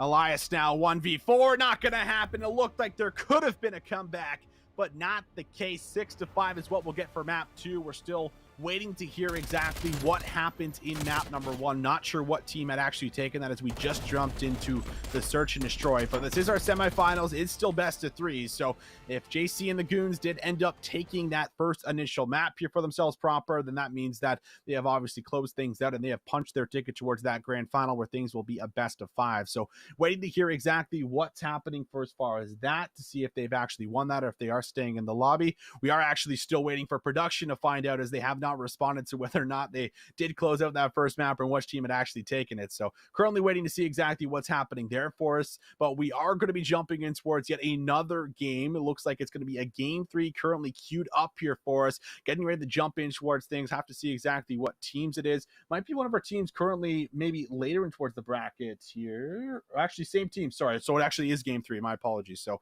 we'll be jumping in towards this one. So the first one actually looked like it did end up going over to Symbolic Gaming, which is good news for them because they took a respawn, which means that they're now maybe going to be a bit favored heading in towards yet another respawn here to close things out, Andy. That's absolutely right, too. I mean, being able to take a respawn off of JC and his goons, keep in mind, this is a best of 3 all the way until we do get to that grand finals.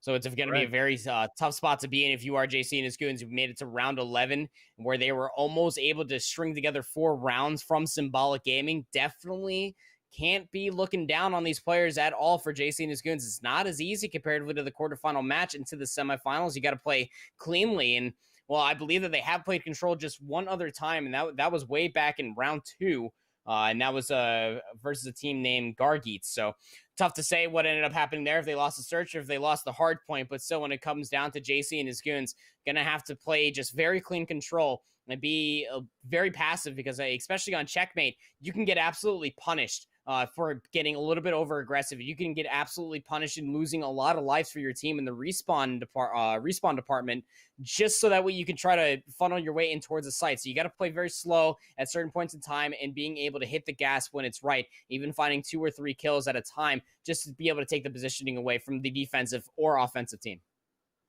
That's right. And I mean, we've only seen 3-0 so far as on stream for us as well. So it feels like the team that at least has the initial idea of how they want to play Control is the team that just runs through every single round here for us. So very, very much exciting here. I think we're going to be switching things up and maybe jumping over towards the other semifinals that we currently have right now. This does appear to be game number 1 for them. So this is actually a pretty tight one so far. We've seen a lot of Nismo and Co. based off of what they've been able to bring to the table. And we know that they're a very strong respawn team. 150 to 112 is what we've got as we're on this P2 hill. Looks to be maybe good for as far as the last 20 seconds, unless not the real Koza here able to move in and see if he can find that kill. Nismo says no, scrap time is good, and now the rotation is going to start to play a factor. Yeah, so this is obviously the second set of hills where it's a slight lead here for URNM Gaming. They are quite fast at playing their hard point and all their respawn game modes. I mean, Austin talked about how we've only had 3-0s through Control. Well, it's been from this team that's on the right-hand side of your screen. URNM Gaming are the only team that we have seen made it to map number 3 so far, and Harass and Atrium have been absolutely spectacles to watch, as Atrium is now at 23 and 12, though their enemies and TD recruits are clearly being able to bring the fight back. They gave up the back of P2, now are trying to hold on towards the P3 area. A little bit of a nice gunfight coming here from Don. Will end up going down to Bert in their secondary, but at least you do have Koza and De Niro trying to follow up on all of this space, and it's a good P3 coming on through. Now a last-ditch hit is about to be coming out. A little bit of an isolated 1v1. Don versus 1, and while Atrium will go down, Don's going to be able to get a little bit of help, and Don's going to be able to find a third there as well. So good time coming through from TD recruits that make this a very competitive hardpoint.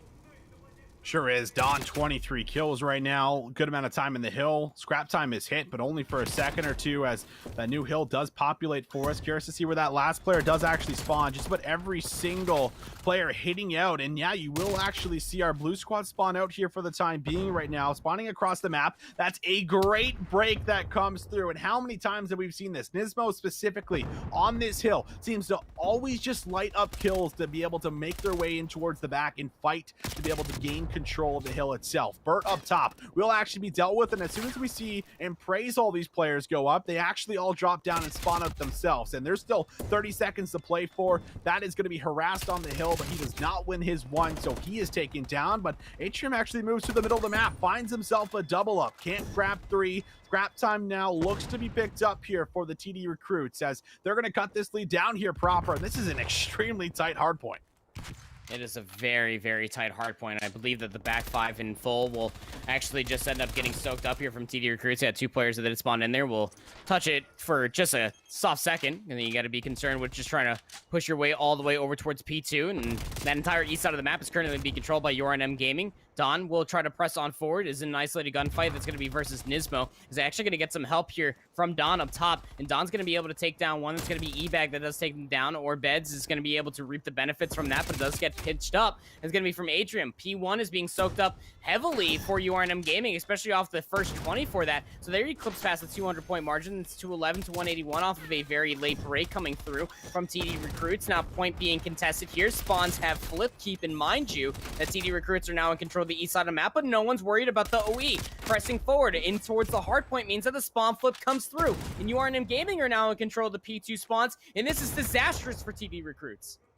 And Bert's also grabbing the scrap time here. If he wins this one, this would be an excellent 5 seconds to try and add towards the clock here. Doesn't get it, but can test a good amount of it. So that is still fine for Bert. He will spawn in. He will be able to make his way over towards the hill where it has not been initially touched just yet. Clearing things out. Harassed and Nismo both win the ones. That will be one player up top as he also falls. Nismo clearing out everyone. Finds 3 in a row. Will shut things down. And now you have one last push to come through if you're the TD recruits and you have to win every gunfight. Nismo is on a tear. 4 straight for him, looking for 5, but doesn't even have to worry about that player on the outskirts. Just has to make sure no one touches the hill. Now with only a few seconds left, they're trying to jump in, but Nismo's up top, gets the help, and they will be able to close things out. They have the big rotation. They lock things down at the P2 hill, and they will steal away map number 1.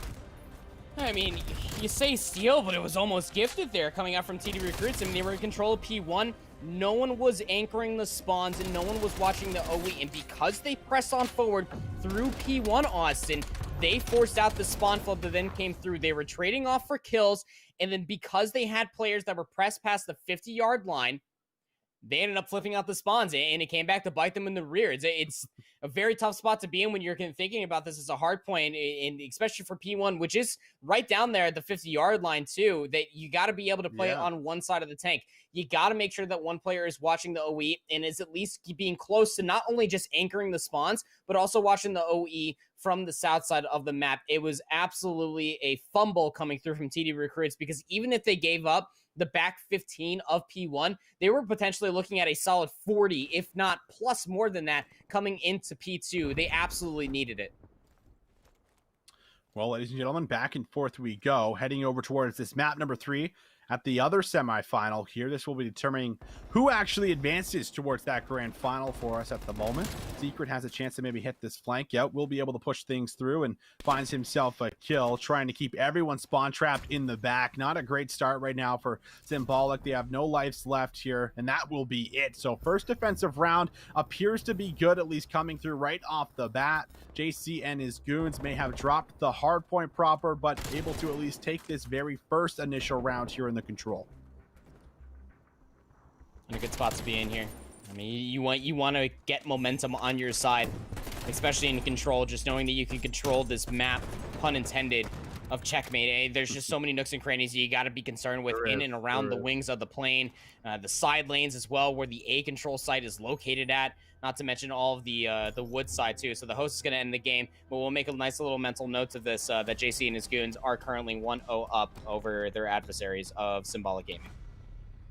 Currently 1-0 up. We'll get an update for as far as what's exactly happening right now for as far as that match up. Either way, we know that the second match is getting ready to jump in towards their search and destroy Moscow. So for anyone that is just tuning in, wondering what exactly is happening, not sure if we can maybe pull up the bracket here for a quick moment here for everyone watching, but we basically just have 4 teams remaining, and one of those teams currently in that game 3, the other one going to be fighting to maybe close things out in the map number 2 on Moscow search and destroy. We could very well get ourselves in towards these grand finals very, very soon. It's felt like, I want to say it's been a long day, but I feel like things have been absolutely cruising by here. We're going from match to match here for us proper, and the gameplay has just been non-stop coming. So we'll now once again get that gameplay up on your screen. URNM Gaming, they've been relentless in their respawns, but search and destroy has not been acting. We'll see if that ends up changing. Nismo, though, he actually gets very aggressive, finds Koza for first blood. It's an A hit overall on the offensive side. Harass ends up grabbing yet another trade.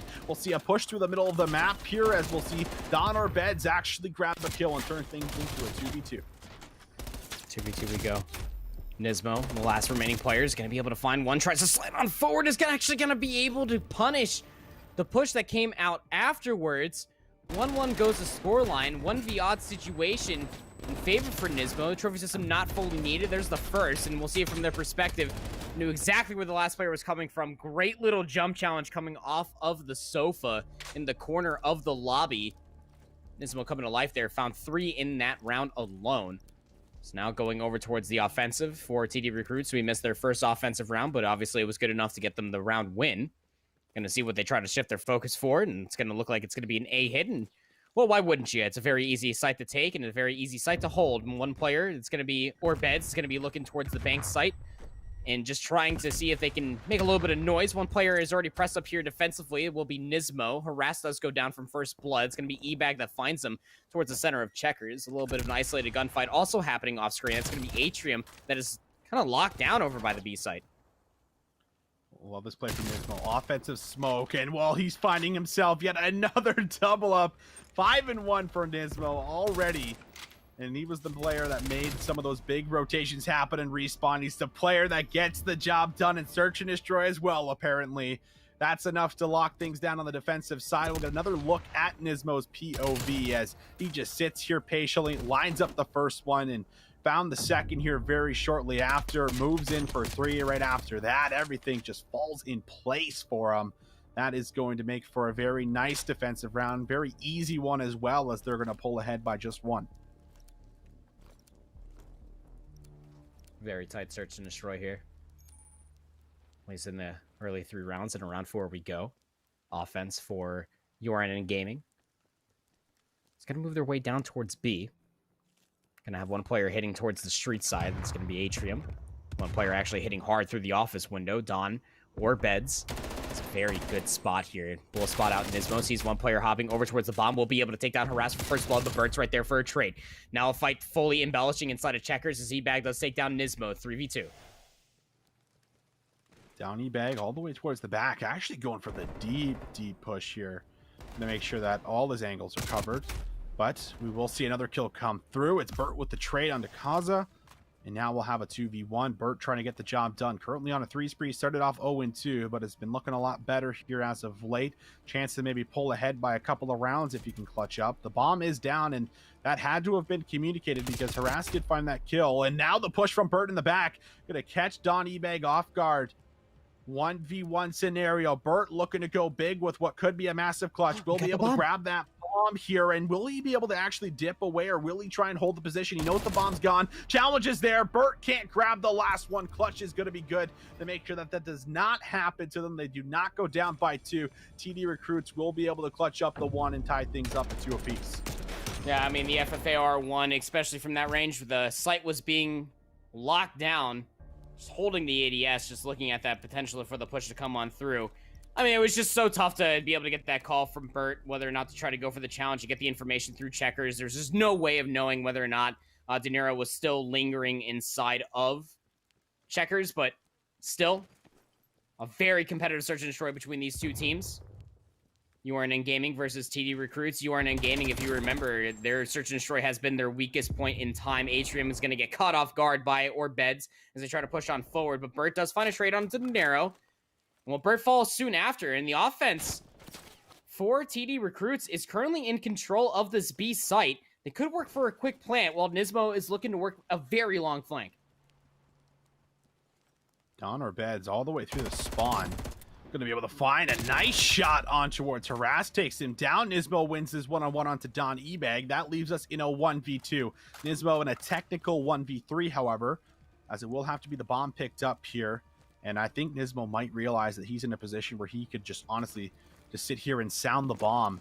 And that's going to be the play here. I think Nismo might have just heard some of those jump ups. You are very loud when you're mantling things in this game. And the question is he going to read the rotation here? He's likely crouch walking right now inside of Bank.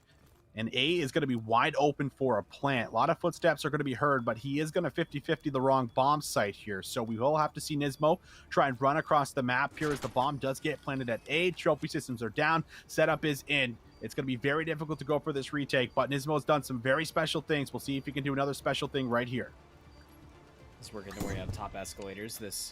Well, Trophy System's going to take a shot, so I think that TD Recruits know exactly where the hit's coming from. Nismo will burst out. Shots are going to be coming through from where Beds is playing the wall heady, and well, Nismo really had no other place to go. Was trying to lock down at least 1 kill, but that shot over to the Trophy System absolutely gave them away. And we'll see the best play from that round from Beds. I mean, you talked about it, just Beds pushing all the way through the offensive spawn. Was actually able to garner them a really good positioning as well, and a lot of information as we had URN Gaming trying to counter-rotate that previous hit. Now TD Recruits take the lead back. Into round number 6 we go. Offensive round here for URN Gaming. Your previous take over towards B got absolutely flipped on its head, as I believe it was, well, one of the Dons was playing over by the half wall inside of Checkers. It looks like that they're not going to want to give them that easy round again, as they are going to push the way over towards A. Two players inside the bank lobby is going to be looking to make some noise in the middle of the map. Down our beds, trophy systems down. Cutout is going to be watched, making sure no one's going to be able to cut to B with ease.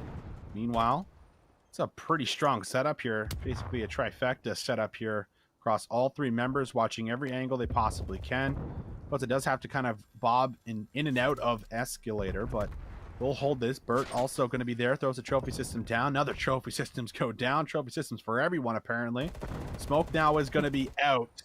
And that's the first kill onto Harass. That opens up the site maybe a tad bit here. Goes in out with another kill. Will be able to grab himself a trade onto Bert. But before that happens, Don Ebag does end up falling. Now a 2v3 situation. Atrium with the bomb has to kind of make a choice here on what he wants to do. And that is going to be the wrong choice, apparently, as Goes is just going to go for the challenge. Take him out. Now a 1v3. Nismo once again trying to get the job done, but can't do it there. We'll see now, I believe, 3 straight rounds going over to TD Recruits as they're starting to get themselves into a groove. This is going to look like a URN Gaming control spree, if you will. Every single time that we've had them on screen, and every single time that we keep talking about their Search and Destroy being a very weak game mode throughout the entirety of the day so far. Seems to be coming truer and truer as it all unfolds. Now we have URN Gaming potentially looking at another map 3, this time versus TD Recruits. If you missed their opening hardpoint, URN Gaming won 250 to 189, so very close hardpoint between these two teams. Orbeds is up at 9-4, Nismo up at 8-4 themselves, so definitely a battle of the Goliaths here, if you will. But Bert does go down for first blood.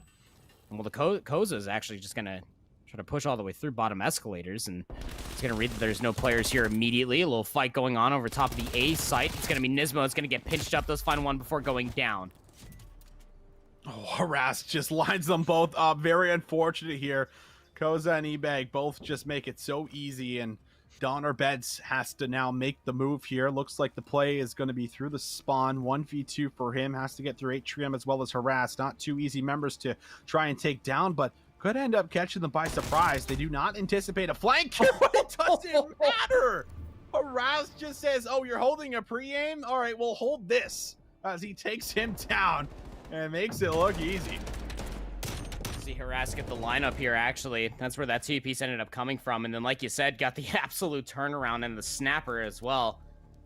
We saw that from Harass in one of their earlier hardpoints with the AK-47. Some round they're using the FFAR-1. Very strong weapon, to say the least. Now work their way up to 5 and 6. Found 3 in that previous round. It's also going to be carrying the bomb here for their squad.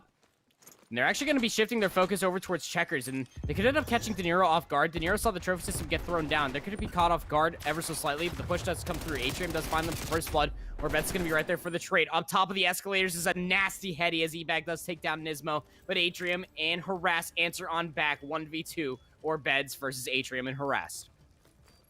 Bomb goes down. Don Orbeds.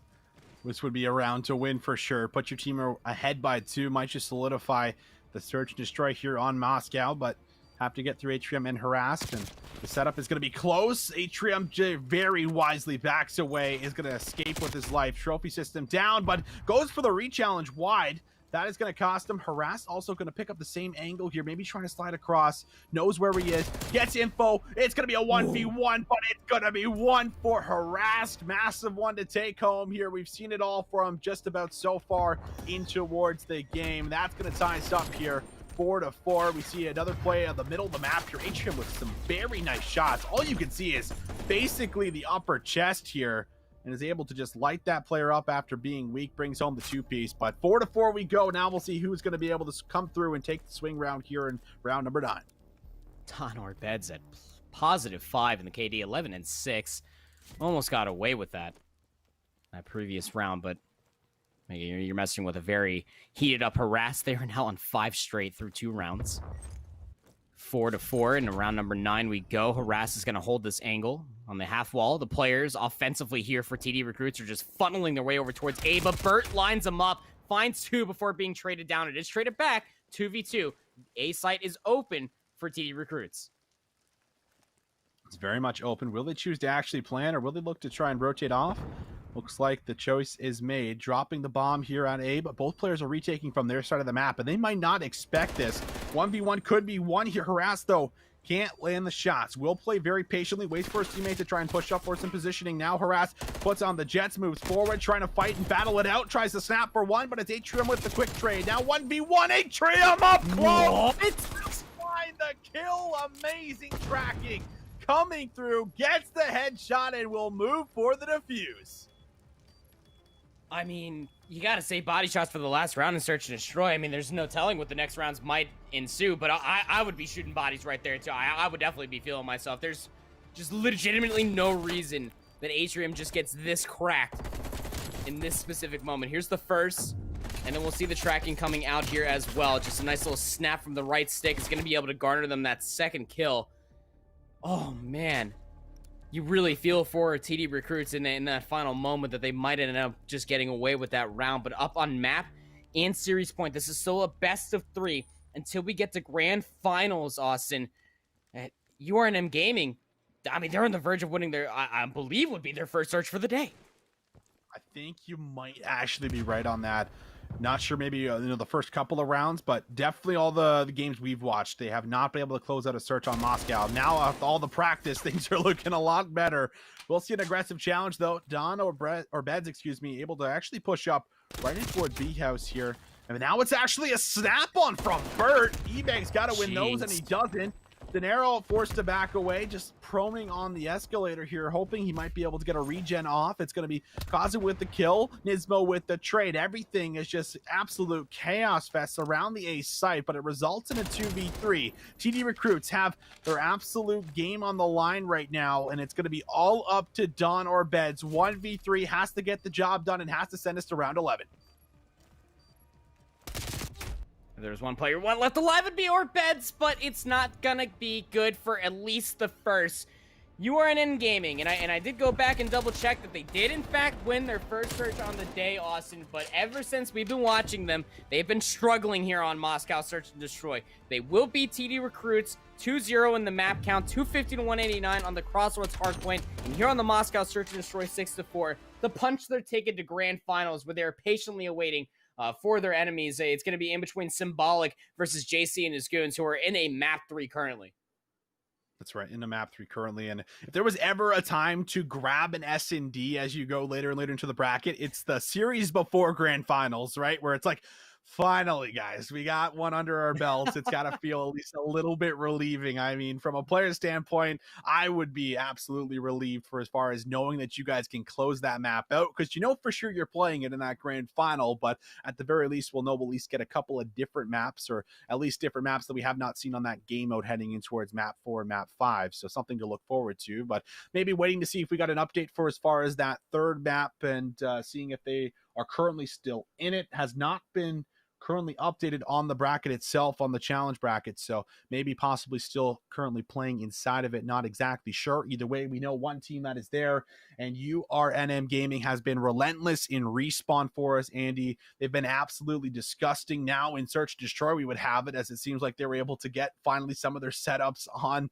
the same page for as far as what they're looking to do. A lot more clutch up starting to take place as well, so comfort seems to be there for them. But ladies and gentlemen, we are going to throw things to a short little break, get ourselves ready for this grand finals. I hope you guys are hyped, because I'm absolutely amped. Someone's taking home some cash here, $600 for first place. Both teams want it. We'll see who gets it right after this.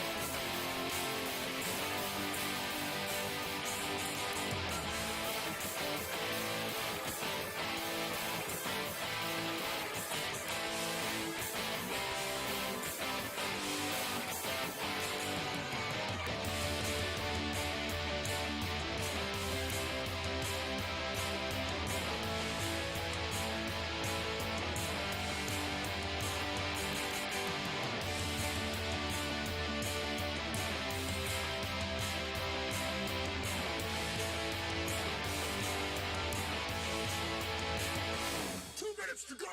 Let's get saucy.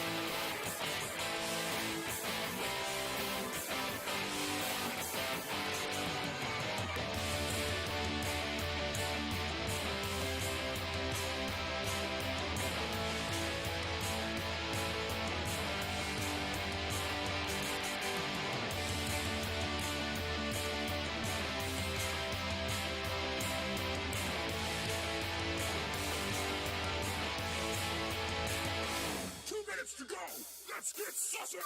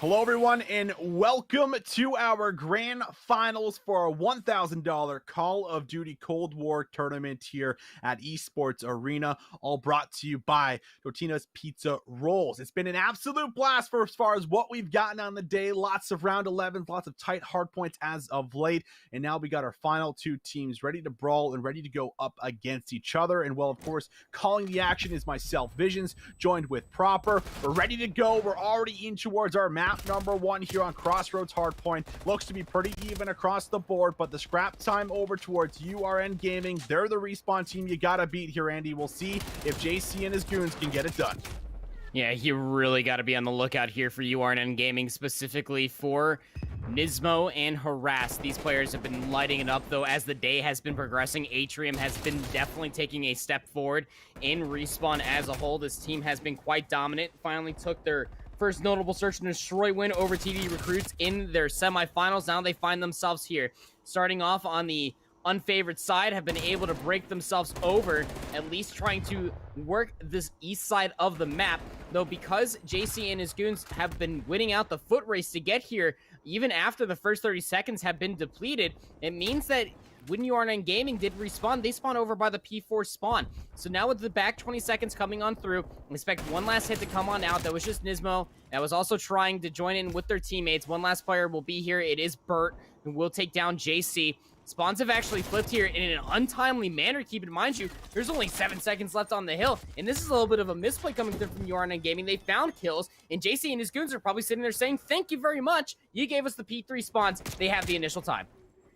Massive misplay, like you said here, and now the initial setup is going to be good right now for JC and his goons. Benny inside the hill, looking to collect some time here with his teammates. Will lose that gun battle outside. Nismo looking to make his way in. Secret now trying to play a bit of defense, but will be cut down here. So now it's going to be control, at least gifted over towards URN Gaming, but only for a quick moment. JC busts the door open, finds himself a kill, takes down a kill with the nade as well. That gives them enough room to be able to collect the majority of the first 30 seconds. Now with 25 left, they have the spawn secured for P4. This is going to have to be a massive push through coming through for URN.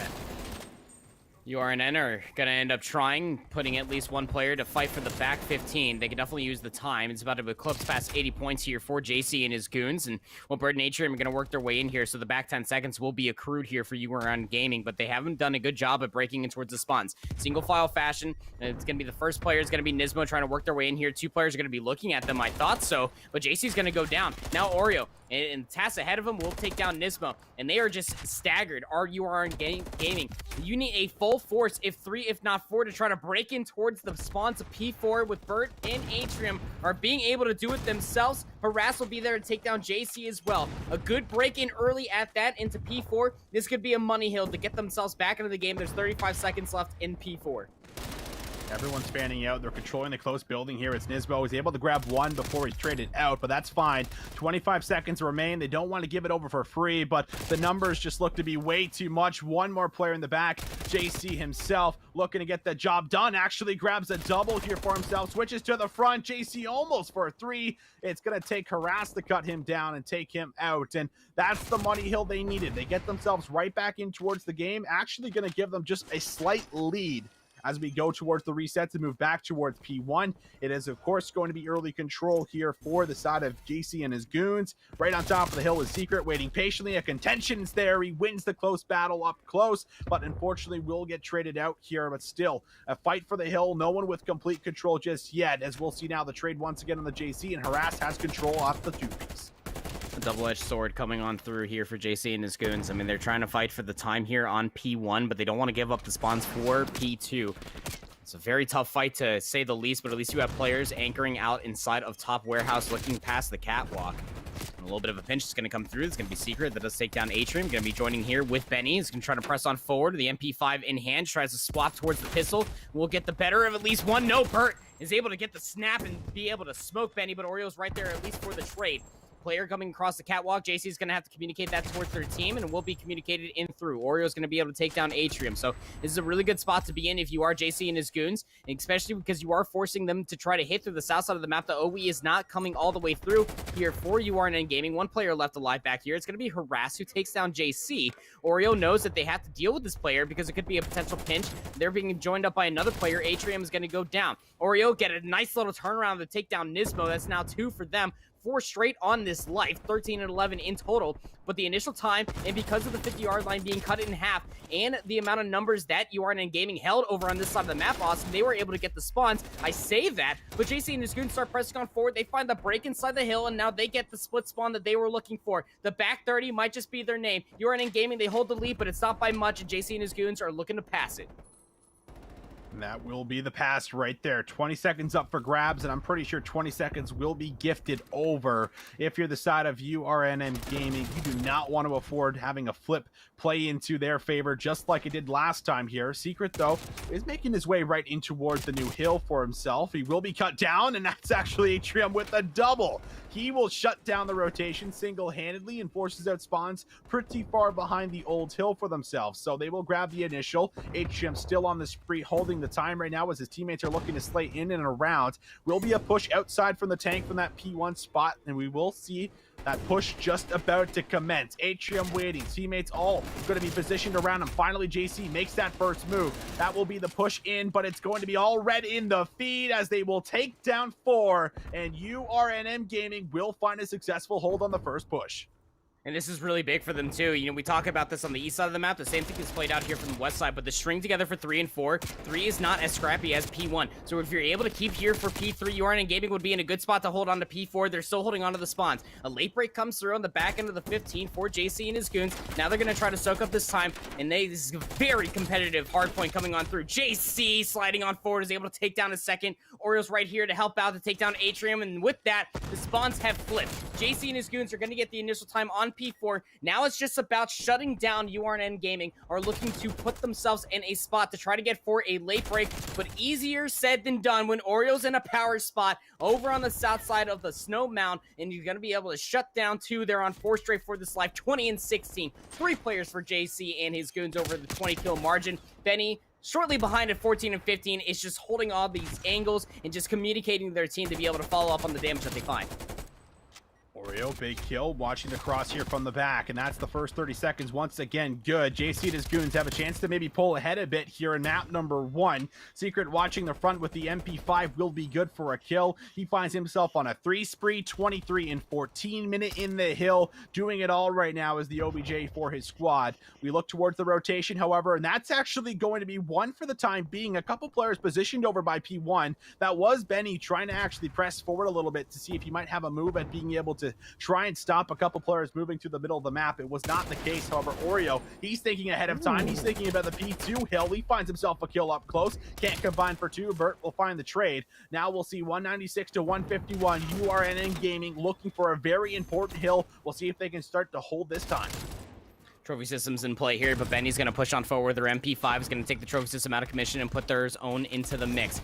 2 straight now for Benny. This life is going to be able to do a good job at least breaking towards the 50-yard line. It means that spawns have flipped. JC and his goons will eclipse past the 200-point margin and hold on to the P2 spawns. They can't win it out here, but they're in a firm control to be able to do it out on P2. While URNN Gaming are trying to find staggered kills, they're able to find a little bit of a late break. 20 seconds left inside P1. They can definitely use the time. But you can see JC and his goons, all the wiser, not wanting to press on forward. They don't want to give up their lives, not quite in time yet, but no one's worried about the OE. Nismo is back here. Nismo is finding some shots, and that's going to allow for the rest of the players who are in the game to push on forward through the catwalk and inside the warehouse, but the respawns are strong. For JC and his goons, they do shut down Nismo in the back, but there's still players inside the warehouse. Now trying to play this balcony side is Atrium, and an opportunity to try to get the pinchers. The first almost could be able to combine for the second, but JC does take them down. Big kills coming through here for JC. Nismo looking for a long-range battle. Gonna throw down a smoke here for a quick moment. Look to reposition. Oreo watching this big gunfight for him to win, and Oreo will take him out and gets the best of him. This very likely could be our last hill. They can win, so we have to see a contest here for URNM if they're going to keep this hard point going for themselves. Benny now looking to make that move as he picks up the middle of the map here. Spawns are going to be right over towards the left side on the outskirts here for everyone in red. They have to make this push count, but Benny up top is shutting it down. That's 3, that's 4. Oreo with the double up should be good for the game. They cannot cross the map in time. There's no way they can get here. They know it. Our squad in blue knows it. And 250 to 177 will be the closeout here at map number 1, and we will see URNM Gaming drop a hard point.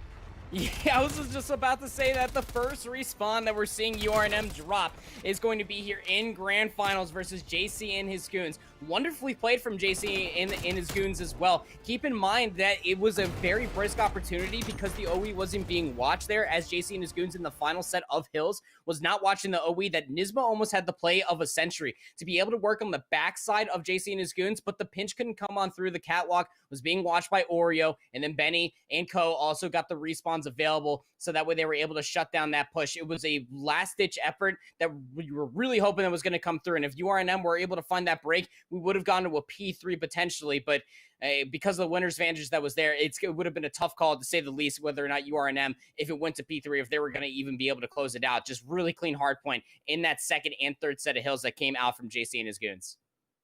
And we didn't see Nismo do what he typically was doing, which is, finding a lot of those rotational wins. I feel like throughout the day, we've gotten to watch quite a few of hard points on that specific map. And I mean, most specifically on that P4 hill, I think he was responsible for breaking it on multiple accounts all by himself, opening things up with a typical 2-piece, working his way towards the back, flipping out the spawns, and being able to then play the numbers advantage to really get himself inside of the hill. That did not exactly happen. Bit of a tough game for him all around the board, where there was a lot more consistency, at least throughout everyone on that red squad there for us, for JC and the goons. So definitely feeling pretty good, I have to imagine, coming through in towards this grand finals, taking this first initial map. And as well as that proper, we head in towards, of course, Moscow Search and Destroy. They have been pretty solid for the most part for as far as this game mode. Now, the other side of that coin is that we did just see that game mode go over towards our squad that was really struggling and slacking, at least within Search and Destroy on this specific map. So this maybe is now a chance for them to say, all right, we know what we're doing. We finally got our feet underneath ourselves, which is something I talked about earlier. We saw a lot of adaptations come through. We saw a lot of different styles come into play, and they definitely looked a lot more comfortable. So we'll see if that ends up coming through here for us in the map too for them.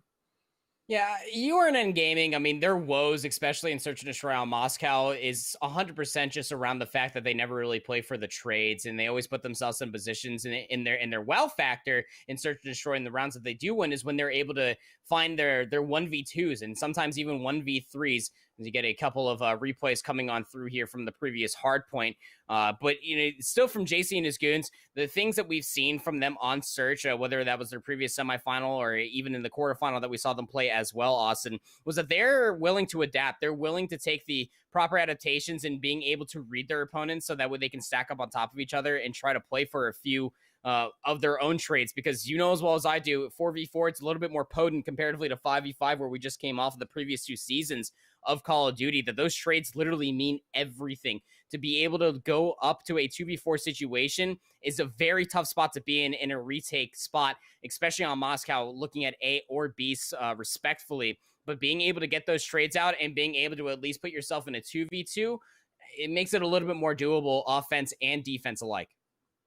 It definitely does. And at the very least, coming in towards this map here for ourselves, I feel like the big thing is we've now gotten to see a couple of different metas kind of unfold throughout team to team to team to team. We've seen a lot of different sniper rifles now come in towards play, watching the long street, making sure that you're not going to be able to get those aggressive pushes off, which is something that our squad here likes to do for the most part. It's something that they've been able to do. JC, and the boys here have been certainly able to put themselves in a lot of spots where they've been able to drop this smoke down by B. They've dropped this bomb, and once they get set up without anyone dropping, or usually off the back end and maybe finding even a first pick here for them, it puts them in a spot where you only have a couple different angles that you can kind of hide inside of it. It feels like when you're around this bomb site, but they're not easy to clear out. And it feels like if you jump up to that window, for example, they're going to hear you. And it's not going to be easy to come through when someone's going to be anticipating a gunfight, being able to bring that one home more likely because they know where you are, but you might not know where they are. So it's not easy to go for retakes on this. And when you also have this kind of an influence on the opposite bomb set on the map, it usually draws an extra player, at least to maybe play through the middle of the map, watch the cutout, watch that cross towards B. The smoke usually kind of disrupts that to make sure that play doesn't happen, or you stack an extra player out by the street. When I talk about the sniper rifle and whatnot having an influence and being able to work for some picks, it usually will draw an extra member where you then can look to brute force your way in towards the bomb set that is favored, have the man advantage, be able to get yourself in and drop the bomb, and then play for an effective setup. So you have this ability, at least it feels like here for JC and the Goons, to be able to play off either bomb site, and you can kind of play these little mind games that almost unfold within Search and Destroy, where you're looking to try and figure out what your opponents are looking to do defensively, and you can play around that here. So that's something that they might be able to do against a squad that has not looked great in Search and Destroy and only recently came off of a win. Yeah, oh, absolutely. And we have seen JC and his Goons again being able to showcase their ability to adapt. We have seen strong A and B hits from them, whether it's off the sniper rifle. We saw that from Benny, and also their hard hits through the window side of the FFA R1, a little bit more potent coming on through from JC and his Goons. And we have seen the AR play being a little bit more flushed out comparatively to the AK-47 play that we got from Harass. And that was on a Crossroads hardpoint a little bit ago, but has not been as strong suited coming into Search and Destroy. And those longer lines of sight, whether you're looking at the half wall from Checkers, looking over at the B site right outside of the square, can definitely put yourself in a better spot for ARs or even flex players to be able to find their value and their strides. But for the submachine gun play that ends up coming through, that's again the explosive nature that we almost expect out of URN gaming throughout the entire day, watching them and analyzing and watching them play continuous amounts of Moscow Search and Destroy, that when they do take a site, they do take it very quickly, and that's typically where they're going to be able to find a lot of success. And even defensively as well, to be able to put a player inside of the stairs dip that gets you a nasty heady over top of that wall, you're definitely going to put yourself in a prime spot to be able to shut down the A push that comes through from JC and his Goons. But again, they're quite comfortable and content. Keep in mind you that if you're continuously stacking the A site so strong, you're going to end up seeing JC and his Goons just completely dissuade away from just taking A as a whole, and they will take those longer lines of sight lines and play a little bit slower just so they can get that B site relatively for free. That's right. And this whole mind game that unfolds in Search and Destroy is something I always love witnessing and seeing, especially when we have seen the same team play the same map, throughout this entire tournament for sure. Now, while we're waiting for these teams to set up the lobby here, ladies and gentlemen, for anyone that does not know, we have a giveaway currently going on. The first 130 people that do actually do exclamation point giveaway will have a chance at being able to grab that loot box that you're seeing on your screen. And all you have to do, again, is exclamation point giveaway. Click on that link and you have a chance at being able to bring that one home. But on top of that, we also have an even more special giveaway. If you do exclamation point power squad, click on that link, and then retweet it, you will have a chance at being selected here for the premium loot crate with all of those goods as well as a jacket in there. So lots to give away. And of course, this was all possible because of Totino's here for these guys. So very, very much a big thank you for as far as what they've been able to do. A lot of people are coming home with some loot as well as a fantastic day of tournaments.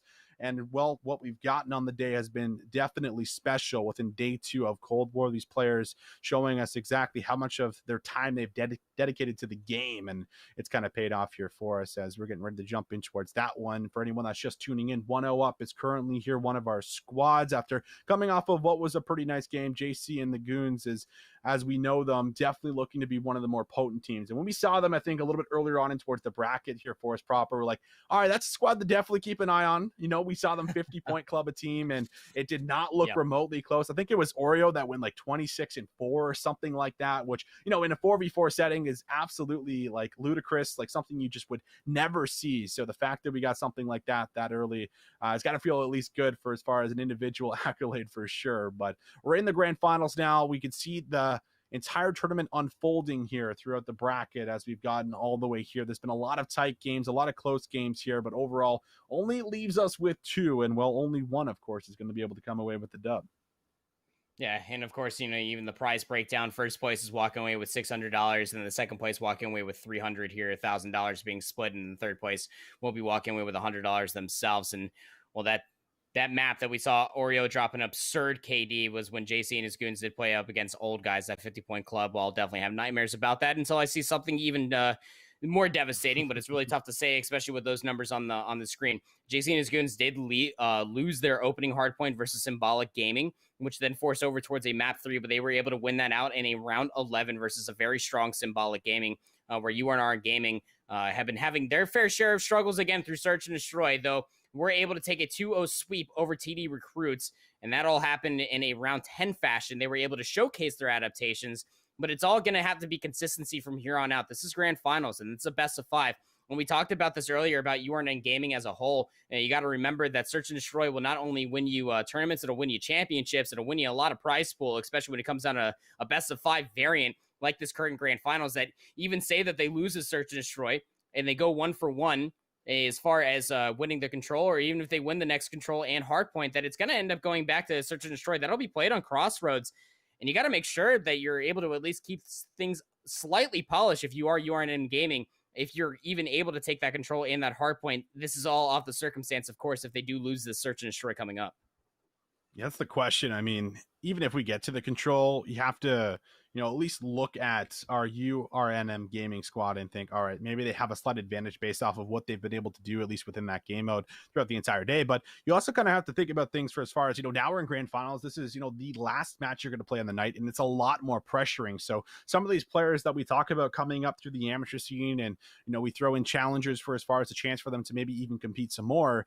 It's definitely, you know, an interesting question for as far as how they're able to deal with the pressure when it comes to these high intense moments. You know, you're playing for, you know, a good amount of cash for sure, for as far as getting yourself as far in towards the tournament. And if you lose, then you're going to walk away with about half of that here. And obviously no one wants to be in that type of a situation here. So it's definitely, I think, a lot more rewarding for some of the players that have already put themselves in these situations, whether it's been tournaments in the past or tournaments they've already played on launch and, you know, day one, because we had quite a few of those floating around here. But that's also the question as well. We've talked about how dominant we've seen this team be in respawn, and how I don't think we've seen them drop our respawn in their last couple of series here. As you know, if we're talking about URNM gaming here, we have not seen them really drop any of those first initial hard points. They've been so strong. They've been very good, and it's off the back end of just really their sub play, as well as like Harass also being able to play a lot of the OBJ role, winning gunfights up close with the AR and doing things he quite frankly should not be allowed to do. But that didn't necessarily happen here for us in that game number 1. So you have to wonder if maybe it's just the nerves kind of just, you know, getting them out for as far as what they've been able to do. A lot of these players, of course, proper we're not familiar with individually, so we don't exactly know what the history is behind, you know, competing last year through Modern Warfare, or even titles previous to that. So that's kind of really the question that we have going in towards it, is, are they going to be able to shake those nerves out? Are they going to be able to come in here clear-headed and do what they did in that last Search and Destroy in their series up against TD Recruits, where they looked a lot more solid, looked a lot more convincing? And I feel like you have to bring that to this series here for yourself when you're going up against such an insane team. But it looks like we are hearing that we're maybe having some lobby issues, so we're going to throw things to a short little break here, ladies and gentlemen, but do not go too far. We'll be right back with Moscow Search and Destroy.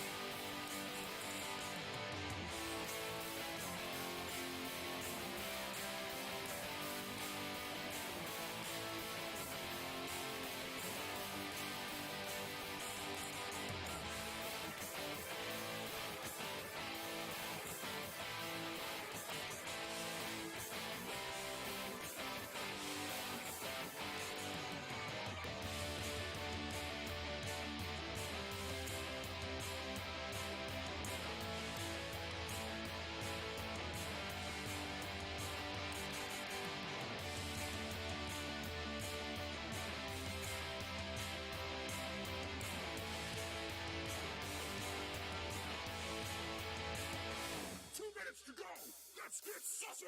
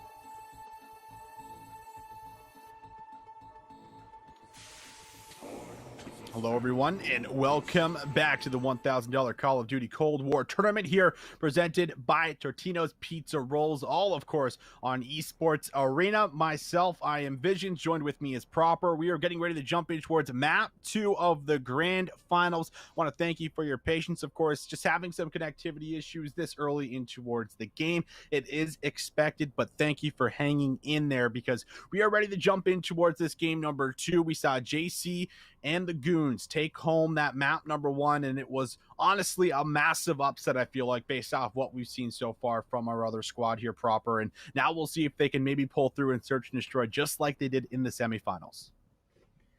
So I gotta reach out to Benny or somebody from JC and his Goons and try to figure out, like, are they a ska band? Like, are they a bunch of mafia members? I'm not too sure, but what I can tell you is that they absolutely stole away URN Gaming in that opening hardpoint, more or less gifted. If you ended up missing it, it was definitely interesting, to say the least, how we saw URN Gaming kind of give up. And you talked about nerves ever so slightly before we ended up hopping to our break, Austin. I think that it's definitely there for URNM because those unfortunate mishaps that ended up coming on through, especially from that Crossroads hardpoint, was not the same URN Gaming that we saw on that exact map mode combo throughout the entirety of the day. I mean, they were hitting late 10s, just hitting lates just so heavily that they were giving up spawns. And for a team of JC and his Goons, you know, a couple of players, I can only imagine they've probably been grinding it since hour 1, just playing together. And again, I brought up this earlier about how you can visibly see their communication just off of the mini map and the team shots that come through. They will absolutely just gobble that up, and being able to follow up on all of that opportunity that you give up on top of them. So ahead of the search and destroy, I'm hoping that URN Gaming are going to be able to clean things up and being able to win their third search of the day. I mean, they won their first for sure, but being able to take theirs off of TD Gaming in their semifinals and being able to even up the map count 1-1 would be monumental versus JC and the Goons, who have definitely appeared to be the stronger search and destroy team ahead of this grand finals. That's how it feels, I think, so far. And I mean, that just comes down to how they've been playing out some of their rounds. Before we threw it towards a break, I was really touching on how they've been able to kind of influence the map and play this little mind game within search and destroy so far in Moscow today, where they've been able to influence the unfavored bomb site based off of some of their strats with smokes and setups and things like this. And oftentimes we've seen a lot of teams adapt on the defensive, stacking that side of the map more often. So when they make the switch towards the favored bomb site, they're able to get themselves right in with aggression and typically find a kill or a trade to gain control of the site itself. So it's not going to be easy, but the good news is as I said in the semifinals, if there was ever a time to take down this map mode combo, it is in the series before grand finals, where you finally played it so often and played it so much that you have an idea of maybe what you want to do. And getting comfortable with routes and getting comfortable with spots is something that's very important when you look at a new Call of Duty title. And that's not something that's, you know, sometimes found very fast. It's something that takes a lot of time, and I mean, getting a lot of reps at least on the map mode combo itself certainly helps. But finally, we are here, map number 2, URNM Gaming up against JC and his Goons. JC and the Goons here, they lead by 1. We'll see if they can maybe pull ahead by 2, or if we will get a tie-up in the series. Either way, offensive coming through here for the side of URNM, and it's right through the middle of the map here, and they actually have a free plan at B. Yeah, they will be able to get a free plant, but Oreo gets gifted a free first blood on a Burt. Again, like, this one's position on the half wall here in Checkers is just so strong for an AR to be playing out. Tries to YY away from the reload just in case they do get pushed, but we'll end up getting the reload there on the Crick 6. 3v4 we go. Bomb not being planted quite yet. Get on the offense first will be URNN Gaming, and well, Secret's going to press on forward. Is going to be able to find Nismo. Now a 2v4. Secret looking to get aggressive on the backside of the map. It's a giant just squabble going on through, and here come the smokes. Smokes are going down. The defuse is going to be in. If they can take him off the bomb, there's a chance. Cutting through the middle of the map here, you're going to have to try and shoot, but it does not even matter. Hopping on the bomb there, saving the smoke. What a play to be able to make sure you still come through in the defensive here. And things were looking a bit scary. You could see Secret himself. He went through the building and he was trying to search for players, finds one in the middle of the map, but everyone just kind of scattered and ran away from the bomb. And like, okay, where are these guys actually located at? Could not really figure it out, but they will be able to still come through with a retake here. So first defensive round is good for JC and his goons, as we'll now take a look at the offensive side of things, see how they're going to be able to try and approach it. We talked and hyped up a lot of their B pushes and their B strategy. This is something that they've been able to implement against a couple of different teams, and you can already see one player is actually posted out on the street, one in the middle of the map watching the cross here. So adjustments already being made very early on, and Atrium's able to find a first blood onto Secret. Yeah, I was about to say it 100% comes down to Atrium to be able to read this. You also got one player that is over by the half wall, so you can't even really try to push over towards this site, especially with Harass watching this angle. Nice little shots and quick at that coming through from JC, making this a 3v3 affair. Now it's going to be a little bit of a gimme, if you will, especially with the bomb being dropped where it currently is located at. Flank's about to be coming through. It's going to be Nismo. I actually find some unique timing from two players in the back. All three players, in fact, here from JC and his goons are going to be pushing in towards checkers. Nobody is watching on the backside, but Nismo doesn't push all the way through. They almost want to give them the middle of the map and just try to collapse on top of them, but this could be a lot of isolated 3v1s that are going to go in the favor for JC and the goons, you can only imagine, but Harass finds Benny, 2v3. Yeah, no one moves in for the trade, and they got to back up to get the bomb here. Remember, they have not actually retrieved that, and that's information I think that is known here for the side of URNM Gaming. Up close, a come battle I thought would have been won by JT, but Harass says no, or he'll finds the trade. But 1v2, no chance to try and drop this bomb. Both players make the correct play, and we'll just simply back away. There's no time to be able to drop that in time, so we will see a defense responded with, tying things up at 1 apiece very early on. And I like the push coming through the middle of the map there. It looks good because you're able to at least play off either bomb site. But the problem there, Proper, is you just didn't have the bomb and you took too long to make your way over to it. Yeah, I think they were trying to find players off guard, but again, that's just one of the struggles when you are trying to commit towards the B bomb site. Defensively, a player will always be at that half wall in the inner parts of checkers. You really got to be careful of that fact when you are pushing over towards B. You aren't in gaming, are not going to give JC and his goons that opportunity, as all 4 players will stack up over towards A. 2 players here defensively. It's going to be Secret and Benny. Going to try to read this here. Could potentially find a first blood. Atrium does go down. That's Secret that pushes all the way through. Benny's inside the dip as well. Well, Secret does push all the way through again, but there's Harass with the angle. Is going to be able to find Benny and immediately retrains the aim on an Oreo. Harass has been making plays in Search and Destroy ever since we started watching the squad early in towards the tournament. Turns things into a 2v2 off the back end of what was a 2v4. His partner with them is going to be Bert, and they're both going to be playing on the opposite side of the map here. Trading sides, here. It's going to be both of these teams, and rotation now may be in effect over towards B. There's lots of time to be able to make this happen. 40 seconds left. They know where one player was, but they don't know where the second was here, so they are going to be very wary making this rotation through the street. But it is definitely a free plant. Both players posted up inside of A. 25 seconds left. Right through the middle, actually, is going to be one player as he moves down escalator. Bert trying to find this trade. He needs to find this trade. He does not. JC gets there, and that's a big play from JC to make sure they do not get 2v4'd. Yeah, and again, just that rotation was really well read. See the best play from the round again. Harass was able to find the first, and then immediately again just onto Oreo. But yeah, I mean, it was the right idea to try to go for the wrap around to go over towards B. But I mean, when you're in control of the top escalator side, just think about the rotation. You can see it on the mini map as well, just how you could just work your way down the escalator and just be inside of the main center of the map.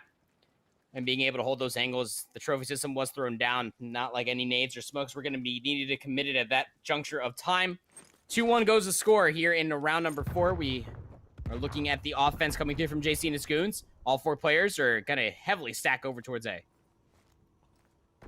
Sure are, and one player backs up for the flank here. It's not an aggressive hit. It looked like they were lining up for it. They do have escalator control, but 2 players holding the outer part of the wall here, making sure there's not an ease of access. Benny with the sniper actually works for a kill. There will be a trade here, but Benny manages to grab 2 before he falls. Nismo with 1, Harass now with JC. Turns things into what is a 1v2. Almost able to connect for Oreo, but won't find the shots. And now we'll see a couple rounds in a row over towards JC and the goons, and we'll get another clip here of Benny with his quick scope, I have to assume, just about able to drag it over, move to the pistol, and able to just beam Bert for the 2-piece here. Great plays all around to control in the site, moving in from the offensive side.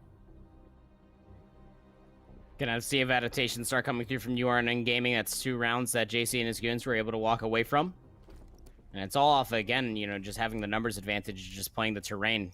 Benny all the wiser after finding that first snipe. Also saw a player cross over inside dip and was able to immediately punish them for it. Back onto the offense we go for URN Gaming.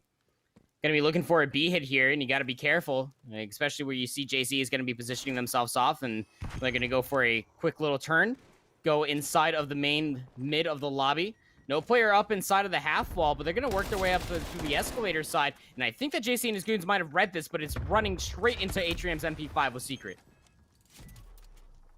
Should be a chance to try and drop this bomb in the Riz here. You have complete control of the site. One player is going to be on the outer alley right now. That's player number 8. Benny actually works the kill. Can he slip away as the assistance from Oreo? But Oreo's not watching the pinch in the inner area here in the building. So Harass does find the kill. Now a 1v2 situation. Atrium and Harass trying to lock things down to get a much needed round here. But JC looking to play spoiler as he attacks from the flank here. 25 seconds left. He's going to have to move fairly quickly here. Has to also get this defuse off, find both kills. JC finds himself one, but the MP5 up close is way too much to handle. And finally, we'll see a bounce back here from URNM Gaming. Yeah, the MP5 at the close range.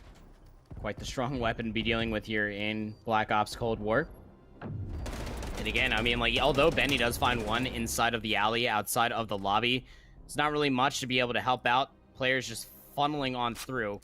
And it was just such a wise push. Again, Secret try to push over inside of escalators, just trying to gain information at the bottom side there. Unfortunately, lost their life because of it. And then it was all just a domino effect from there on out for URN Gaming, keeping this competitive. Into round number 6 we go. The offense for JC and his goons did not look as strong as we once saw over towards the B side, and thanks to Harass in this angle, was able to lock things down. 2 players also inside the streets here. It's a hard read coming on out so far, but 2 other players defensively for URN Gaming are all the way up towards the A site. This is 100% going to come down to Harass to try to read this. And it looks like that just JC and his goons are just not fully committed to this. And it could be just because they know that Atrium is on the bottom side of this window. Pretty common spot for the most part, but yeah, I think you might be right. The way Secret at least is playing here is like he might know. Benny, might be his job to try and check this here. Secret now with the first move. They will be able to scout him out. Atrium out of the picture. Man advantage now gifted over towards JC and his goons. Another B hit looks to be the play unless they looked at making a swift rotation here. Harassed. Going to make the mantle happen, and well, at a perfect time. However, his teammate doesn't win the gunfight. He is pushed out. Harassed is down, and another successful offense swings the way of JC and his goons as they just completely overwhelm the side of our squad here. And I mean, proper, how many times have they done this so far? As we have seen URNM Gaming just struggle, I think, to really lock things down defensively here thus far on Moscow. Yeah, and again, from there on out, it was just a nice defensive play for JC and his goons. Again, they stack up on top of each other. Worst comes to worst, they only lose one, but the trade will always be there, especially in the numbers advantage. That is just clinical search and destroy play. Fundamentals are being showcased here for JC and his goons. Now it's all about consistency. They are 2 rounds up. Into round 7, we are looking at for URN Gaming to hard commit over towards A. This is where they found a lot of value early on. It's just hard hitting to this. Their previous offense, they slow push up the escalators. This time around, it's a full-on hit from the top side of the map. Bomb is already here, and it looks like it's already being set down inside A, but Nismo will find Secret for first blood, 3v4. Don't like that challenge from Secret at all. He could have gotten himself out, but we will see at least Oreo maybe start to make amends for his mistakes here. It will be Atrium now with a kill on towards JC. 2v3 situation. Oreo, they know exactly where he is, and well, Bert ends up finding him here from the flank. All up to Benny. Has to maybe find some quick scopes as well as get this defuse. It would really take a highlight reel to get this job done in the 1v2, but chance to maybe still do so. Waiting patiently, no challenge from him. Has to go to the pistol here, and he unfortunately will fall down. So we will see finally another big push come through over towards A here with a lockdown set up. The problem here for us proper is defense. Defense against JC and the goons. They're really good at exploiting these angles and really finding a couple of different ways to be able to play through. B, not even just planning, sometimes just overwhelming through the street. That has to change, and it has to change right here. Yeah, I mean, the best defense can't be a good offense here. If you are in gaming, you got to try to polish things up here and at least walk away with a defensive round to tie things up in round number 8. And for JC and his goons, looking to continue on their strides for offense. Looking like 3 players want to fully commit over towards A. Player number 7 in Oreo is just going to look through the middle of the map. We'll throw some shots over towards Harass, but the fight has truly embellished over on the north side of the map. Nismo will find one. They are certainly traded out, or it gets aggressive through the staircase, and they do have JC in their sidelines, but JC destroys them. Harass now looking for a big play, and his teammate actually cleans him up from behind here, so they will get it done. Finally, we see them get a lockdown defensive setup intact here. Harass just moves in, finds the easy cleanup, and able to find himself JC. Teammate finds the second, I do believe, there. And that is just what you love to see coming through, and a big adaptation that had to change, at least. You could not afford to go down 5-3 against a team that has been so good at being able to change things up on the fly, but now you have a chance to actually pull ahead with the lead, and have to kind of keep coming back to the point that we did see the squad struggle quite a bit within Search and Destroy here for us, but definitely looked a lot more solid in the semifinals, where they were able to finally take a map after losing it so many times in a row. This is the chance to take that map here once again, and it looks like they're taking it by force as they move into A here very aggressively. Okay, gonna be able to take down Atrium, but Secret again gets punished by getting a little bit too aggressive. Well, now for this 3v3. You know that Benny is just locked behind this box, tries to get themselves back through the alleyway. Nismo will take him down. Second in the round. Nismo trying to lock down shots. Oreo in the backside of the lobby.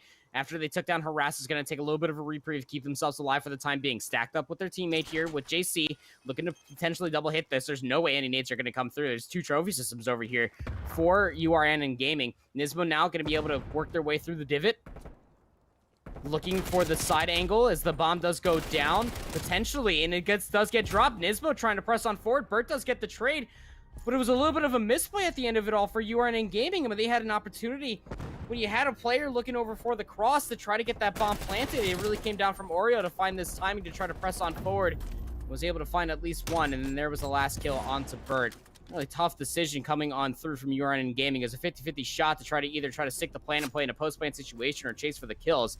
Well, they clearly made the wrong choice. Oreo makes the big play there as well. I mean, just being able to find the timing to move in and get aggressive is at the perfect time.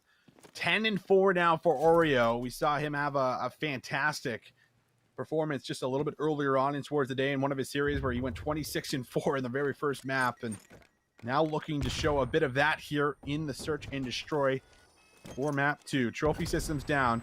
3 players stacked up pretty closely right now here for the side of JC and the Goons. Just waiting to see if they can find that timing or grab information before they actually make this push happen. Benny, he finds a first kill. Burt with a quick trade now turns things into a 3v3. Secret holds the bomb, and Secret may be looking for a rotational play. Very aggressive challenge. Remember, if he drops this bomb, it's not going to be easy to retrieve, but they actually find Atrium here in the cutout. They make the swift rotation here proper, and there is no one here to stop this bomb from going down. Nope, not at all. And again, being able to take down Atrium from that power position means that the B site was opened up wide. 2 players now defensively, 2v3 we go. URN and Gaming are trying to funnel their way out through square from checkers. Player here for Oreo has a very prime spot to try to watch the flank. No players are going to be coming through there. Player number 2, Nismo, could be the player to potentially watch. JC, though, is going to catch Burt off guard. Nismo does take down Secret. Now they're inside the house. 1v2. To save the map, to send it to a round 11. You got 15 seconds left to play. We'll now try to fly over towards the bomb, but JC is going to pop up from the tree planter, and they're going to take them out 2-0. The map counts 6-4 here on Moscow Search. 6-4 coming in. JC and his Goons still showing just why they're so strong in Search and Destroy. They show it once again and demonstrate it perfectly in the grand finals as they're able to pull ahead 2-0 for us proper. They have a chance to close things out in 3-0 fashion, but I don't expect that to go down that way unless we just see everyone demoralized here for this side of UN Gaming here. But I just don't think that's going to happen. I mean, we've seen them be really good in control. We've seen them get a lot of 3-0s, I think, for the most part here. The problem I think I'm going to be looking at is, are they going to be really down in like kind of their spirits here? And are the vibes kind of just not there for as far as going O2 down? I think that's going to be the biggest question for as far as what we've gotten, because we've never really seen them in a spot where they've dropped the first map and then, of course, dropped the second, because that would completely eliminate them here from the series. They're always really good at starting off the series hot, grabbing and securing the very first initial hard point, and then occasionally dropping the Search and Destroy, but closing things out in control. So this has been their clutch factor. This is something that they can at least kind of heavily rely on, but being down 0-2, feeling like you're getting steamrolled, feeling like you can't get a map win could just be enough to maybe push them over the edge and not be able to come back here.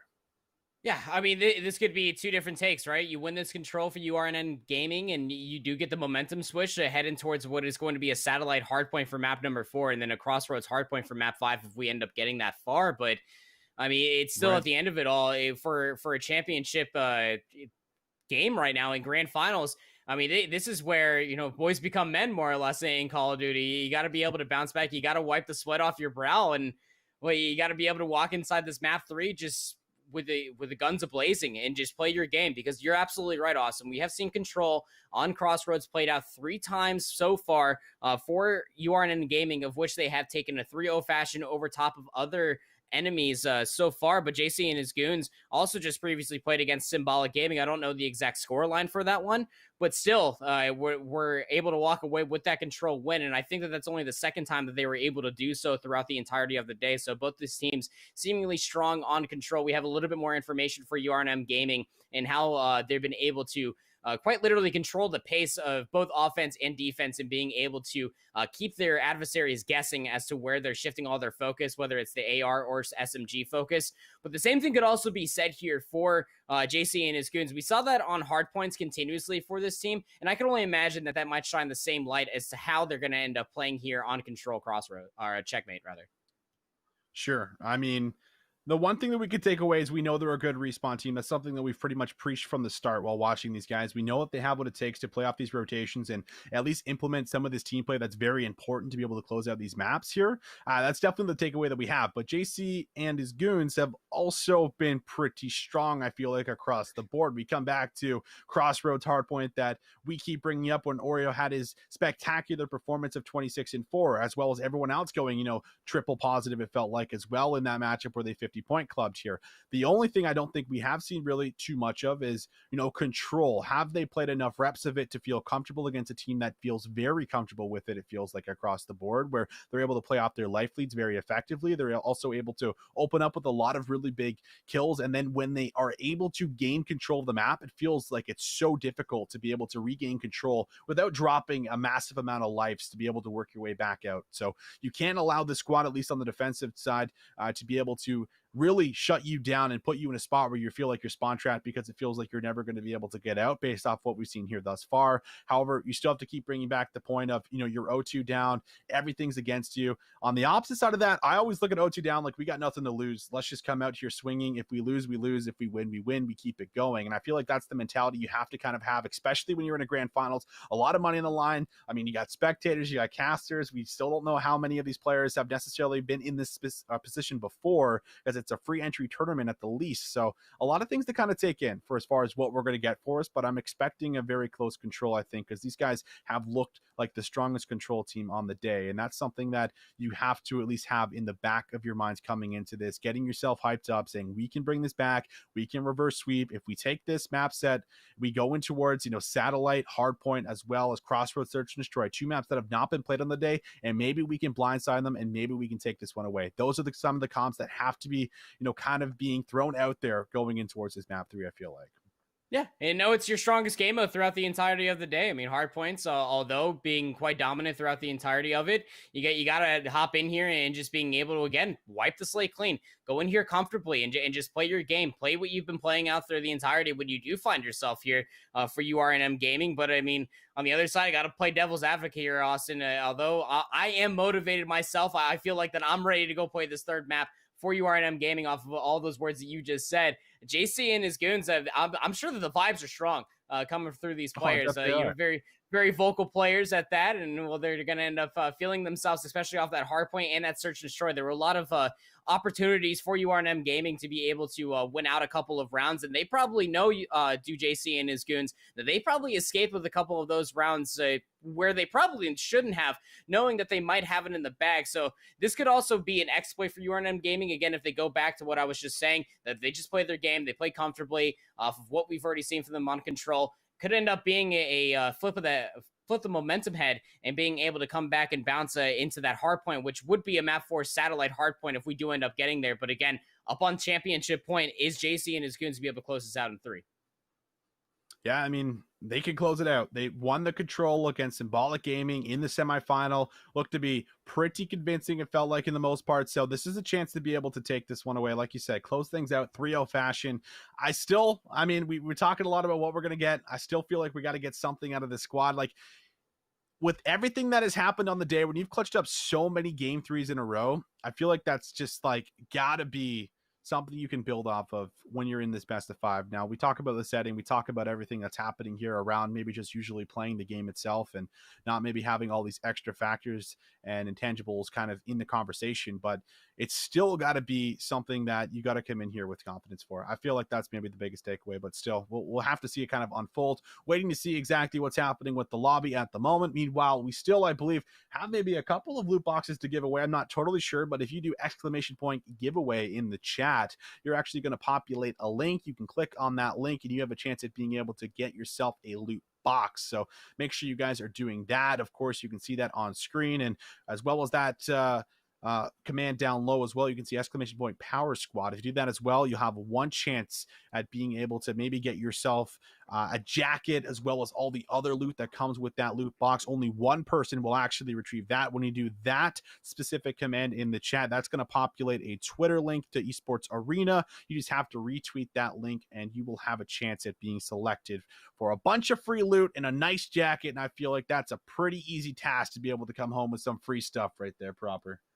Oh, absolutely. And all brought to you by Totino's. Love pizza rolls. Who doesn't love a potential way of getting some free loot, some Cold War loot, some Totino's jacket? Honestly, I would enter in the chat, or I would enter that in and try to win that sucker, because I mean, honestly, it's only getting colder outside, and who doesn't love a nice jacket when it's getting nice and cold outside to join with a nice hot cup of cocoa inside?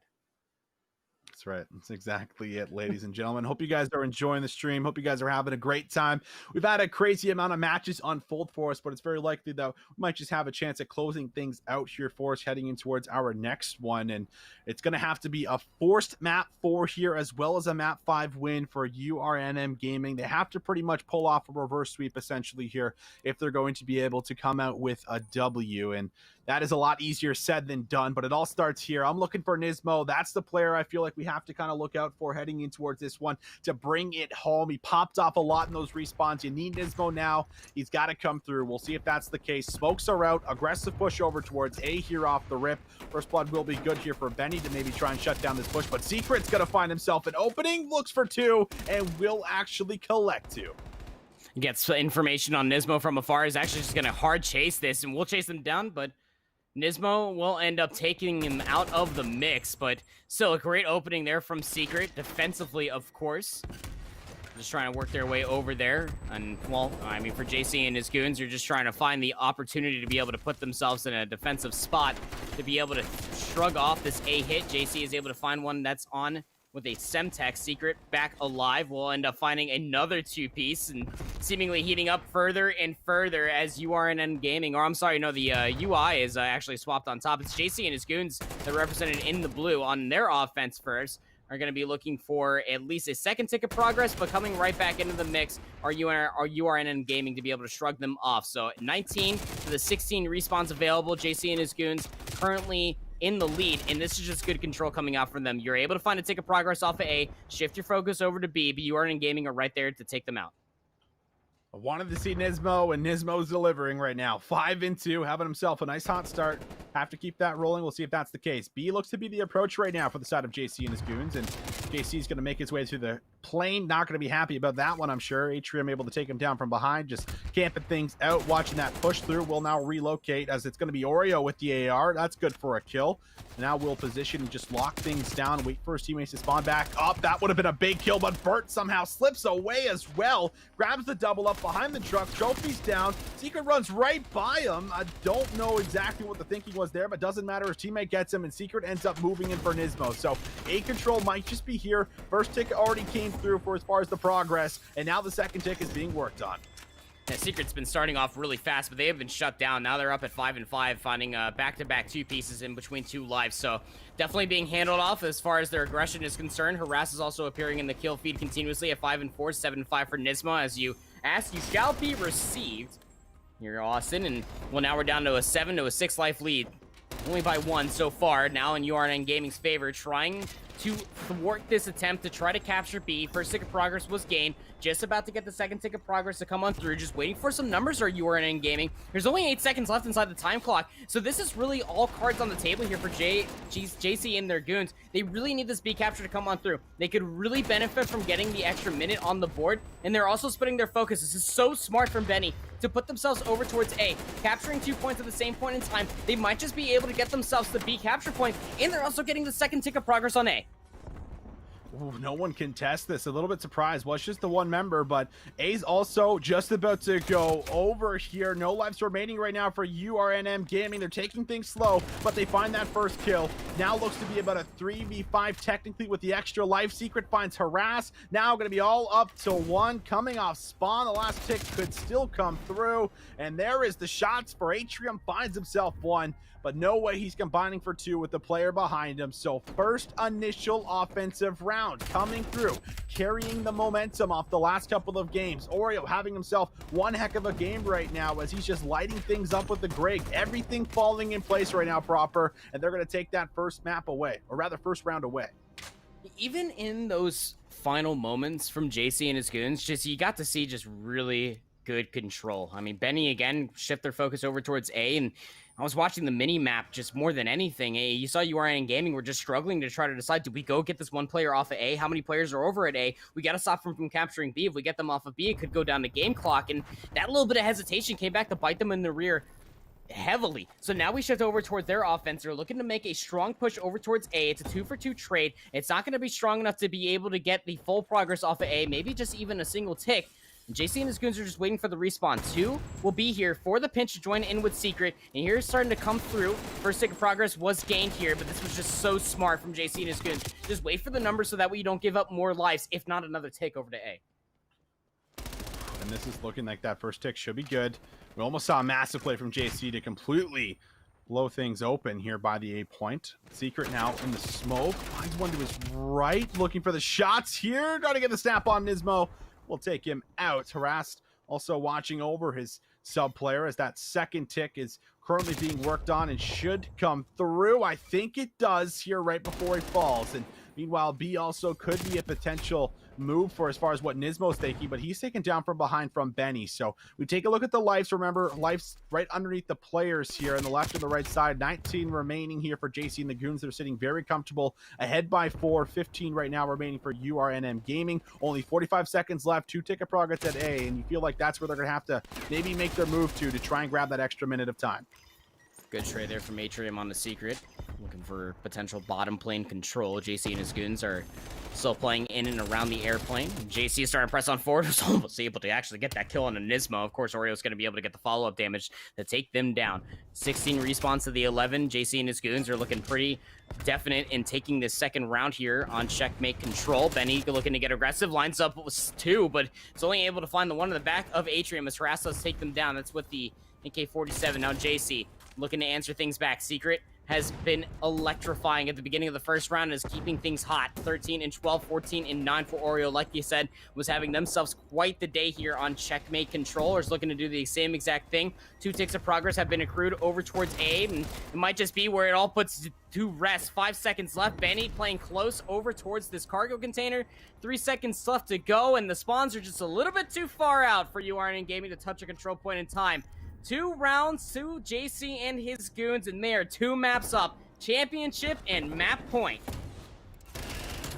Ooh, this is an absolute unexpected type of play style, and really everything that's unfolding is not what I thought would happen, but it is happening. JC and the goons, they have way too much momentum. They're playing with an insane amount of confidence, and they are clutching up on a lot of these individual gunfights that are just paying off for them here every single time they're looking to make a move on the map. It has to stop now. You have no choice. URNM Gaming, they are going to have to go big here for themselves here up against JC and his goons. Not only do they have to find 3 rounds straight here in control, but then they also need to take 2 maps after. But you have to focus on this first round. It all starts here, and it all starts shutting things down on the defensive. Secret Secret through the middle, throws a nice little smoke, opens up the lane, but Bert's watching it there, so he will be able to find himself a kill. A couple kills end up coming through here for the side of URNM, and now a kill up top. Almost looked good there for JC, but he is shut down. Team kill there for Secret, but the A zone is being captured in that first tick, already being worked on.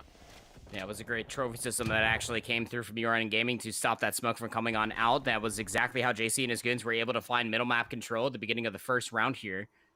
Well, now the life lead, although by 2, is in favor for URN Gaming. Nismo's actually going to push through the airplane. He's going to be able to find one, but nobody read Oreo also inside of the main lobby of said airplane. Now being able to turn around, Atrium's going to smoke Benny. After turning around, does see a player around the corner. It's going to be Oreo that does take them down in return.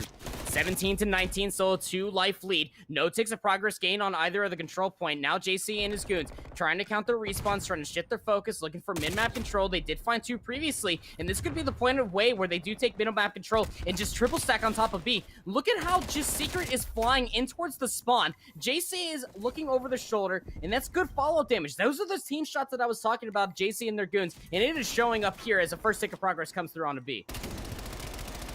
Benny, look on the outskirts here. It's Nismo, who's going to be trying to hold that, but Harass and Atrium both finding a couple of kills. Oreo down low, finds one as B is being worked on. First tick is good, but only 25 seconds left, and a move's going to have to be made sooner or later. We're even on the lives here, so that's not necessarily a factor, but getting yourself an extra minute of time certainly is. So JC now feels a little bit more antsy, knows Nismo's close, and will wait patiently. Finds the kill. Oreo finds the second. A chance down to move forward. Up top is Harass. JC looking for the shots, but Harass will shut down 2. Meanwhile, Benny turns his attention towards A, goes for the challenge, takes out Bert. Harass actually kills himself with a Semtex, and now URNM Gaming are down by 3 lives, and the A zone might just end up going over. Second tick of progress is in. Third tick being worked on. Atrium looking to make a move, but Oreo says no. Finds the kill. Benny has support from Secret and his teammates behind him, and it looks like this A zone will be gifted over as they will put an extra minute up, and now we look towards the B zone.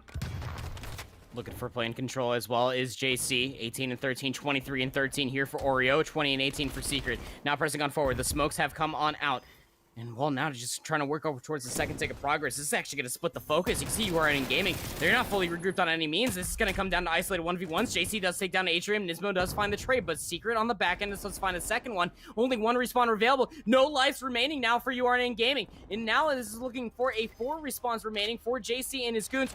4v8 essentially here from URN Gaming. They gotta play tight and they gotta play together. Second tick of progress halfway accrued so far for JC and his goons, and Benny does find Atrium. Now a 3v8 situation. This is all going downhill and it is spiraling out of control. JC and his goons are looking to take this in a 3-0 fashion, both in control and in the series as well. 30 seconds left here, but the 2 players remaining, now just the one in Nismo, is looking to be the heroic player that they absolutely need. But is the Cape strong? It may not be the case. They're going to be sought out. And just like that, JC and his goons are going to take the control 3-0, the series 3-0, and they're going to win the entire championship day.